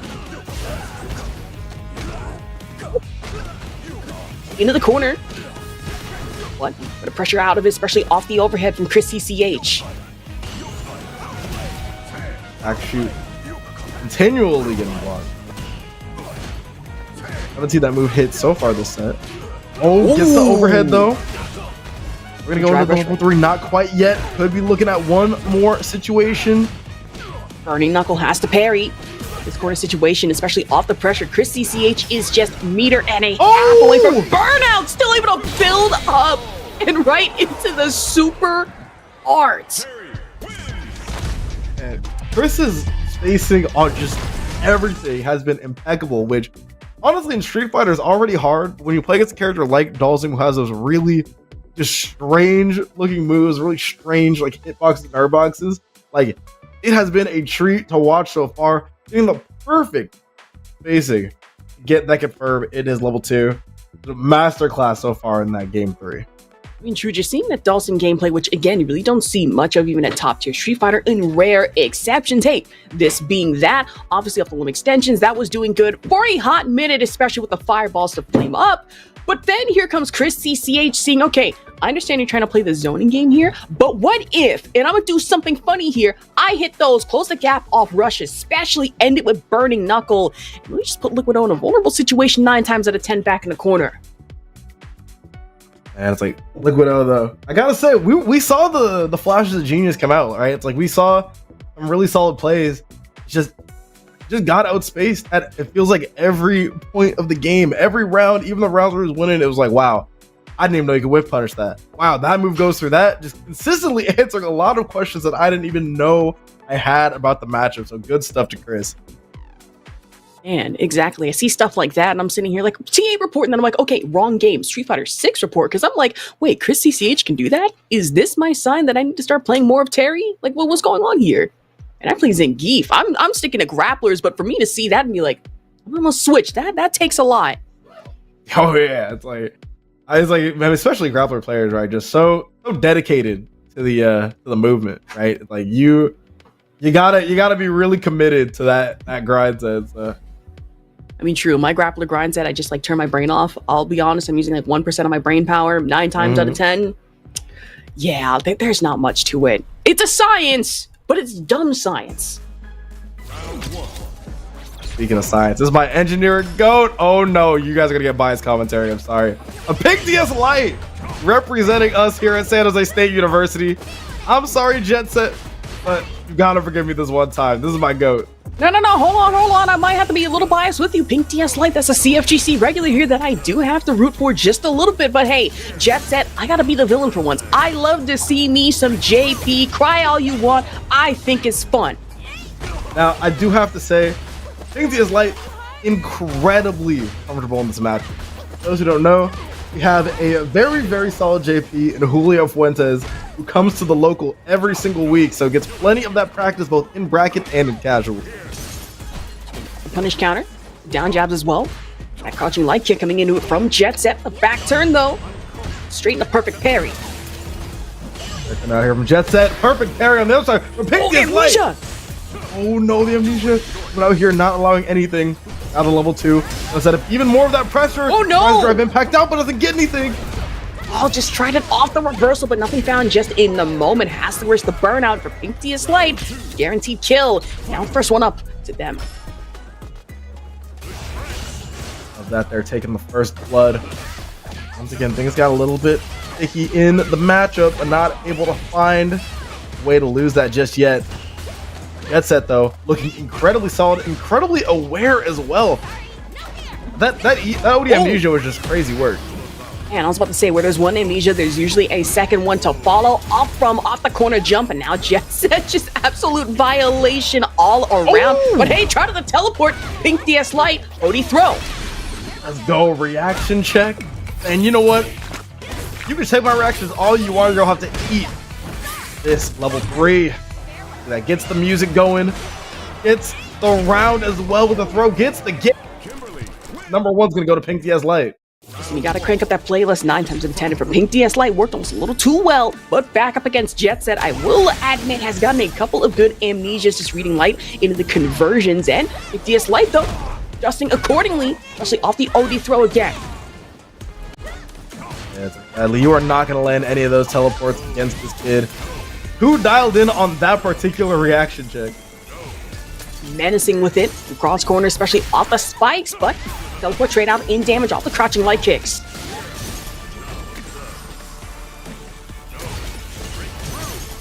Nothing so far. Just have to try to navigate this zoning. Honestly, if I'm in this spot versus JP, I'm just thinking about what I can do next round because it's looking real bleak. Man, especially off the cane hits, I mean, against Jet Set right now, is really just playing into that fake pressure, but real all around. Out of the crouching medium kick, button the punch straight out in damage, has to opt in for the slide and option in the back throw. Oh my goodness, no reaction there. Light work, no reaction, even tried it again off the cans, but amnesia still gets found though. Jet Set, conversion here, Yodi spikes. Medium check situation. Now we're here once again in this level 3. For the overhead, nothing there though afterwards. Oh, anti-air punish. Even hot, off the drive rush. Stand fierce. The mix-up is here. Goes high. And close is out. Game number 2 here. It's going to be 1-1. Off the mix-up extension. It's risk the burnout, but hey, it's high risk, high reward. I love it here. You can just tell they are mashing Star Thursday. Nope, go next. I don't care what happened that last round. Exactly. That last round, that was just a download for me. We go next. We go next. Next off the spikes here. Still the OD pressure, but still a throw. Pink DS Light with the side swap. Oh, gets the whiff punish there with the drive rush. Spray cans just put down for the damage. The overhead. And again, has to parry. Ooh. Not exactly waste on meter. I mean, really, you don't have a choice. Jet though, like caught out right in the middle of blockage. Pink DS Light sought full advantage, not only the life lead, but hey, you're dead. Finally getting a read on these amnesia timings. Such a good move, but at the end of the day, it's still a read. Man, and I was just about to say Jet Set kind of cutting down on the amnesia, knowing Pink DS Light just reading them like a book, but the situation worked at least for a brief moment. Tried it off the super my gosh! Found for Jet Set. Pink DS Light playing the risky game. Honestly, with the throw, side swap at that. Gonna stand fierce. Oh, getting some cans back. Knows The you're wall not crush. reacting to those. Oh, Light work, no reaction. Crouching medium kicks. Hurts off the run up. Doing it again. Backdash in the corner. Gets just enough drive gauge back. That's the just scenario. Playing into the spikes, all the zoning pressure coming into it from Jet Set now. Pink DS Light has to jump over, but able to break drive rush conversion into the throw. Nothing found yet. We got burnout right into the wall. Stun. Pink DS Light. Listen, I'm gonna say it. Full advantage. Has to go for it. Into the level 3 super arc. Still there. Once again, going up 2-1 so far. Jets putting up a good fight. But it's College Night. We got that collegiate power up coming through for Pink DS Light. Man, we don't even have to play our favorite game. Will it kill? That was guaranteed no matter which way you looked at it. I know Jet Set had to be kicking themselves at least for a brief few moments, but hey, we're back into it, and Pink DS Light still fresh in the game. I was looking diabolical there for Pink DS Light, right? It's like the moment that level 3 hit, I was like, yeah, we just gotta go next. There's gotta be a way to press start in the middle of those games where you're like, all right, I know that this is gonna kill here. Let me just be able to go to the next one. Jet Set looking for that opportunity right now. Oh, what a smart reversal, route. just right into it. Heavy impact, that air action. Now for Jet Set playing off the spike. Medium kicks just right into the teleport, but Pink DS Light there to buffer through. Down spike kick. Fates out the parry, and that's gonna be more than enough to kill. It's serving all the meter in the process. All right. Things getting tricky here. Pink DS Light just here on set point. Jet Set has to go for survival here for any chance of tying it up and honestly making it through our winner's quarter bracket. I say that though. Grab our friend, the crouching medium kick. But stand light. DR again. The throw. Has enough time. Amnesia is back. This has been the moneymaker so far for Jet Set. If we can attribute anything to this set win, if it happens, it's got to be that OD Amnesia. I will say that amnesia was a little risky for me, especially having to risk the burnout. Did not have a choice to try and tank through most of that damage.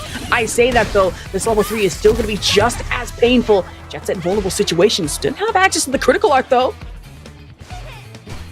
Yeah, I was gonna say, the critical are still on the table. Could turn the tides in Jet Set's favor immediately, especially with amnesia again. Oh no! It's gonna be once again right there in the firm. Good back corner throw right in the OD. Pressure spike coming into it off the stage. Oh, Kick, but burnout for Jet Set. Pink DS Light. Jet Set still following through. Now guaranteed pressure off the level 3. No. This is gonna be this is such an interesting spot so far. All I gotta say though is now Jet Set godlike confirm, right? That confirm was crazy. Might have been one of the only ways to kill, but now you are sitting on no meter. Man, it's getting scary here. Pink DS Light, massive life lead, just kicking up the pressure, and Jet Set having to escape off the amnesia. Spike back into the flow state for JP. Carry out. Catching my punch. Oh, drive rush, trying to find something blocked though. Jet Set just right into burnout. dashing. Oh no! Probably just looking for the perfect parry, but honestly just might have overclocked it, overlooked, and now Pink DS Light really just looking, saying, hey, watch this cinematic. Yeah, that's gonna be the kill. That's gonna be the set. for a big DS Light.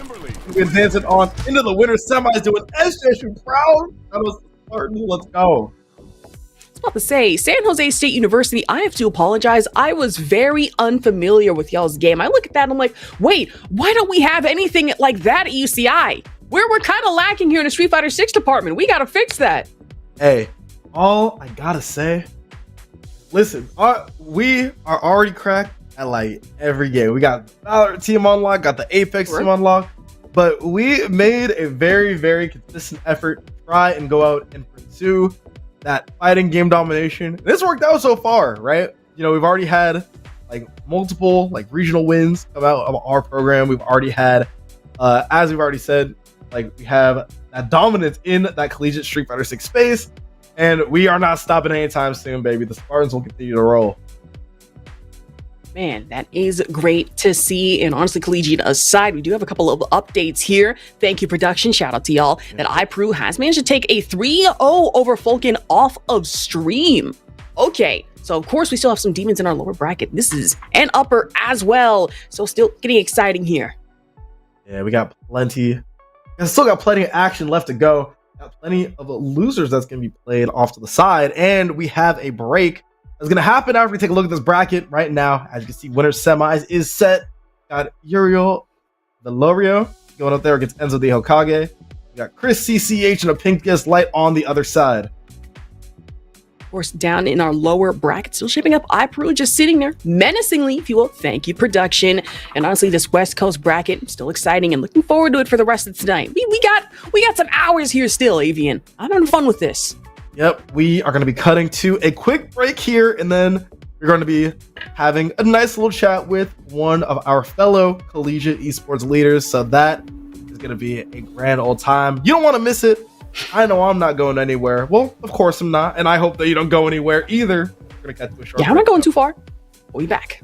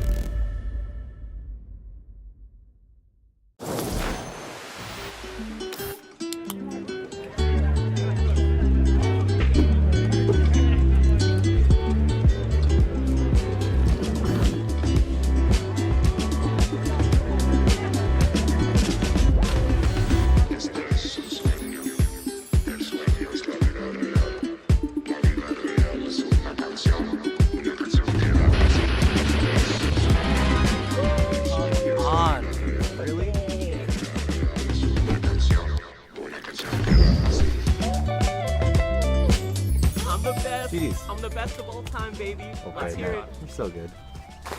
How are you so good? I love you, Jake. GDs.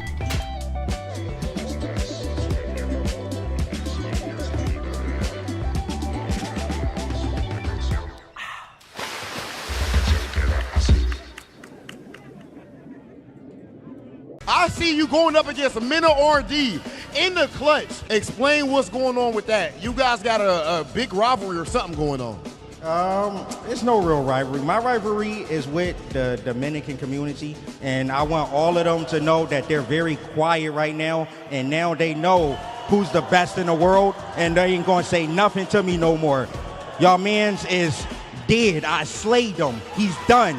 I'm the GOAT. I don't want to hear nothing from the Dominican community no more, bro. Y'all come in my chat, y'all better worship me on Twitch. That's all I want to know. I don't hear none of y'all in this arena talking, none of that. Okay. My goodness. Punk the God. Wow. For new players, I would probably recommend Braum for how easy it is to just swing and attack. If you like just being like a big, reliable like support or like tank type of player, I think Braum does that for you. I also think that his moves are pretty big, pretty swingy, can hit from pretty far away, so you don't have to worry too much about movement. That's like the big thing with Braum. You know, just get in there and just hit them and just protect your friend. Let's go.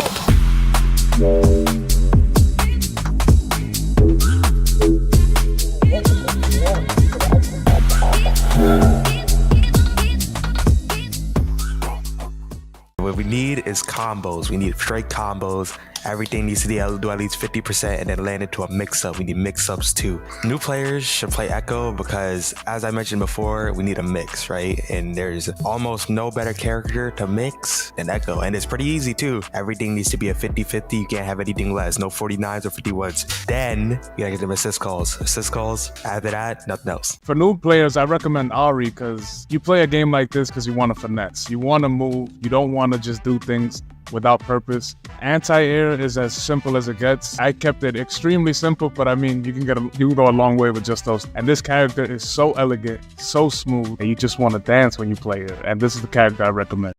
Welcome to the FlyQuest podcast, where a current competitor, a veteran, and a noob recall the best moments of 2024 in Melee while eating tacos. Enjoy.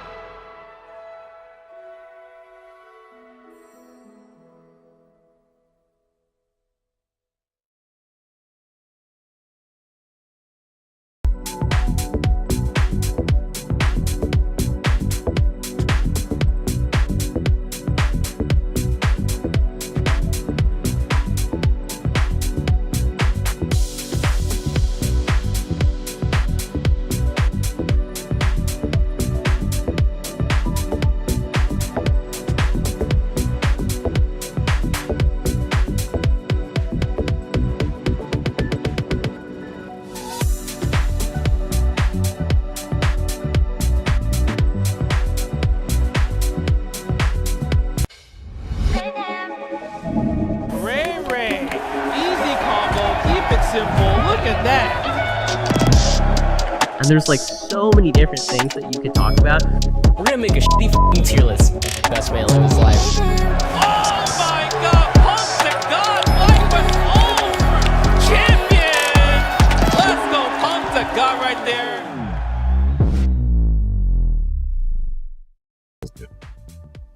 All right, hello and welcome back to FlyQuest Fight Series number 47. Some more Street Fighter 6 action, but it's Collegiate. So it is your number one Astrovok and number one UC Vok, Astrovok, Avian of Safety. But this time, we got a special guest, an interview. Oh, yes. Forward to it. You want to intro? Yes, absolutely. We are joined by a very, very wonderful person, especially in the collegiate esports space. There she is. It's Charm, the president of Titan Esports Club over at Cal State Fullerton. It's Charm. I also go by Macy, and I love esports. Yes, we all love esports. But, enough of the formalities out the way. Why don't you tell the people a little bit more about who you are and what you do for your club? Okay. To reiterate, I'm Charm. I go by Macy IRL. I'm a current fifth-year marketing major at Cal State Fullerton. I'm the president of Cal State Fullerton's Titan Esports Club. And I just love gaming. I love bringing the community together. All the players from like our 7 to 9 teams at Cal State Fullerton. I love bringing them all together, making sure everyone has a fun time online and offline. All right, cool. And now I have to ask, how did you get into the club in particular? From what I heard, you're actually a Mercy main in Overwatch, and now all of a sudden you are president here.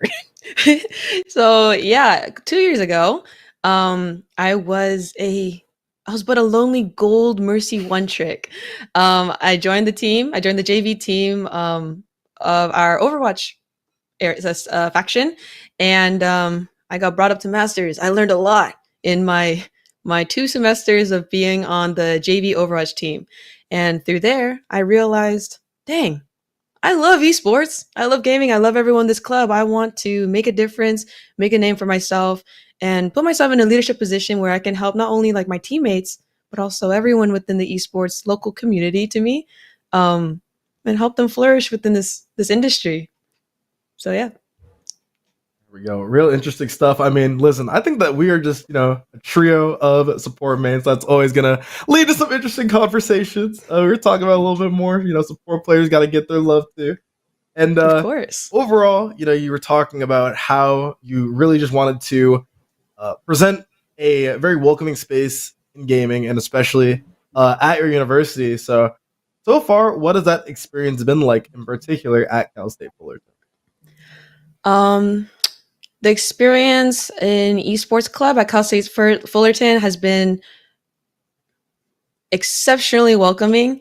I was really wary going into the club. I was really intimidated by all the amazing players. Our Valorant team is super amazing. I tried for a Valorant team. I didn't get in. I was plat, and they're all Radiants, right? And every one of our teams exhibit the same exact strength online, and it as like not only as like ranked players, but also as personable teammates to one another. Everyone there has been super welcoming, and I've created some of the most important and memorable friendships in this club. And that's saying a lot because Cal State Fullerton is not a social club at all, or social school at all. So I'm grateful for the connections and the relationships I formed within this club. Man, I will say Cal State Fullerton, that was actually one school I was like this close to going to. Now I'm kind of thinking, hey, wait a minute. Maybe I should have. This seems cool. This esports club actually seems pretty chill here. Hey, you always welcome at our events. We have a Marvel Rivals tournament coming up. So, you can check out our at CSUF Esports on Instagram, and we have all of our calendars, like all the tournaments happening for the next 2 months of the semester. Listen, I'm a Rocket Raccoon one trick. I'm not very welcome to Marvel Rivals events in the first place. But hey, when it comes to collegiate esports, I mean, Avian, I gotta ask you got some experience, and I mean, obviously we're here, so. Yeah. I am a lowly fighting game player, right? Ended up coming to SJSU and kind of formed our fighting game team from the ground up within Spartan Esports. So that has been an incredible experience. But other than that, just been managing, been commentating, and overall just supervising the club operations under the fighting game side. And, Ash, I feel like you have some experience as well. Well, boy, howdy do Listen, not to brag. No, I'm not. I'm going to be real here. I've been commentating, I want to say in esports for about 7 years now. It's been a hot minute. Started off in high school and then transitioned into collegiate, starting off at Pierce College. It's a community college in Los Angeles. And then going into UC Santa Cruz, did Rebel Campus Clutch. And then finally to UC Irvine, where, I met with PhD. That's Quincy, that's Trandor, pretty much Kylan, Ron, assistant director. He's a really chill dude here. Shout out to everyone here at UCI Esports. It's been fun stuff. And then not only that, I look at him like, am I the oldest person here for commentary? I'm 23 years old, turning 24. I kind of feel like I'm aging out, just slightly so. Hey, I mean, years young. Yeah, 23, barely just getting started. That's all I gotta say. I'm the oldest here, though. The youngest person in my dorm is 18. I feel like a granddad. You'd make a great mentor. I know that for sure. Your personality seems so super fun. I mean, Drew, if you need like commentary mentors, you know what to call it. Just Avian and I, we're right here. I'm self-plug. We're right here. I'm saying. I mean, speaking of a good mentor, like, I gotta say, you should be a mentor in and of yourself, because we heard from production that you got some banger internships at some titans here in the scene, like NRG, I Buy Power, other companies like that. And overall, can you give us just a couple highlights from what that looked like? Yeah, of course. I will not lie. All my time when I was spending playing Overwatch, I dedicated a lot of my focus on that game. But since I've taken the position as president, or like vice president last semester and president this semester, it's opened so many new opportunities for me to just network with like industry leaders, as well as like community members and other collegiate leaders in my space too. how I got into NRG actually was through our previous year's club's partnership with Gen G. The last president was so like inspiring to the point where he got Cal State Fullerton to partner, well, not to be one of the partnering colleges of Gen G's collegiate program. And so I plan to take that sort of trait into my leadership thus far, my active term. But at Gen G, I met this great mentor. His name Degon. He's this League of Legends Valorant caster. He taught me all the ways of casting. I'm not good at it as he is, but I networked with him and other Gen G area, and I got my position at NRG under Full Squad Gaming as a content creator. It really does fall into place really well, considering I've done social media content in the past and currently. So, the skills were very, very easy to apply to this position. And through there, I got noticed by my current manager at iBuyPower, and now I'm also creating content for them as well as for Height, their sister company. I'm super, super grateful for all of my mentors and all of my connections that I've made within this industry. I would not be where I am now without them.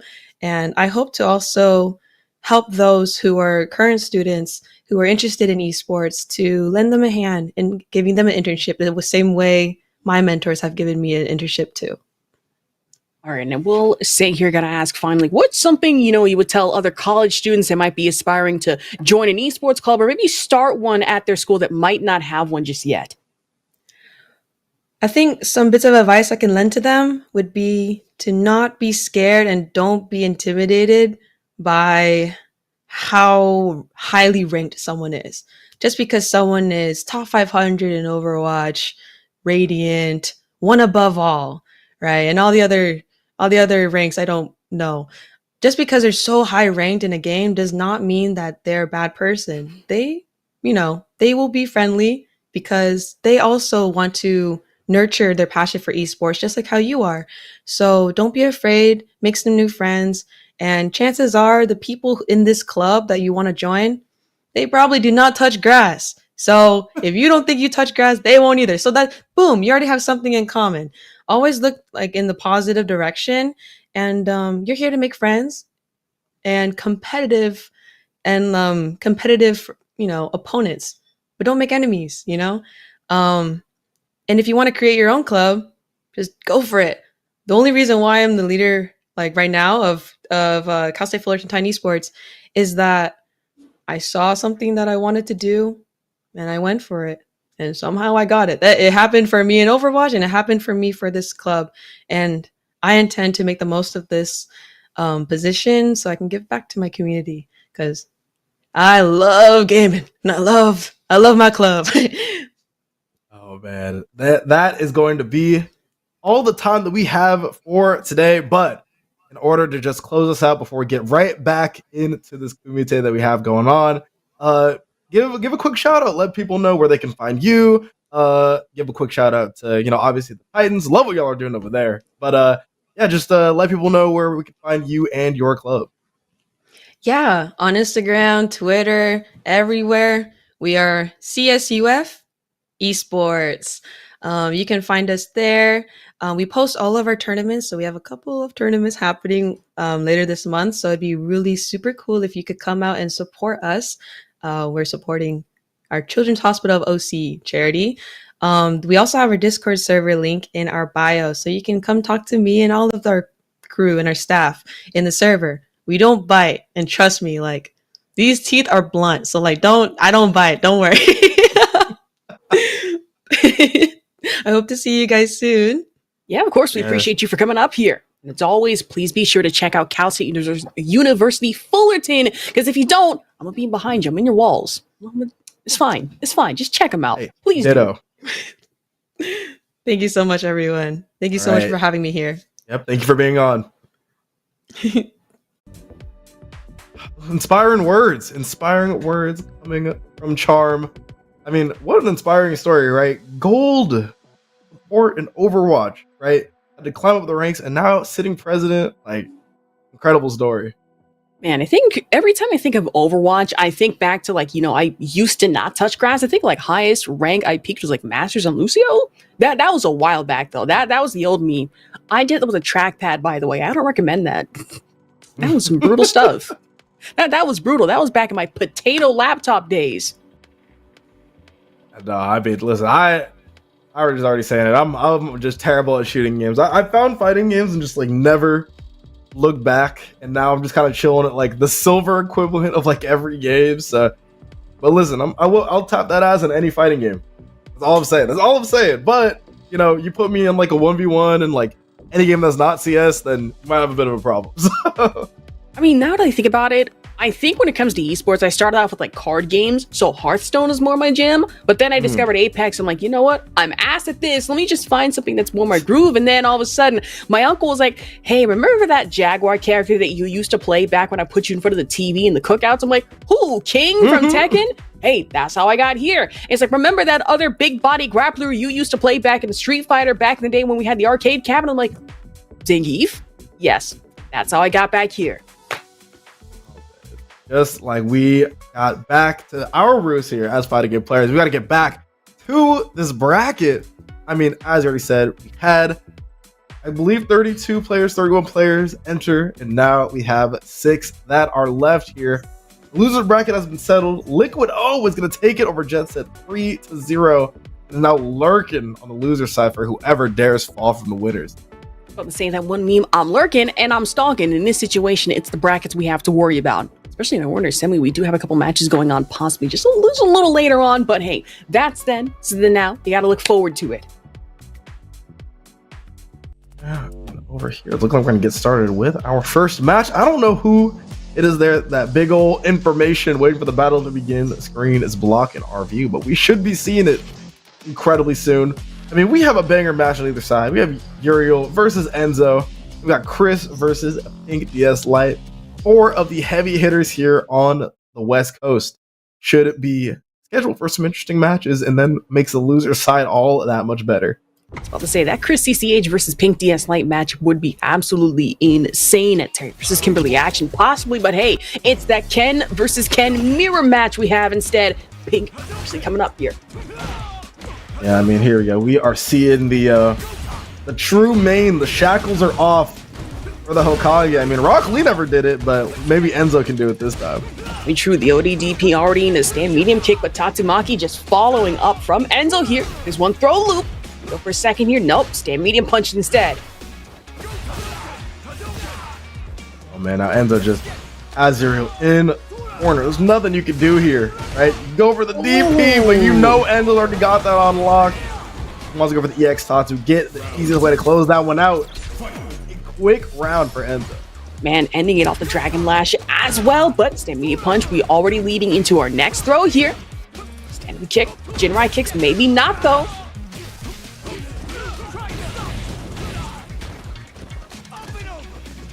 The back throw. Now once again, Enzo finds himself in a favorable position. Uriel though fighting back immediately. Good break on the grab.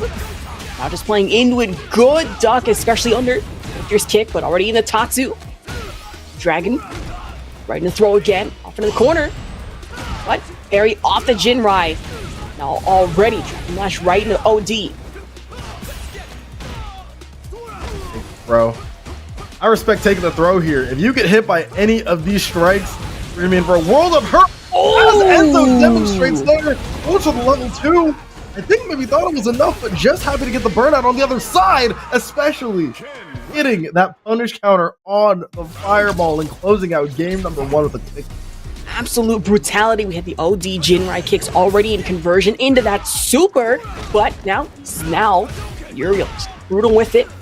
Medium kick, already in the drive rush though. Now just playing that neutral game, closing the gap though, especially. Stand like kick. What Uriel can do here. I mean, I feel like he's just been kind of the master late adaptation, right?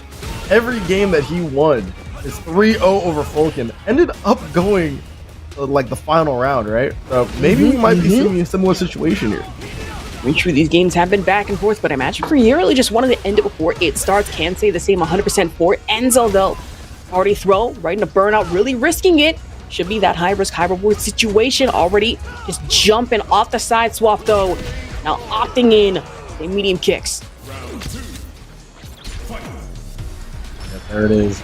We're already seeing it now. Uriel already changing some stuff up in between games 1 and 2. Now took that first round, has a lead in the second, trying to go ahead and extend it there off that punish counter combo. And had the Tatsu right into the DP, but already just baits in a drive rush punish. Now, stand light punch. Where there's one rush, there's another, but smart in the back throw though. Fireball just right into that air hit. Enzo has a lot of ground to make up. Looking like it's not going to be a problem though. Uriel on his last legs in regards to that drive gauge. It's not even one bar of meter, trying to build it up as best as possible, but already going into the level 3 super art instead. Not going to be able to kill here, but burned out. There's not much for Uriel to work with. Proving it there, has to jump, has to get anti-aired as well. And was hoping to just find something in off the jump in, but the instant read, especially off the anti-air. Now with the Tatsumaki back in the corner, tried especially off the crouching leg kick, but instead off the DP back throw. Huge damage. If I be able to kill there. Goes for the level 3, wants to get maximum damage. Increase that disparity in regards to the drive gauge.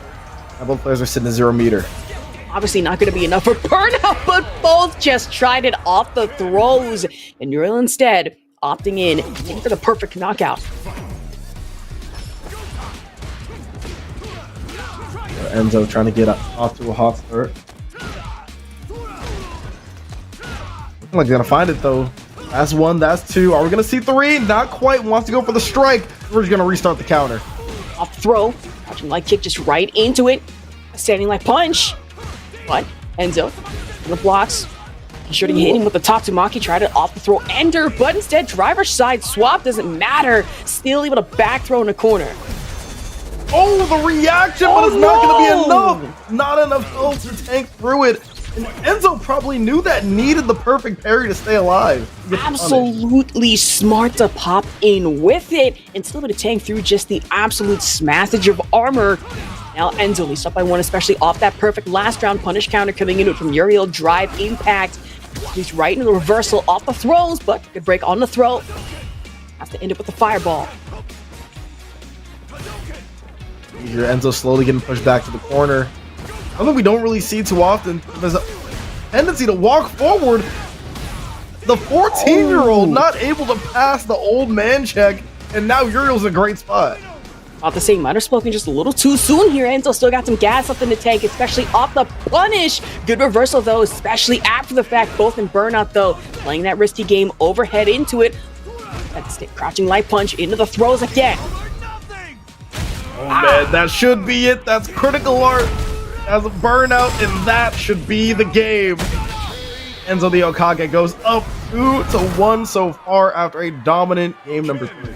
And just that sit down and shut up. Forget those old man checks. All of a sudden you got a young man hurtling at you at 90 miles per hour. His name is Enzo the Hokage, but hey, we still got a little more gas in the tank on the side of Uriel. A bit of a ways to go here. Like I said, we've seen Uriel do this before, like, you know, I'll take a game tax, get right back into it. I gotta say though, it's just so impressive to see that Enzo can just do this on 2 characters, right? Already had 2 characters over 1700 MR. This character in Legend though, with the Ken. And insane with it, of course, having to play just right in the middle of ground, knowing that, hey, I get put in this corner, all of a sudden, I really have to risk the wall crush, the stun, and I might be down and out of it from there on out, but the Okage able to build back up off the meter. Stay medium kick into it, though.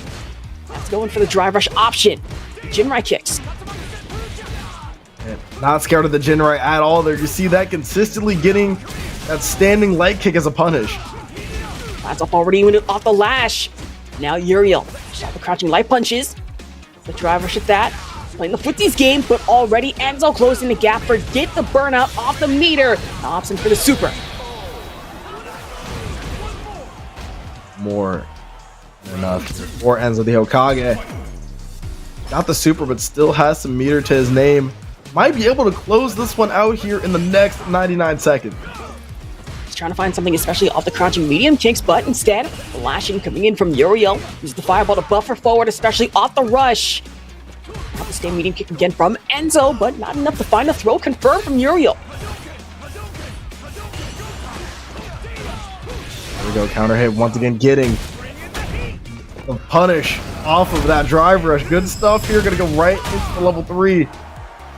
Not enough for the burnout. Doesn't matter to look at the amount of damage done. Look at the lead here. Enzo feels like they have to mash, but you know that's not the case. You're holding the stun regardless, and that should be the round here with an easy confirm for Uriel. Absolutely had to opt in for the jump cancel option, but we got to talk about that. Knew that the super wasn't going to be enough for the burnout, maybe calculated or tabulated a little too far, but hey, still worked it out in the end. Was able to put down the pressure against Enzo in that last round, but now you're going survival point. Enzo, however, still on set point here. Very out here for Enzo, though. Not making it easy to survive in this bracket. Here's the overhead. It goes for the throw tech right afterwards. This should be massive damage once again. Going for that level 3. Puts Uriel in an incredibly bad spot right now. One strike will do it, and a couple throws will do it as well. Goes for the trade and gets the trade combo. Picking up the set win as well. And Enzo the Hokage will be seeing you in winner's final. Trade for trade, pick for pick, word for word, Ken for Ken, and Enzo was still able to take this. I wouldn't say clean fashion, it was back and forth, but hey, squeaky at the very end of this. Yeah, I mean, we were brawling back and forth. It came down to it. It's like, listen, we saw a trade combo come out for Uriel that first round, then we saw the trade combo come out for Enzo to close it out. They have been slugging, they have been trading, they have been catching jumpers, they have been doing all of the above. Go ahead and try and close out that set, but Enzo's gonna be the one to go on top and take it. Good stuff. Absolutely, just both players in here coming with that hyper aggression that we're used to, and for Enzo to get a little scary here and there, but Uriel was really meeting that, especially off the Jinrai kicks to Tatsumaki as well. But then we got to talk about that one last bit. We're almost certain, hold on, we playing the risk. We didn't get the burnout, but we were still able to follow through. Enzo, hey, just shook that off, took it in the next. Yeah, now we're going to be seeing him in winners finals. Got to be seeing who our other winners finals competitor is going to be. So far, I mean, it has been looking real good for both these players. Chris CCH putting on a clinic in the winners quarterfinals match. That FighterZ Light as well coming out with a big victory. And not only that, but off-stream we did get from production that Liquid O did manage to set a 3-0 against Jet Set. So I imagine no more JP menacing through our bracket this time, at least tonight. Now it's looking like FighterZ Light has to try to navigate this carry pressure. So far, hasn't done a good job of it at all. Hasn't even been able to land a strike with the perfect coming out here for Chris CCH. Man, absolutely insane. I'm sitting here like I blink and I miss it. It's like, wait, hold on. Game's already over? No, that was just the first round. Now we got the second one already going into it off the tackle. And working on another perfect. Gonna get the punish here. It's looking like it's all gas, no brakes here for Chris CCH. Oh, double guys are right into the rising tackle, but risks the burnout. And now for Pink DS Light, able to clap back, especially off the super. Hopefully trying just to find it may be enough. Teleport, medium kick right into Stand Fierce. There's the burn knuckle, and this should be it. Nothing much you can do, except for the level 1, spending all the meter, probably just believes in himself. Just a shred of health. Pink DS Light, you flying a little too close to the sun in this situation for Chris CCH, though. Just hits with the overhead. Able to put themselves up by 1 here. You're going right back into it. Pink DS Light does have a Terry, so a lot of the stuff that's coming at him shouldn't be new. There with it. Rising tackle on the ender. Trying to find something, especially off the standing light punch, but instead opts in off the throw double knuckle right in the shoulder bash. Oh, this is looking ridiculous. Should be another perfect. It's looking like it is. We are pushing P here in FlyQuest Fight Series. For CCH puts another one on the board. Absolutely not. We can't keep getting away with this. And I imagine if you're San Jose State University in the chat, rooting on for Pink DS Light, it's like, okay, how many throws are we expecting here? Fight back for something, anything. And honestly, not much you can do against untapped aggression like this one, except off the slide in. It's a back throw side swap. Oh, there it is. Fought the OD rising tackle. So good. The burning knuckle. Fierce kicks. OD burning knuckle coming into it though. Actually, rising tackle, excuse me. Getting hit there, does not want to go into burnout. It's looking like we aren't even going to need it here though. Crack shoot. Right into the Buster Wolf, and it's going to lead to the kill here. 4 quick rounds for Chris CCH. Not the same. These games that have been so typically back and forth tonight, especially in our West Coast bracket, those first 2 went by unusually fast. And for Chris CCH, just really putting pedal to the metal here, especially off the overhead, right in a rising tackle, adds the enter. But it's throw loop 6 again, except off the drive reversal from Pink DS Light, backs out the corner. Go for these lariats. It's not going to work here though. Chris CCH displaying just incredible whiff punishing ability. Could this elbow change the tide for a Pink DS Light? Oh, the OD spiral throw. Now we're just back into the corner, just trying to find something, especially off the crouching light punch, but Chris CCH instead getting hit with the throw. Ooh. Tried it off the OD rising tackle. Pink DS Light read him like a book. And now we are in our flow state. Just end it with the super art. Trying to make sure gaining as much meter as possible going into this next one. Here at 2 bars apiece, and Pink DS Light takes him 2 games to put a round on the board against Chris, but a good round at that. All right, forget what I said earlier. We're not washed just yet. Pink DS Light still in it, still has a chance at least, but already just starting off with the crouching light punch starter and off the burning knuckle into the throw loops that we usually like to see off of Chris CCH. Apply further pressure, but splitting the gap with crouching light. Looking right now, Chris CCH's defense has just been so incredible so far. Giving up anything. Goes for the throw. More of these might kill and gets the punish. OD crack shoot coming out. And now Chris CH only has 1 more round to close this out. Uh-oh, getting tough here at the OD overhead as the ender, but already drive rush into that stem. Actually, crouch medium kick, but the medium punch right into it. Overhead off the tackle too. Throw escape. Is like in the corner, no real way to get out of here. Catches the throw though. Okay. Good interrupt in the middle of the throw. Pink DS Light still getting hit off the burning knuckle, especially. And the shuffle where there's one rush, there's another with the interrupt. Counter hit reversal. And now off and in. Throw again. Oh, doesn't let him out of the pressure though. And a quick 3-0 for Chris CCH. Be finding himself pulling through 1 kid there to Pink DS Light. Gonna try and fight another in Enzo to try to get to that winner's side of grand finals. Man, just tore through the opposition here. And Pink DS Light, listen, we got to give him some effort here. Got to give him an applause. It's not every day you see a Kimberly coming through tearing everybody like this. I mean, familiar with it in CFGC, but this is FlyQuest Fight Series and still put up an effort. Yeah, I mean, it is always so interesting to see when 2 very dominating sets go back to one another and they have to fight, right? Because as we saw here, a 3-0 over Liquid for Chris CCH, a 3-1 over Jet Set for Pink DS Light. But then you see him clash, and Chris CCH just looks calm, composed. It looks like he has been in the situation time and time again, and that's exactly what you have to expect from such a professional such as Chris.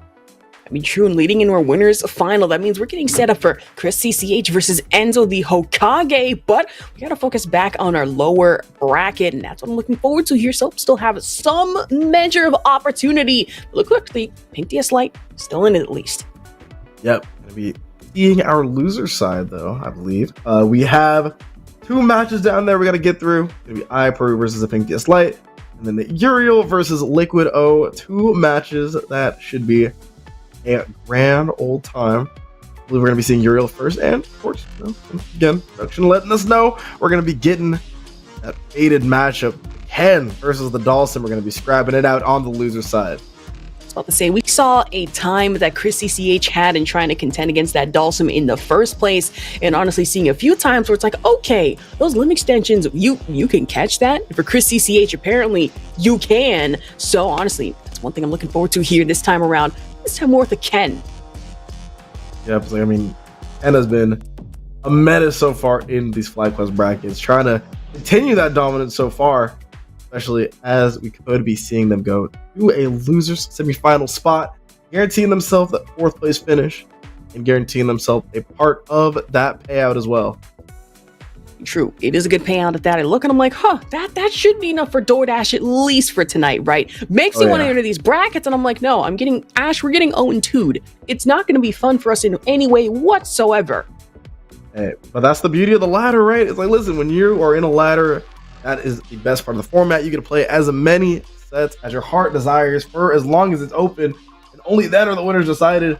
I mean, listen, I know that I would get rocked in a bracket like this, but at the end of the day, you actually go ahead and look at some of these scores. It's like, wow, how did they go like 7-2, or how did they go 2-7, right? It's all because they got to play as many sets they wanted over the 2-hour period. Yeah, absolutely. And then you see some people that's like, how do you have a 100% match conversion here? Like, what are we doing? How terrifying do you have to be just to do that? But speaking of terrifying, now it's just going to be fireballs abound, especially Uriel against Liquid O. We haven't been able to see much from him. Turned it on when the lights were off. They're not on stream, delivering the 3-0. Now it's fighting against Uriel, who has already proven himself in the winner's side of the bracket. Man, and already just getting off to a hot start here, especially off the Yoga teleport, but has to block the overhead, doesn't tank through it, now ends it off the DP. Oh, there it is. Has to go for the throw. Not be much besides some big damage, and then the jab on Wake Up out here from Liquid. Oh, so brave.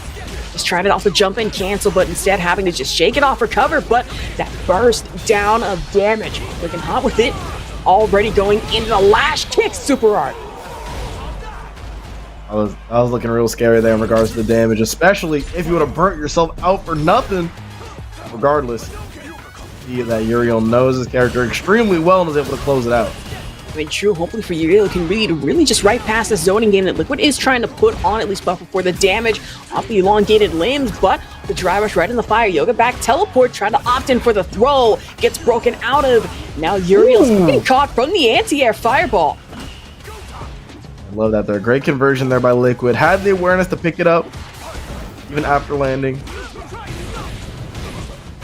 I gotta see what they can do with this lead though. So far, he absolutely destroyed the corner. Critical art indicator is on the table, but will he even get a chance to use it here is the question. Great balls of fire. Throw. He's gonna set a scary spot, maybe trying to go for some sort of chip damage, and goes for the Hail Mary drive impact, and it succeeds. My goodness, and the drive impact we trusted for Liquid O worked a little too well. Just had to chip down and burst down off the health from the fire. And that ender as well for Uriel. Just not enough. 2 solid blocks, and it's still not enough. Perfect parry. Punish here, except from Uriel. I mean, that's one of those things that you have to see out of that high level play. That's exactly how you can punish Dalsum on all of these long limbs, despite getting that retracted curve bug. Off the DP as well, crouching light punches into it, but the perfect parry, just trying to find some off-stand medium kicks, but Liquid O punished instead. Fist meets face in this case off the level 3 super art. One more touch should do it, regardless of what it is. Oh, the reversal, but you're still stuck in the corner, and for Liquid O, 2 vulnerable pack-to-punch off the OD Jinrai kicks from Uriel. The Jinrai just way too powerful, way too overwhelming for Liquid O. It feels like ends up guessing wrong. And of course, the classic phrase guess for game rings true once again. Oh! Good read off the Yoga teleport, though. Uriel just knowing when to punish, and now the DP again. Grab rush right into Jinrai, but back teleport from Liquid. Might not be the actually, hold on. Smartest decision to get yourself out of the corner, but still putting yourself at the mercy of Uriel and burnout. Oh. I don't like this spot. I'm just sitting here shaking in my boots, waiting for the drive impact, and there it is. You will quite literally just put yourself from one corner from the Yoga Teleport and walk yourself over to another. I don't think Liquid really had a choice in the first place, but hey, not exactly the smartest decision in hindsight for Uriel, however. Put themselves in burnout, able to end it off stand medium. Tried to go for that heavy punch. That looks so good when you're first starting out, but then you realize, hey, if I just jump this, I get the world as my oyster and as my buddy. True. DP in the back row again, but Jinrai misses off the last string. Has to opt in for the perfect parry, but where there's one throw, like we do say again, there is another. Tried it off the ODDP, but Liquid punishes off the fireball. Make it once, make it twice, almost make it a third here. Oh. The wrong upwards fireball there, can't get that. One momentum. However, with burnout damage, not gonna quite be enough. Like that, trying to go for one more setup. Trying to get the close out here. Uriel just waiting, trying to wait out that burnout, but it's not enough. And now Liquid the gambit pays off, gets to go into the next round with 2 meter.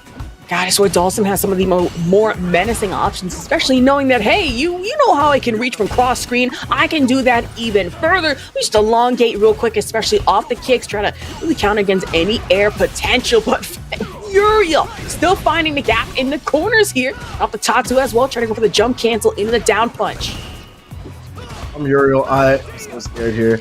I do not want to eat any more of these supers or block any of this. Burnout so close. It looks like we're just going to go right into the level 3, scratch him up. Bring him back on down to the floor. Listen, sometimes you just got to go full. And Nelly is getting hot in here with these fireballs from Liquid. Oh, now Dalston, it's no joke. And to really just play against the anti-air for Uriel. Oh yeah, he really likes to opt in, especially for the jump punches. Liquid playing from cross distance, even then Drive Rush immediately countered back against by the fire. I was gonna say one light limb will do it, and it's looking like the light punch, or sorry, excuse me, looking like the medium punch is gonna be what ends up taking it there. As Liquid picks up a game for themselves here and ties it up 1-1. Man, there's the anti-air potential coming into it from Uriel, heavy, especially off the air, medium kicks. Now, stand light punch right in the conversion. Good back throw at that. Oh my goodness.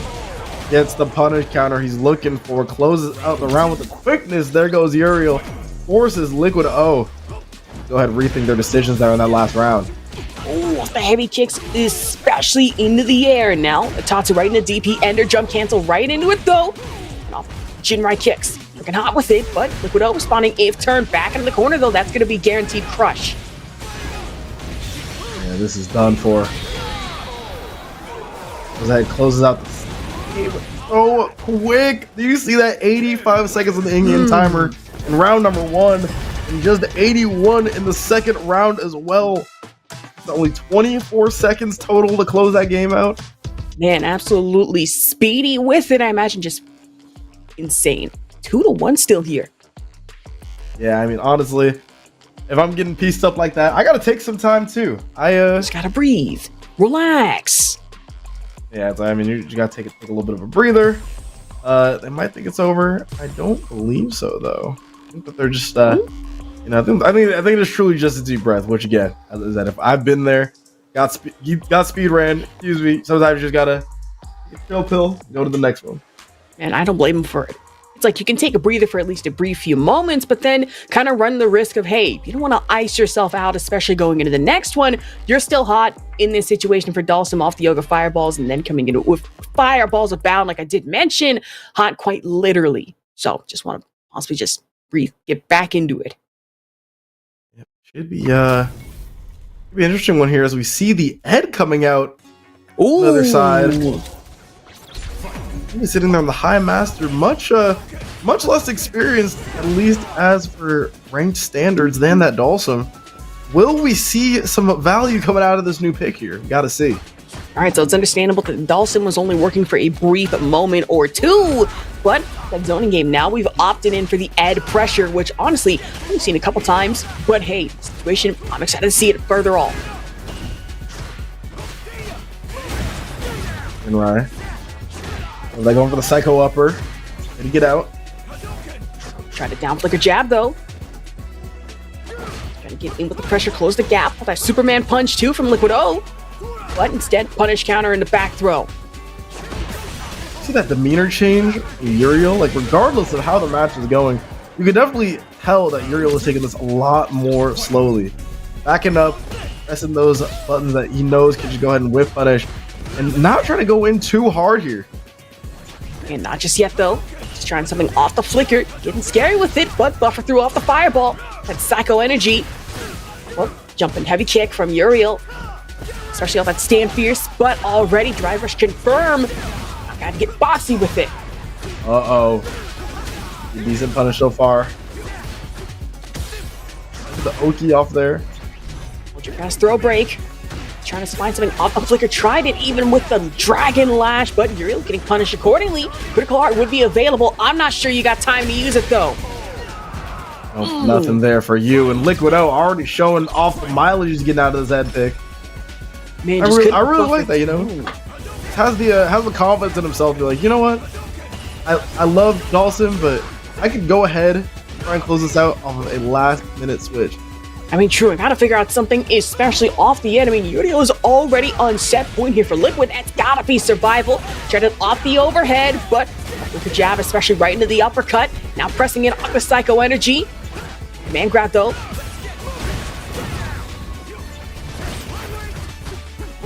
Uh-oh, Flicker pullback. You already know that Flicker puts in the work. He's been putting in the work. It's SF5. His reign of terror here in SF6. Oh, he just has to send him right into burnout. Liquid just really doing worse for wear here. Whatever damage you take, that's definitely good at chip, and honestly getting thrown into the corner like this. Uriel knows full well has to end it with the crouch hit. Tries to go for the gambit, but hey, sometimes when you go ahead and gamble, the house has to win.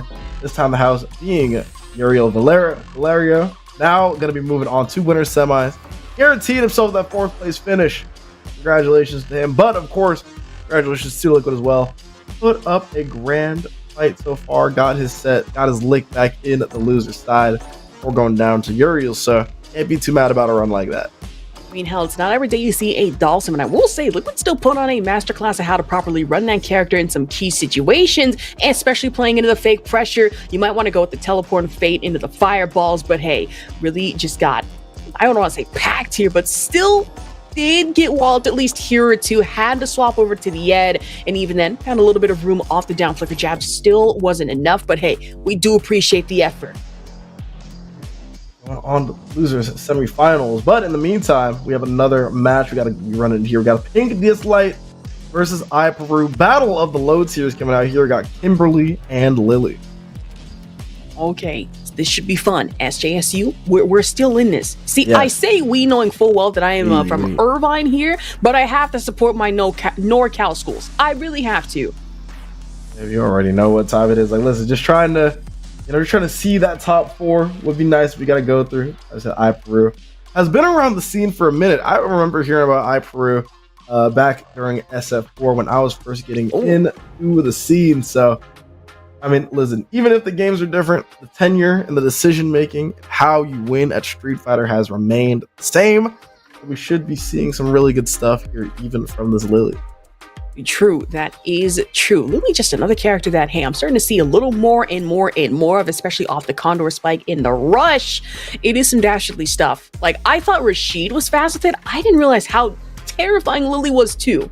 I'm sorry about that. And Lily is Lily's a beast. I mean, especially once you start to get those wind charges going, it's like, it's kind of one of those things that you really appreciate about, like, grapplers, or at least some of the quote unquote faster grapplers, at least with those Condor. It's like grappler light. The big ass forehead just adds to the aerodynamics, I swear. It really does. Yeah. We're gonna need I'm gonna need Aston Martin. Like, listen, our car needs to get better this year. Like, we gotta invest in some of those aerodynamics that we're seeing from Lily.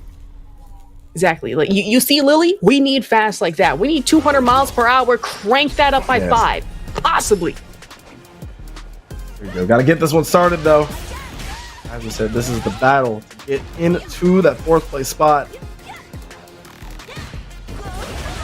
Oh, that's a position where it starts to get real. The reversal coming into it from Pink DS Light though. really with the rush down. Honestly, two characters that I will say are fast a bit. I think there's like just chilling in the corner for now. Not getting a bite there on the shimmy attempt. Oh, command grab goes completely unpunished. But a punch is gonna come out with a wind charge to make up for it.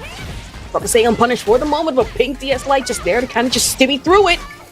Now Peru looking a little worse for wear, especially having it hop in through the paint cans. The counter hit off the back throw.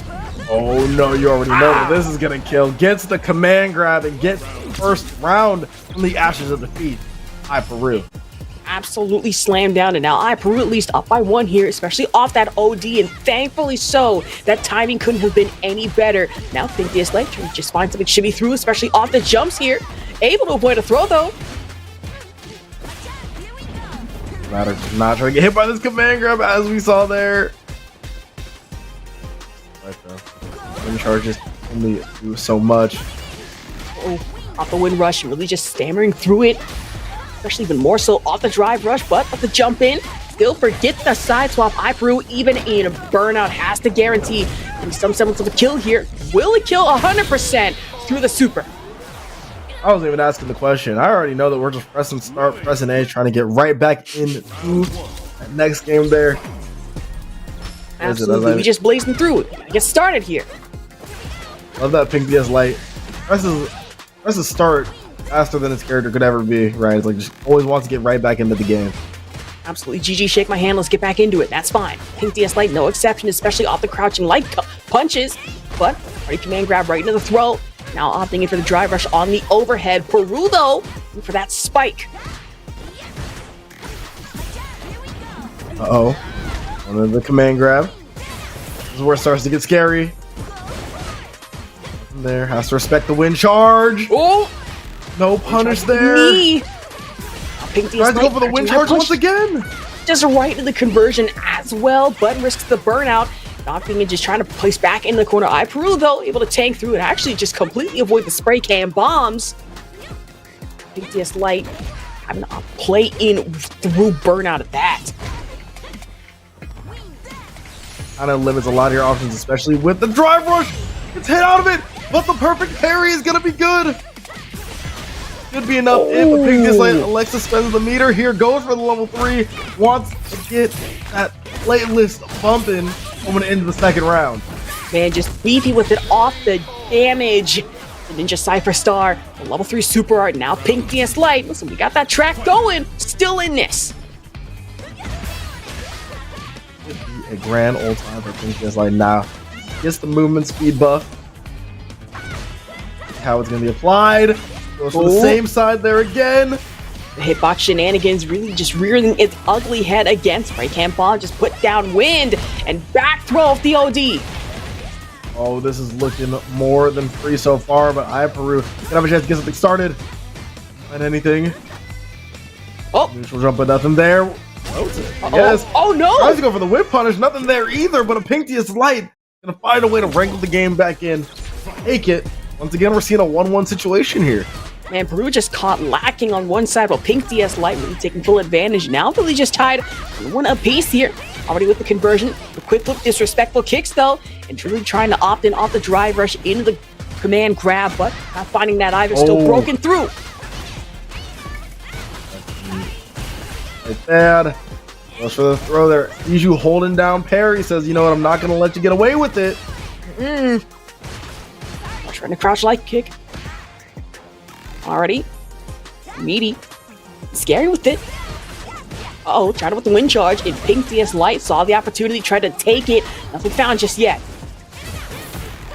Like that, Pink DS Light just trying to ignore these wind charges. Should be good here.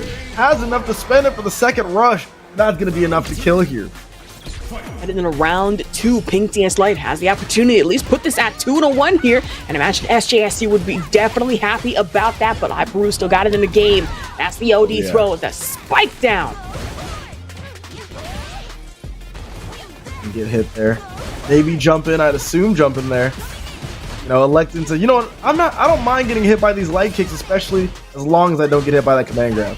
Actually, this is fine with me off the back flip, especially the drive rush, but Pink DS Light Now playing that footsies game, we do love to see time tested and true before already opting in with the interrupt off the Kraut light punch. Strings. Oh, let's see the kid out here. Oh, it's the connection. Says, don't you ever try to throw me again.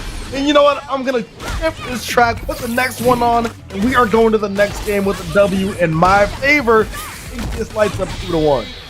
About the same. When I think connection, I think education connection. Pink DS Light getting on that class, especially with Kimberly. So I think that applies here, but hey, we're only just 2-1 right now. iPeru still has every room for opportunity, possibly tie it 2-2 here, but hey, I don't want to speak too soon, leak the script too early, Avian. Yeah, it was like, we already got the leak before. Can't leak it we again. We don't want it again. Gotta keep the people guessing. Exactly, gotta keep them on their toes. That's totally fine. You don't want to leak who wins the next Oscars, but meaning that we already opting in off the rush through the great winds above. With the frame data. Is it good tech though? Really, scenario. Usually you aren't seeing that option. Say double overhead, make that triple, but has to opt in. Tried the reversal from Pink DS Light. iPeru read him like a book, and instead going in with another drive impact into the grab. We're seeing that training mode only spacing right now. Using those lines, get some incredible angles so far. Oh, Yodi Rush coming into it from iPeru. Build up on 1-2 stacks of wind charge here. So Pink DS Light want to be careful. Maybe not the shimmy just too close to the sun here in this situation. Shimmy too close to Lily, but shimmying able to break out of the grab. Now tried it off the drive rush corner swap though. Now Peru just finding themselves at the mercy here, especially. Oh, the reset. Overhead there. No connection. Good combo there. One of the better starters there for Lily, and gets the punish counter. I was gonna say we might be seeing the level 3 there. Not gonna find it though. Saying not just yet, just have to find something off the follow through and damage. Just caught in the air. iPeru take it through a loop. And honestly, for Pink DS Light, it's getting too dangerous. You flew too close to the sun. You get punished for it. Where there's one burnout, there's another. And I was thinking Pink DS Light super. No, meet iPeru super art level 3. Too greedy there. Tried to close it out without the critical art. But as you said, sometimes you gotta just let it rock. You gotta be willing to go into the next round with no meter. Not gonna be enough though. iPeru's gonna tie it up, and we're going to a game 5. All right, game 5. When I said these matches will be back and forth, this is exactly what I was looking for. We're now tied 2-2 apiece here. Collegiate Night is going insano mode. iPeru even more so. Pink DS Light though. Punish counter reversal off the perfect parry, and another DI. Let's get the DI coming out here. Ash, you gotta be honest with me. I know I'm an SJSU supporter, SJSU enjoyer, but be honest with me. So far from what we've seen here in this game 5, who do you have taking it? Listen, I don't want to be biased in any way, shape, or form whatsoever, and I did have a little bit of faith in iPeru off the rare Lily pick, but Pink DS Light, you have my full support and the backing of UC Irvine here. I gotta go with them. Get anti there. Such a potent tool. No throw there. Oh no! For the Condor charge, nothing there. When this fight is sitting at set point. Right, set point, and iPeru just trying to find their way there as well. The disrespectful kicks out the back foot, drive rush right into the throw. Back in the corner though, Pink DS Light just putting foot to pedal here off the gas. iPeru has just not been able to get out of this corner so far. Absolute flow state. We have the can't. Crouching light punch. Guaranteed back throw off the OD.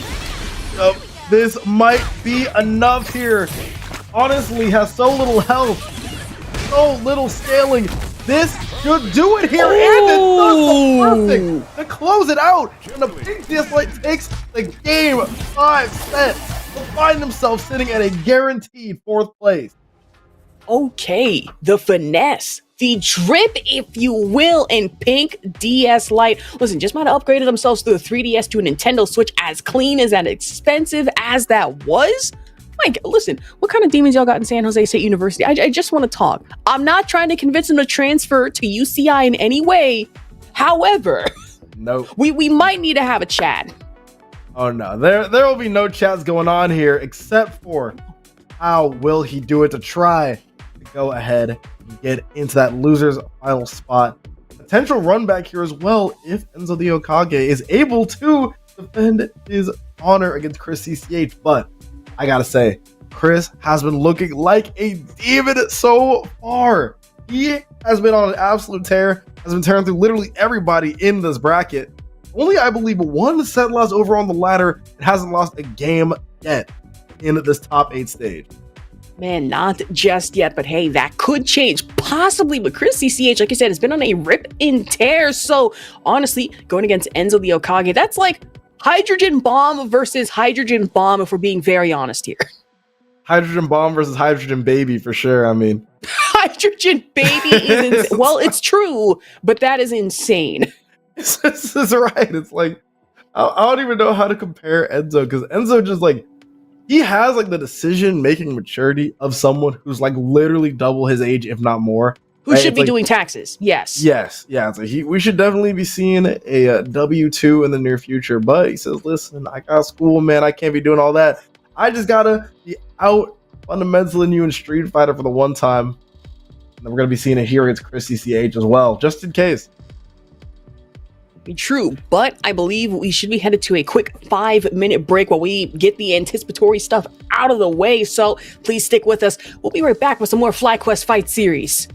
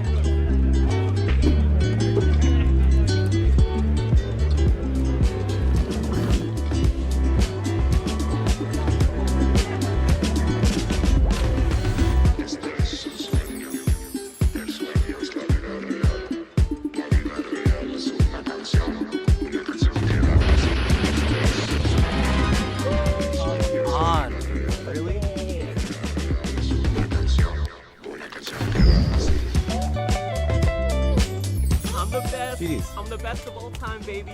Let's hear it. You're so good. How are you so good? I love you, Jake. GDs.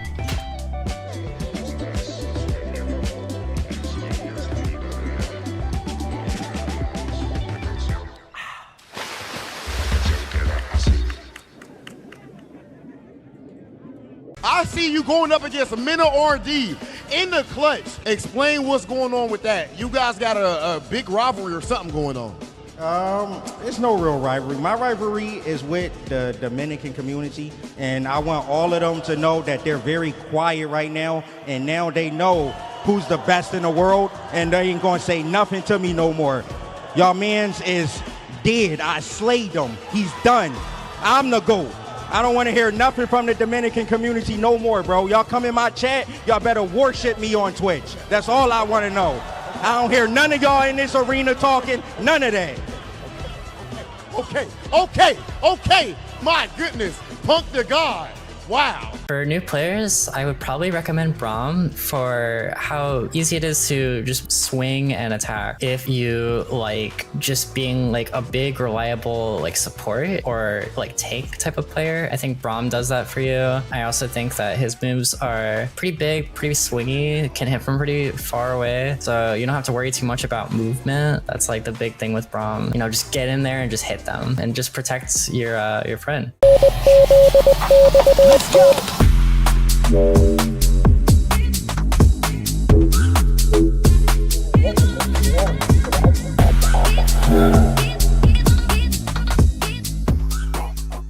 What we need is combos. We need straight combos. Everything needs to do at least 50% and then land into a mix-up. We need mix-ups too. New players should play Echo because, as I mentioned before, we need a mix, right? And there's almost no better character to mix than Echo. And it's pretty easy too. Everything needs to be a 50-50. You can't have anything less. No 49s or 51s. Then you gotta get them assist calls. Assist calls. After that, nothing else. For new players, I recommend Ari because you play a game like this because you want to finesse. You want to move. You don't want to just do things without purpose. Anti-air is as simple as it gets. I kept it extremely simple, but I mean, you can go a long way with just those. And this character is so elegant, so smooth, that you just want to dance when you play it. And this is the character I recommend.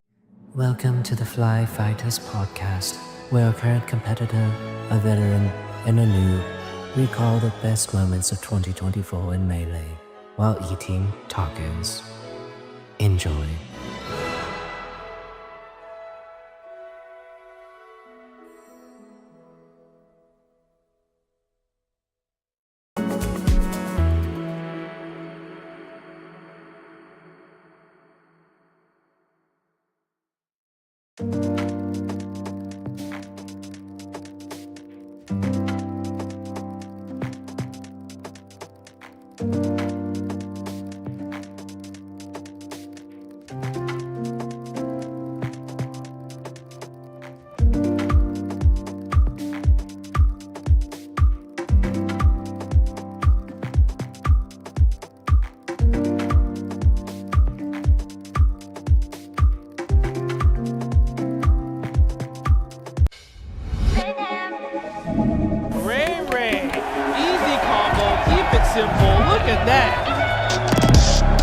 And there's like so many different things that you could talk about.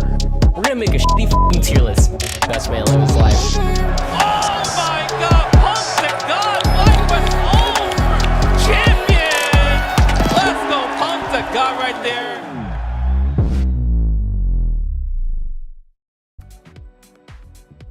Yo, we are back. We are live with even more FlyQuest Fight Series here. Number 47 coming at you live, more of that Street Fighter 6 action. We had 31 competitors here on the West Coast, and whittling it all the way down to just 4 of them. So much entertainment, so little time to go. Now, Asher, why don't you just walk us through this bracket real quick? Yeah, of course. So honestly, we've been having banger after banger after banger just all night in our West Coast bracket. Uriel was just on a rip and tear earlier, but then here comes Enzo the Hokage, the hydrogen bomb in this situation, hydrogen baby, if you will, that has been tearing through most brackets these days, able to take down Uriel. But then we have to talk about Chris CCH, who's been an absolute menace to pretty much everyone involved, whether it be Liquid O, whether it be a Pink DS Lite, and then able to make their way into our winners final. But we gotta talk about our lower bracket. Jetta did get taken out earlier, so we're JP and Liquid O was the Dawson Menace until they finally met their match here. Honestly, against the scary Uriel, just had to swap to the Ed, wasn't enough. And then Pink DS Lite versus Uriel Valorio should be coming up next. But that Pink DS Lite versus Peru match, that was something to behold. I was almost certain that, okay, SJSU, we gotta go home tired. That's fine. Walk it off. We try again. No. Pink DS Lite was still able to claw their way back here into surviving the entire thing. Yeah, I mean, absolutely no bias at all. Do not look at like anything in the background that's like blue and gold and shows that I go to San Jose State. But in the meantime, that's probably my player of the day so far. We gotta get the actual players of the day. Here, though, in our winners finals, got Chris CCH on the Terry once again versus Enzo the Hokage. Man, just getting in a couple of good licks in with the stand medium kicks, but already interferes already overhead though in a rising tackle from Chris CCH. Tried it again off the command grab, but whiffs and hits. I mean, this so far should be the best match of the night. It seems like Chris has been absolutely unstoppable so far, but if anyone is going to be able to put a little bit of humble pie in his mouth, it's going to be Enzo. Well, true, trying to off the stand fierce off the kicks, but Chris CCH instead getting taken through a loop. It's the throw loops, but hey, there's only one to hit so far. Enzo, though, just getting off the tiptoes, and already the lash kicks in the DP. Oh my goodness. That's the punish counter. The Buster Wolf 2, dangerous with it, but Chris CCH at least able to parry a good chunk of these fireballs. Take one up close. Hey, that's totally fine. Drive rush right in the back throw. Oh my goodness, what a confirm into the Buster Wolf once again, Chris CCH. So such good reactions and such good knowledge to know exactly when he can these whip punishes here, especially with that added damage from the suit. I have to say the good reactions, the good reads at that one from Chris CCH, but Enzo getting even better with it.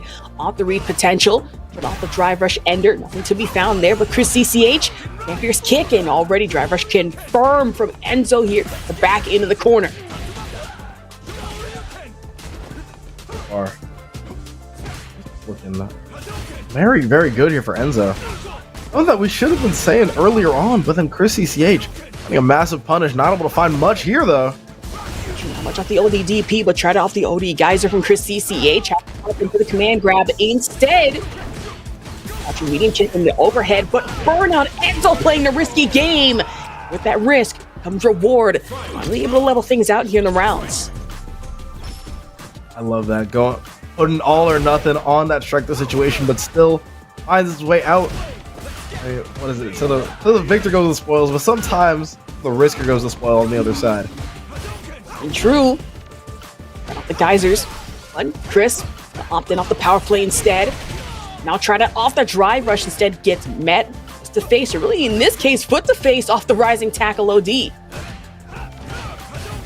So far though, Enzo has had Chris CCH in a box. Isn't even giving him a chance to jump out. It has just been absolutely suffocating pressure here for Enzo and makes Chris eat this. Hey, we're still alive in this. Hold on, shred of help from Chris CCH, and you have to tank this as best as possible. Punish counter, back throw, and now Enzo finding themselves on the back end. Counter hit, stun, jump, cancel right into it. My God, I was certain Chris CCH might have been cooked. Turned it around. What is this plot armor out here from Chris CCH? It seemed like he was as good as done. What? Okay, hold on. Aiden, I gotta ask, who was out here writing these scripts for Chris CCH? We can't be buffering through this like this.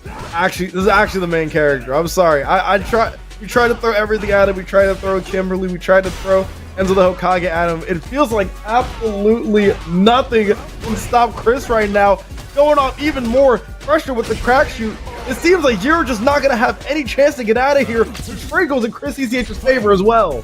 Absolutely not. Chris CCH saying, you know what, take that young man violence out of here. I'm gonna work through this, especially off the rising tackle. That ODDP getting punished accordingly, and now going for the geyser shoulder bash, back hits, rising tackle again. You see the routing from Chris. I was gonna say, you see the routing from Chris here. Tries to utilize the extra frame advantage to get some of those even tougher, even more damaging links. So far, such smart play from Chris here, but Enzo trying to put on a thinking cap of his own. Say routing, meet more routing again, already into the straight geysers from Chris CCH, just absolutely blasting through. And that aggression that we've been seeing earlier from Enzo, honestly, I don't like to say it's starting to die down to a point I'm not starting to like it here. This is kind of a wash here. Like Enzo, I feel like he's been so on it all night, but Chris just shutting Enzo down with precision. I'll to say the violence as well. And the knee bash, trying to go for the drive rush impact again, and already getting with the meaty hits, but Enzo still getting blasted through Buster Wolf.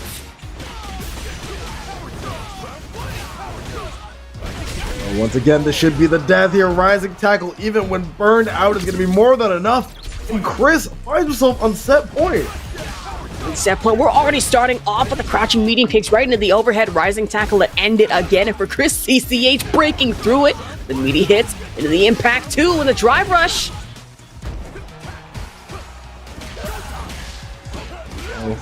There we go. Enzo trying to fight back. It has looked like it's all Chris CCH all the time, but now Enzo has that critical art on deck.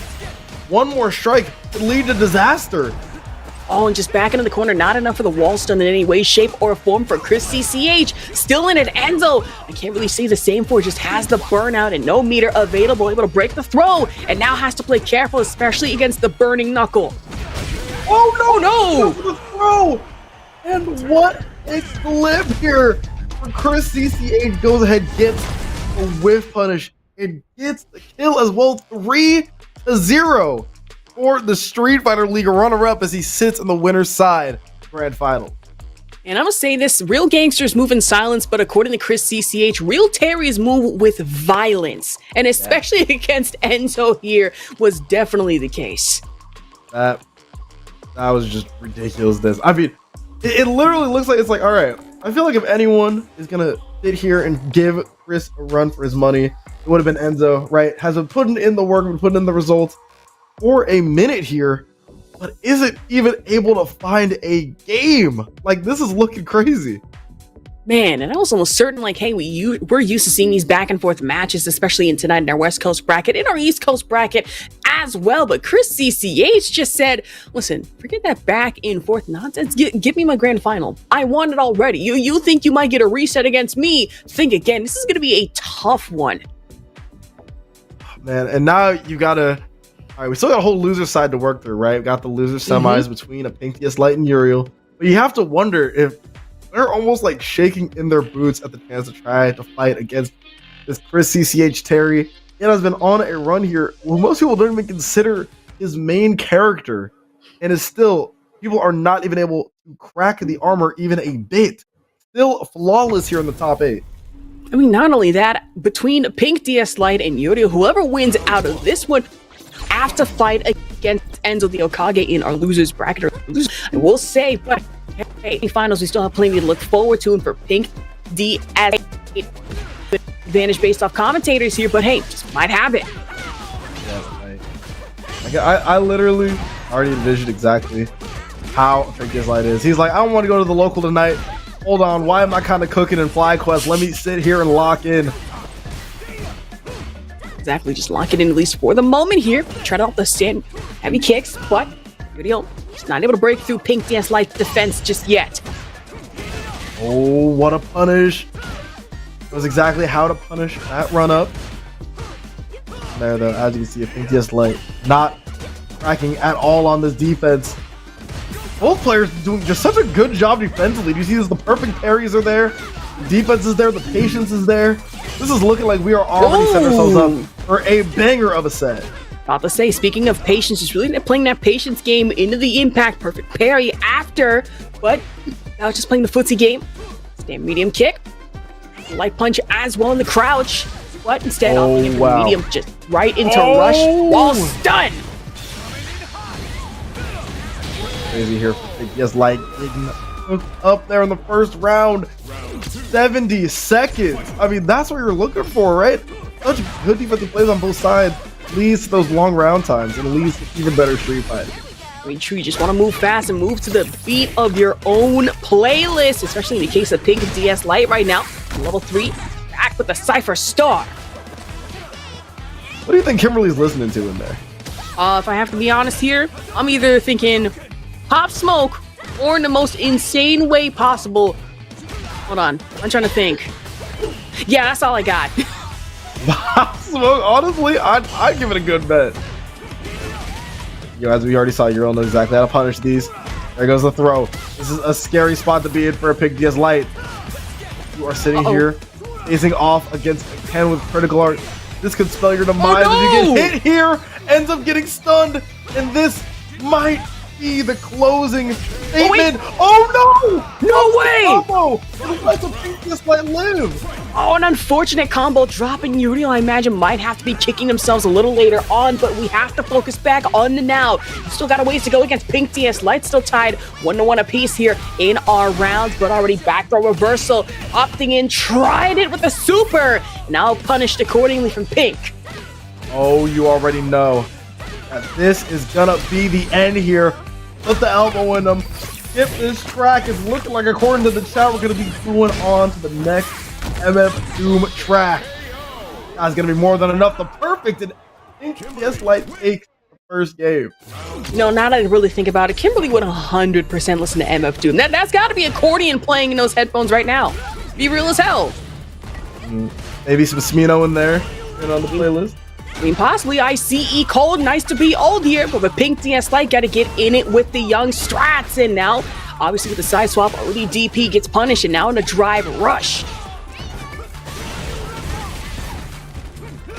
The DP coming out here. Uriel put it himself in burnout. A Pink DS Light. And you know what? I'm gonna put myself in burnout too. Spawn, forget the I am burn. I'm A-okay gonna still with push this. through these. That's fine with me. Oh, the Jinrai gonna trade. Not gonna be enough though. Oh no! There's the punish out there for Pinkiest Light. Sends the bar to pick up the round. I don't know, Asher. I'd say that's a pretty good trade. About to say a great trade at that one. I mean, look at yourself. Pink DS Light up by 1 in the round here, but still has to keep the momentum up, especially after the drive rush. Heavy with the impact kicks as well. The Uriel placing in the corner responds in turn off the ODDP. Uriel taking this control of this round though. Really unpunished. Now Pinkiest Light not trying to show a punish game of his own. Is gonna be the raw level 3 on Wake Up, trying to even up the score. Not only the score in terms of the games, the score in terms of the rounds, the score in terms of that drive gauge, pushing a Pinkiest Light ever so close to burnout. It's about to say we're not even in Tekken, and fist meets face. I mean, forget fate. I mean, it might be fated that Uriel would be taking that round here, tie at 1-1 apiece here, but Pink DS Light still taking that advantage, especially off the impact. Perfect parry right into it. Looks good though. Now a Pinkiest Light so far gonna burn him out, gonna get that speed buff as well. This game is looking real in a Pinkiest Light's favor too. Man, Pain's over with the graffiti though, but already with the Wake Up super into it from Uriel, just up with the side swap and tried it off the lash kicks. Pink DS Light though, read like a book, side swap right into the wall, stun. Yo, let's go. Let's go. Come on. Pinkiest Light going up 2-0. Man, just standing toe-to-toe with some of the wildest contenders possible. I mean, 9 times out of 10, most of who have already hit Capcom Cup does not care. Pink DS Light going in for the OD option. Uriel, though, tried out the ODDP, gets punished. Now, I want to remind the people that Uriel has indeed qualified for the Capcom Cup. Now, I have to ask, the Pinkiest Light is doing all this. We might need to get a Capcom Cup qualification for this band as well. Listen, I'm not going to say too much. Hey, I was about to say Capcom Cup 12 is like right around the corner. I say that though, right around the corner being next year. But Uriel just trying to set him into next year off the ODDP, especially in the lash kicks. Jinrai has yet to be found. The ODDP again for Pink DS Light, but able to tank through it, especially off the parries. Yo, it has level 3. Trying to do anything to crack this Uriel defense. Finally finds the throw. Been it there, no confirm. Oh, the DP! Oh no! And the misinput is gonna be the end of Uriel. You already know this level 3 is gonna kill, and it's gonna be a 3-0 victory for a Pinkiest Light. The losers finals is gonna be in his grasp. Oh, that's a tough one. If I had to think from Uriel's standpoint, probably thought that, hey, maybe from that distance, I could just find just a shred of hitbox off the DP. Wasn't enough too far. And that is an unfortunate way to go, just to try to survive. But no, Pink DS Light moving forward here. Now have to face Enzo the Okage to try and make it in the grand finals. Pink DS Light continuing to thrive in the loser side of the bracket. And speaking of thrive, that was definitely not just a very quippy segue, but speaking of thrive, we are going to be seeing some FlyQuest internships. They are going to be hiring interns in 2 fields, marketing and in partnerships. So I know all the college students are out there trying to get that work experience. Go ahead and apply. FlyQuest Twitter for more information. Yeah, absolutely. Honestly, down the line, we really got to sit here and go, hey, FlyQuest, if y'all had an internship for commentators, just saying, it would be awesome. It would be cool. But hey, got to focus back on the now and in the match. Uriel, actually, hold on, excuse me. Leon Kage. Uh-oh. I'll say we might change here, but either way, throw loop central back in the corner. Yeah, I blinked for 2 seconds and all of a sudden, Pinkiest Light is getting perfected.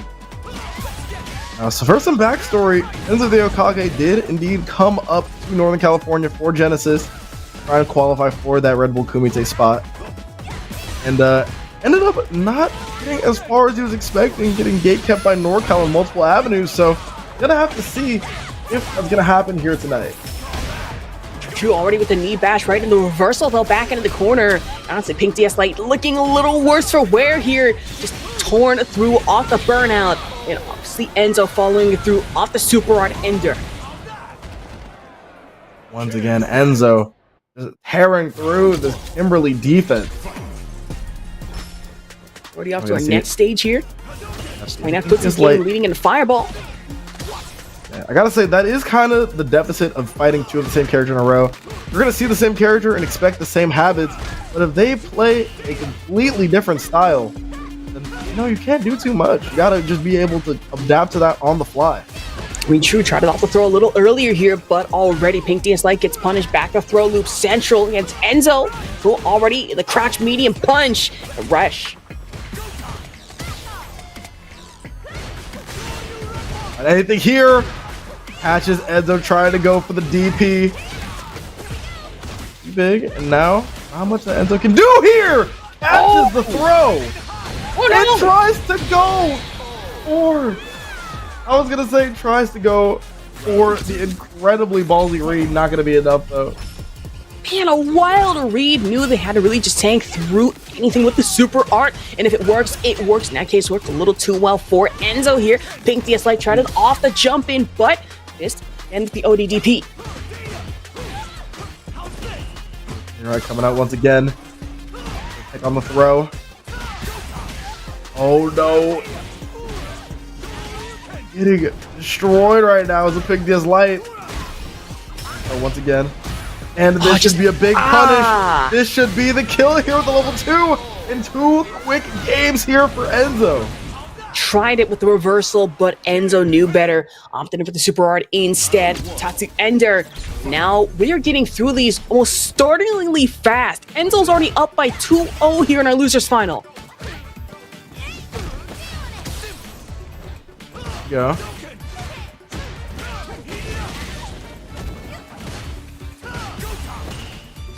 Uh-oh. Rush shred out. It's Jinrai. Oh. There it is with the elbow.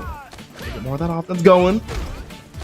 One throw, two so throw. Hard go. That's 3. Are we going to see it again? That's a sequel. 4 That's throw. 4. I do it again. Make it 5. That's 5. I go strike now. Make it 6. Oh, okay.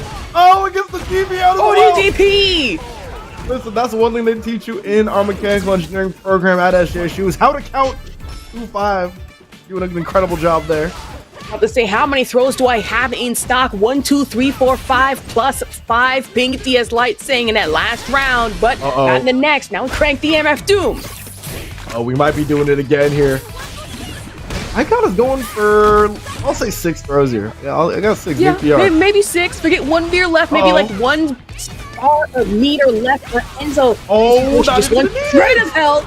A perfect for Pink DS Light. We're not just going 3-0 into this. Enzo completely stopped here. Now 2-1.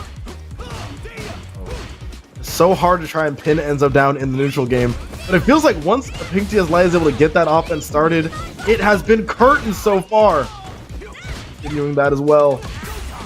Oh, just runs into the crouch. Absolutely, we're already going with the crouch medium starter, drive rush into the Tatsu, getting fiery with it from Enzo. And obviously had to waste some meter for it, but worth it in the end. Hopefully, Pink DS Light, though, counter back off the slide and in the overhead.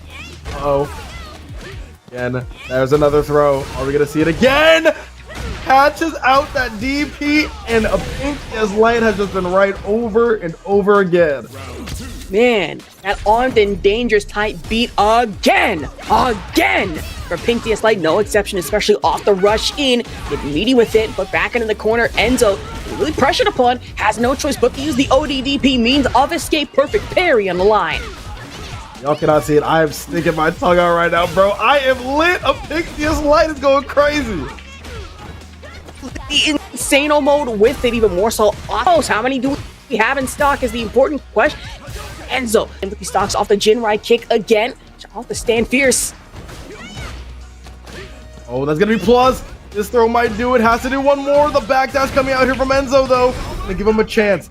Goes into the critical art. Wants to get rid of as much of his drive gauge, as much of this health as possible. Pink DS Light needs one more good trade. Try to close this out. Needs one more good. Good decision is going to close it out with the drive impact. I don't think anybody was expecting that one. Man, forget to sit down and shut up. Pink DS Light, listen, gotta humble him for a second. Be humble, sit down. And now tied 2-2, a pace between Enzo and Pink. There you go. The Hokage. Some of these decisions goes for the throw tech. Expects to get the same tactics done to him too. Not gonna find him though. Finally gets the throw escape, and the raw elbow is gonna be enough. And a pink just right on the corner. Throw break at that one, but already we're going into it with the throw loops. Love to see it. And with one reversal, there is the drive impact from Enzo. Should have reversed things, put it back in the head, and really with the burnout, you want to end up with the Tatsu right in a super conversion. More than enough to close it out, and Enzo is sitting on match point. Use the pink just like in a really sticky situation here for round number 2. I'm trying to find a way to spend this meter, but spend it efficiently. All right, and grab right in the throw. The perfect parry and the astronomically fast throw break has enough armor to come in with a punish. Drive impact has to crank the music again off the playlist, and Pink DS Lite honestly might not be enough to put Enzo into burnout, but should still be a good chunk of health gone. I like that super decision there from Pink DS Lite. Trying to get install as quickly as possible, trying to get that damage on the board as well. It'll lead to some good situations like that. That increased walkback speed, already putting in the work and trying to get even more work put in here. Perfect parry comes out here from Enzo. Well, Knuckles shuffle already into the Tatsumaki, getting fiery with it. Throw loop central, we love to see it. One more, make it another punish throw at that one. Third throw, want to make it a fourth one if we're careful with it, but maybe not. Already punished throw. Not gonna quite be able to kill, has to do one more. The right elbow, we might see it here. What's the Let's go for it! And the throw is gonna go ahead and take it. Enzo denies the reverse sweep and finds himself in grand finals versus Chris. It was a good build up to the possibility of a sweep, but still I have to give it up to Pink DS Lite. Made it this far and also made a couple of upsets on the way here, but Enzo, that young man talent, now taking it into our grand finals for the run back. There we go. We already saw how that set went earlier. And again, once again, we have not been congratulating some of these incredible players so far. All I gotta say is, listen, the Pink DS Lite has been a beast. Uriel has been a beast. Like, we have seen so many good players out here on this Western region. And it's like, whenever you think of Street Fighter in the US, you tend to think of East Coast, right? You got like the Knuckle Dudes, got the Punks, right? It's like you got all of these incredible players. You got the Shines who just won this week. Congratulations. But hey, West Coast has got some fighters too, as we can already see. I mean, Chris CCH already putting in that type of crazy work. And now trying to see if he can close it out here with this Terry. Trying to keep that aimless streak alive. I was about to say West Coast to ease the best coast, which much to St. Cola's chagrin, I'm gonna just say, you know what? Eat it. West Coast is better. I don't care about the, well, I wouldn't say don't care about the Midwest. I don't want to get attacked on here, but Midwest, mid. It's okay. The average West out here. I mean, all I gotta say though is, I mean, listen, West Coast has been putting out, hoping to see more from them so far. We gotta see some more from them right now though. I mean, so far, Enzo the Hokage finds himself in the corner. Not too much to his name in regards to the life bar. Plenty of meter to work with. Plenty meter at that one. Blunt with as well. 1, 2, sequel possibly no. Tried it with the rush, but Buster Wolf. Oh no. Oh wow. Should be enough here if you would like to spend it. Definitely elects to, and goes ahead, takes that first round with a quickness here. Enzo the Hokage bringing it all the way back. Looking fast with it, looking quick at that. Trying to up a stand through his kick, but instead, Tatsu Ender. Bro. Oh my goodness, just finds the delay. Oh, and finds the crush on the wall. Might not be enough here. Didn't get enough for the level 2.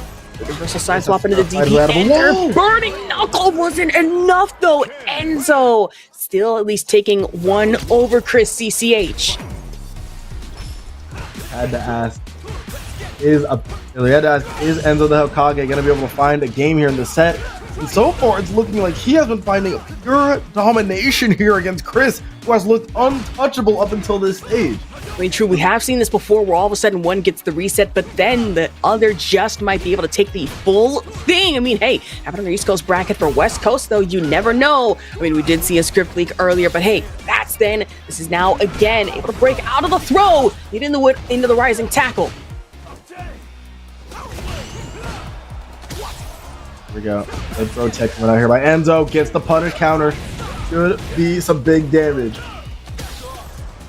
I'll damage it that one. Bro break, tried it off the crouching medium kick, but just not enough. Enzo able to buffer through even in burnout. The OD rising tackle. Back punished. Oh, wait, this is looking free. I'm not gonna lie. Like, it feels like the energy that we have initially been seeing from Chrissy CH has been all channeled right into Enzo. This pure domination at every stage of the game has netted him not only these 2 games, but also around in this last one as well. The stage just Enzo preparing for a spirit bomb. Earth, lend me your energy. And honestly, Chris CCH just might have been sacked in that situation. We're going in with the level 3. Obviously, will it kill? Yes, it will. Yeah, that is murder. Oh my goodness gracious. 187 in the building, if you will. There's no way we get a reset this fast, Avian, right? Right? I mean, I like I said, I feel like Chris has literally just been untouchable so far. Immediately, though, Enzo has just seemed to have found the formula. Has already beat the CCH in the ladder format. Now he's going to try to find that second set. And So hopefully hard. that third if he wants to take home these $200. True, 200 goes towards your college tuition in some situations, or maybe that DoorDash, whatever way it is, you still want to play for it. Play for it hard, especially off the Tatsu into the DP. And real patient here. The CCH not realizing that he can't just really steamroll Enzo like he has his other opponents. Uh-oh, trying out the drive rush overhead. But a tank through it, has to go into burnout, really risking it off the guy's shoulder bash into the super.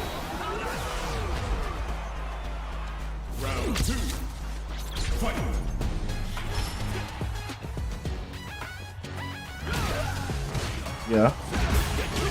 There you go, Chris finally finds a round. The Enzo momentum, we cannot say has been halted quite yet. Still plenty of game to work with, especially when you are moving the rounds like this. The Tats as well. Stand fierce. Clean with it, especially off the rush. Just trying to find something in the armor, any gaps. That's going to be Enzo, at least taking one up in the rounds here. Enzo said, listen, I got a hard bedtime of 10 o'clock. I got to win. If I want to win this thing, I got to win it right now. I was going to say, bedtime of 10 o'clock is absolutely insane. Even for kids these days, I mean, I go to bed at like 1 o'clock in the morning myself. But hey, Enzo might be built different. He got a math test tomorrow, Street Fighter today. Gotta take that focus.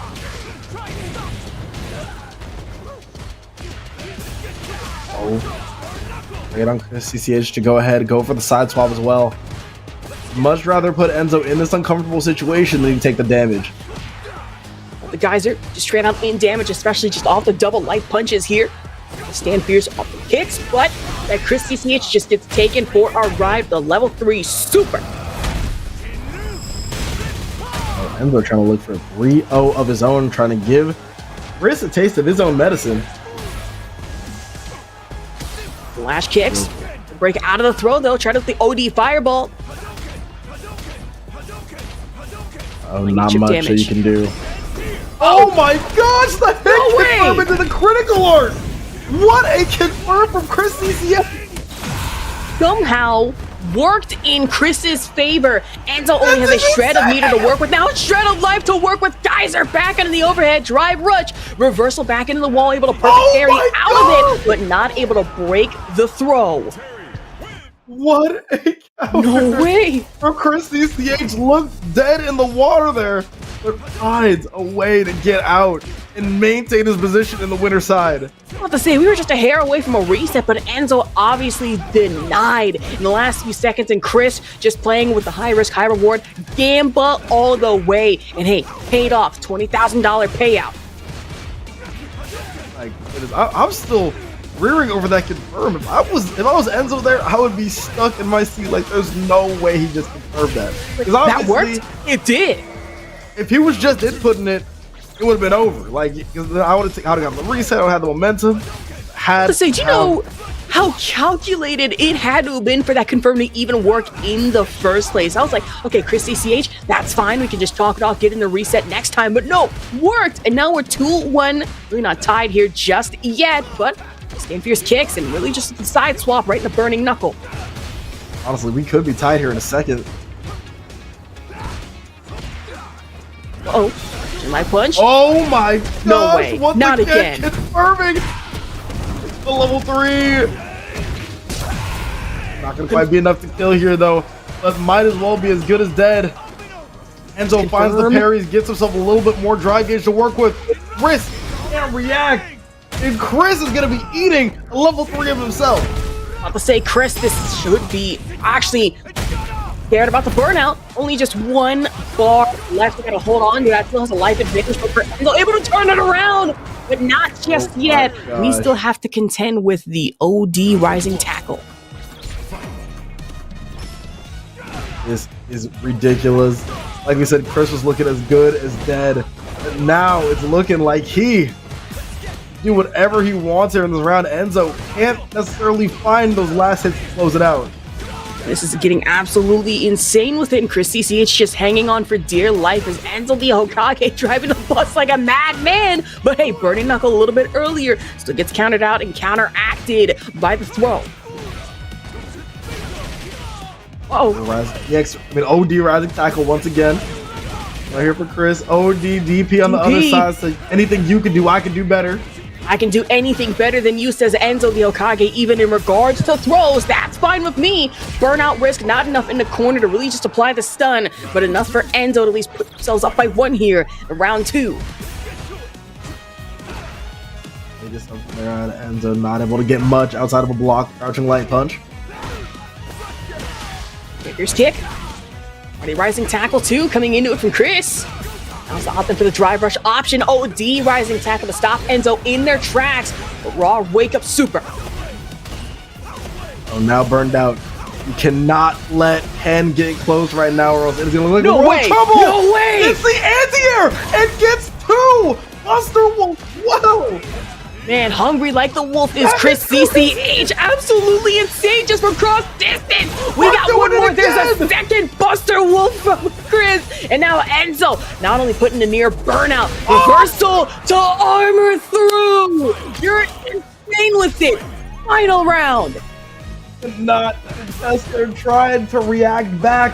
Would have been better off going for the perfect parry, but is able to find the timing and just accepts that we're going to the next round. My God, this can't get any crazier. The script is going off the charts. I'm looking down at it now and I'm like, wait, that's not supposed to happen. But hey, anything be damned that it can change at a moment's notice. But for Enzo, it's scary with it. Burning Knuckle to contend with already into the drive rush overhead.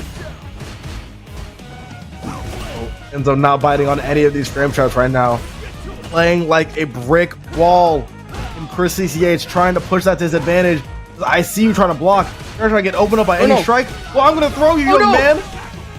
Man, Rising Tackle has a critical art available. Might not be enough, though, as Chris CCH just buries through the OD overhead.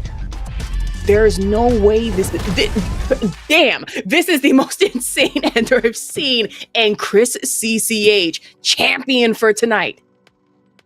What a run by Chris CCH, and what a run by Enzo the Hokage as well. Did an incredible job. You can see both of them there on this wonderful graphic. Enzo the Hokage had an incredible run, but ended up losing down to Chris. Tried to run it back there in the grand finals, but wasn't able to clutch up with a reverse sweep off of the most crazy play after play after play from Chris. I mean, those were some of the best 3 games of Street Fighter I have ever seen. Listen, this is like Capcom Cup quality level matches that we've just witnessed. That in particular was insane. We have to talk about the confirm that popped off not once, not twice, but almost 3 times in succession. I'm like, wait, that can work? Chris just calculated, tabulated it, and against Enzo here was definitely needed. But what else is needed is some water and some honey for me. I have been yelling my ass off here. Shout outs to FlyQuest for having us on. It has been a wonderful collegiate night. I mean, you already look at it. We got a wonderful interview. We had a college player make a deep run. Shout out to Nathan. You're a beast, right? We have gotten some wonderful college casters to be joining the show today. Myself, Avian, included with Asher Vok. You have been killing it today, my friend. Let the people know where they can find you. Yeah, of course, you can find me pretty much everywhere at Astrovok. I am slowly but surely trying to build my way up to majors, to regionals, so please follow me there. And hey, if you need a commentator, do let me know. Or hey, drop by the UCI Esports Arena whenever you can. 9 times out of 10, I'm usually there. Just pop it and say hi. Yep. And as for me, as you can see down there, underneath the camera at Avian FGC, once again, also everywhere. Now, SJSU doesn't have a public facility just yet, but news that will be coming soon. So if you want to see some updates on what that might look like, and again, any of my college's esports, and honestly, where you can find the Pink DS Lite, who made that incredible run out to 3rd place, go ahead and follow at SJSU_esports. I'd appreciate the follow.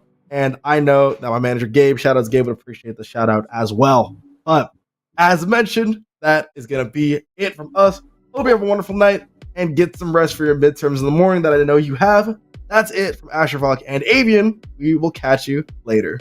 True. Be sure to check out FlyQuest Thrive as well, collegiate program for college students. So hey, you want to find yourself an internship with one of the best organizations in all of esports, be sure to check that out. But you want collegiate Street Fighter, go to CFGC for that as well. Fun stuff.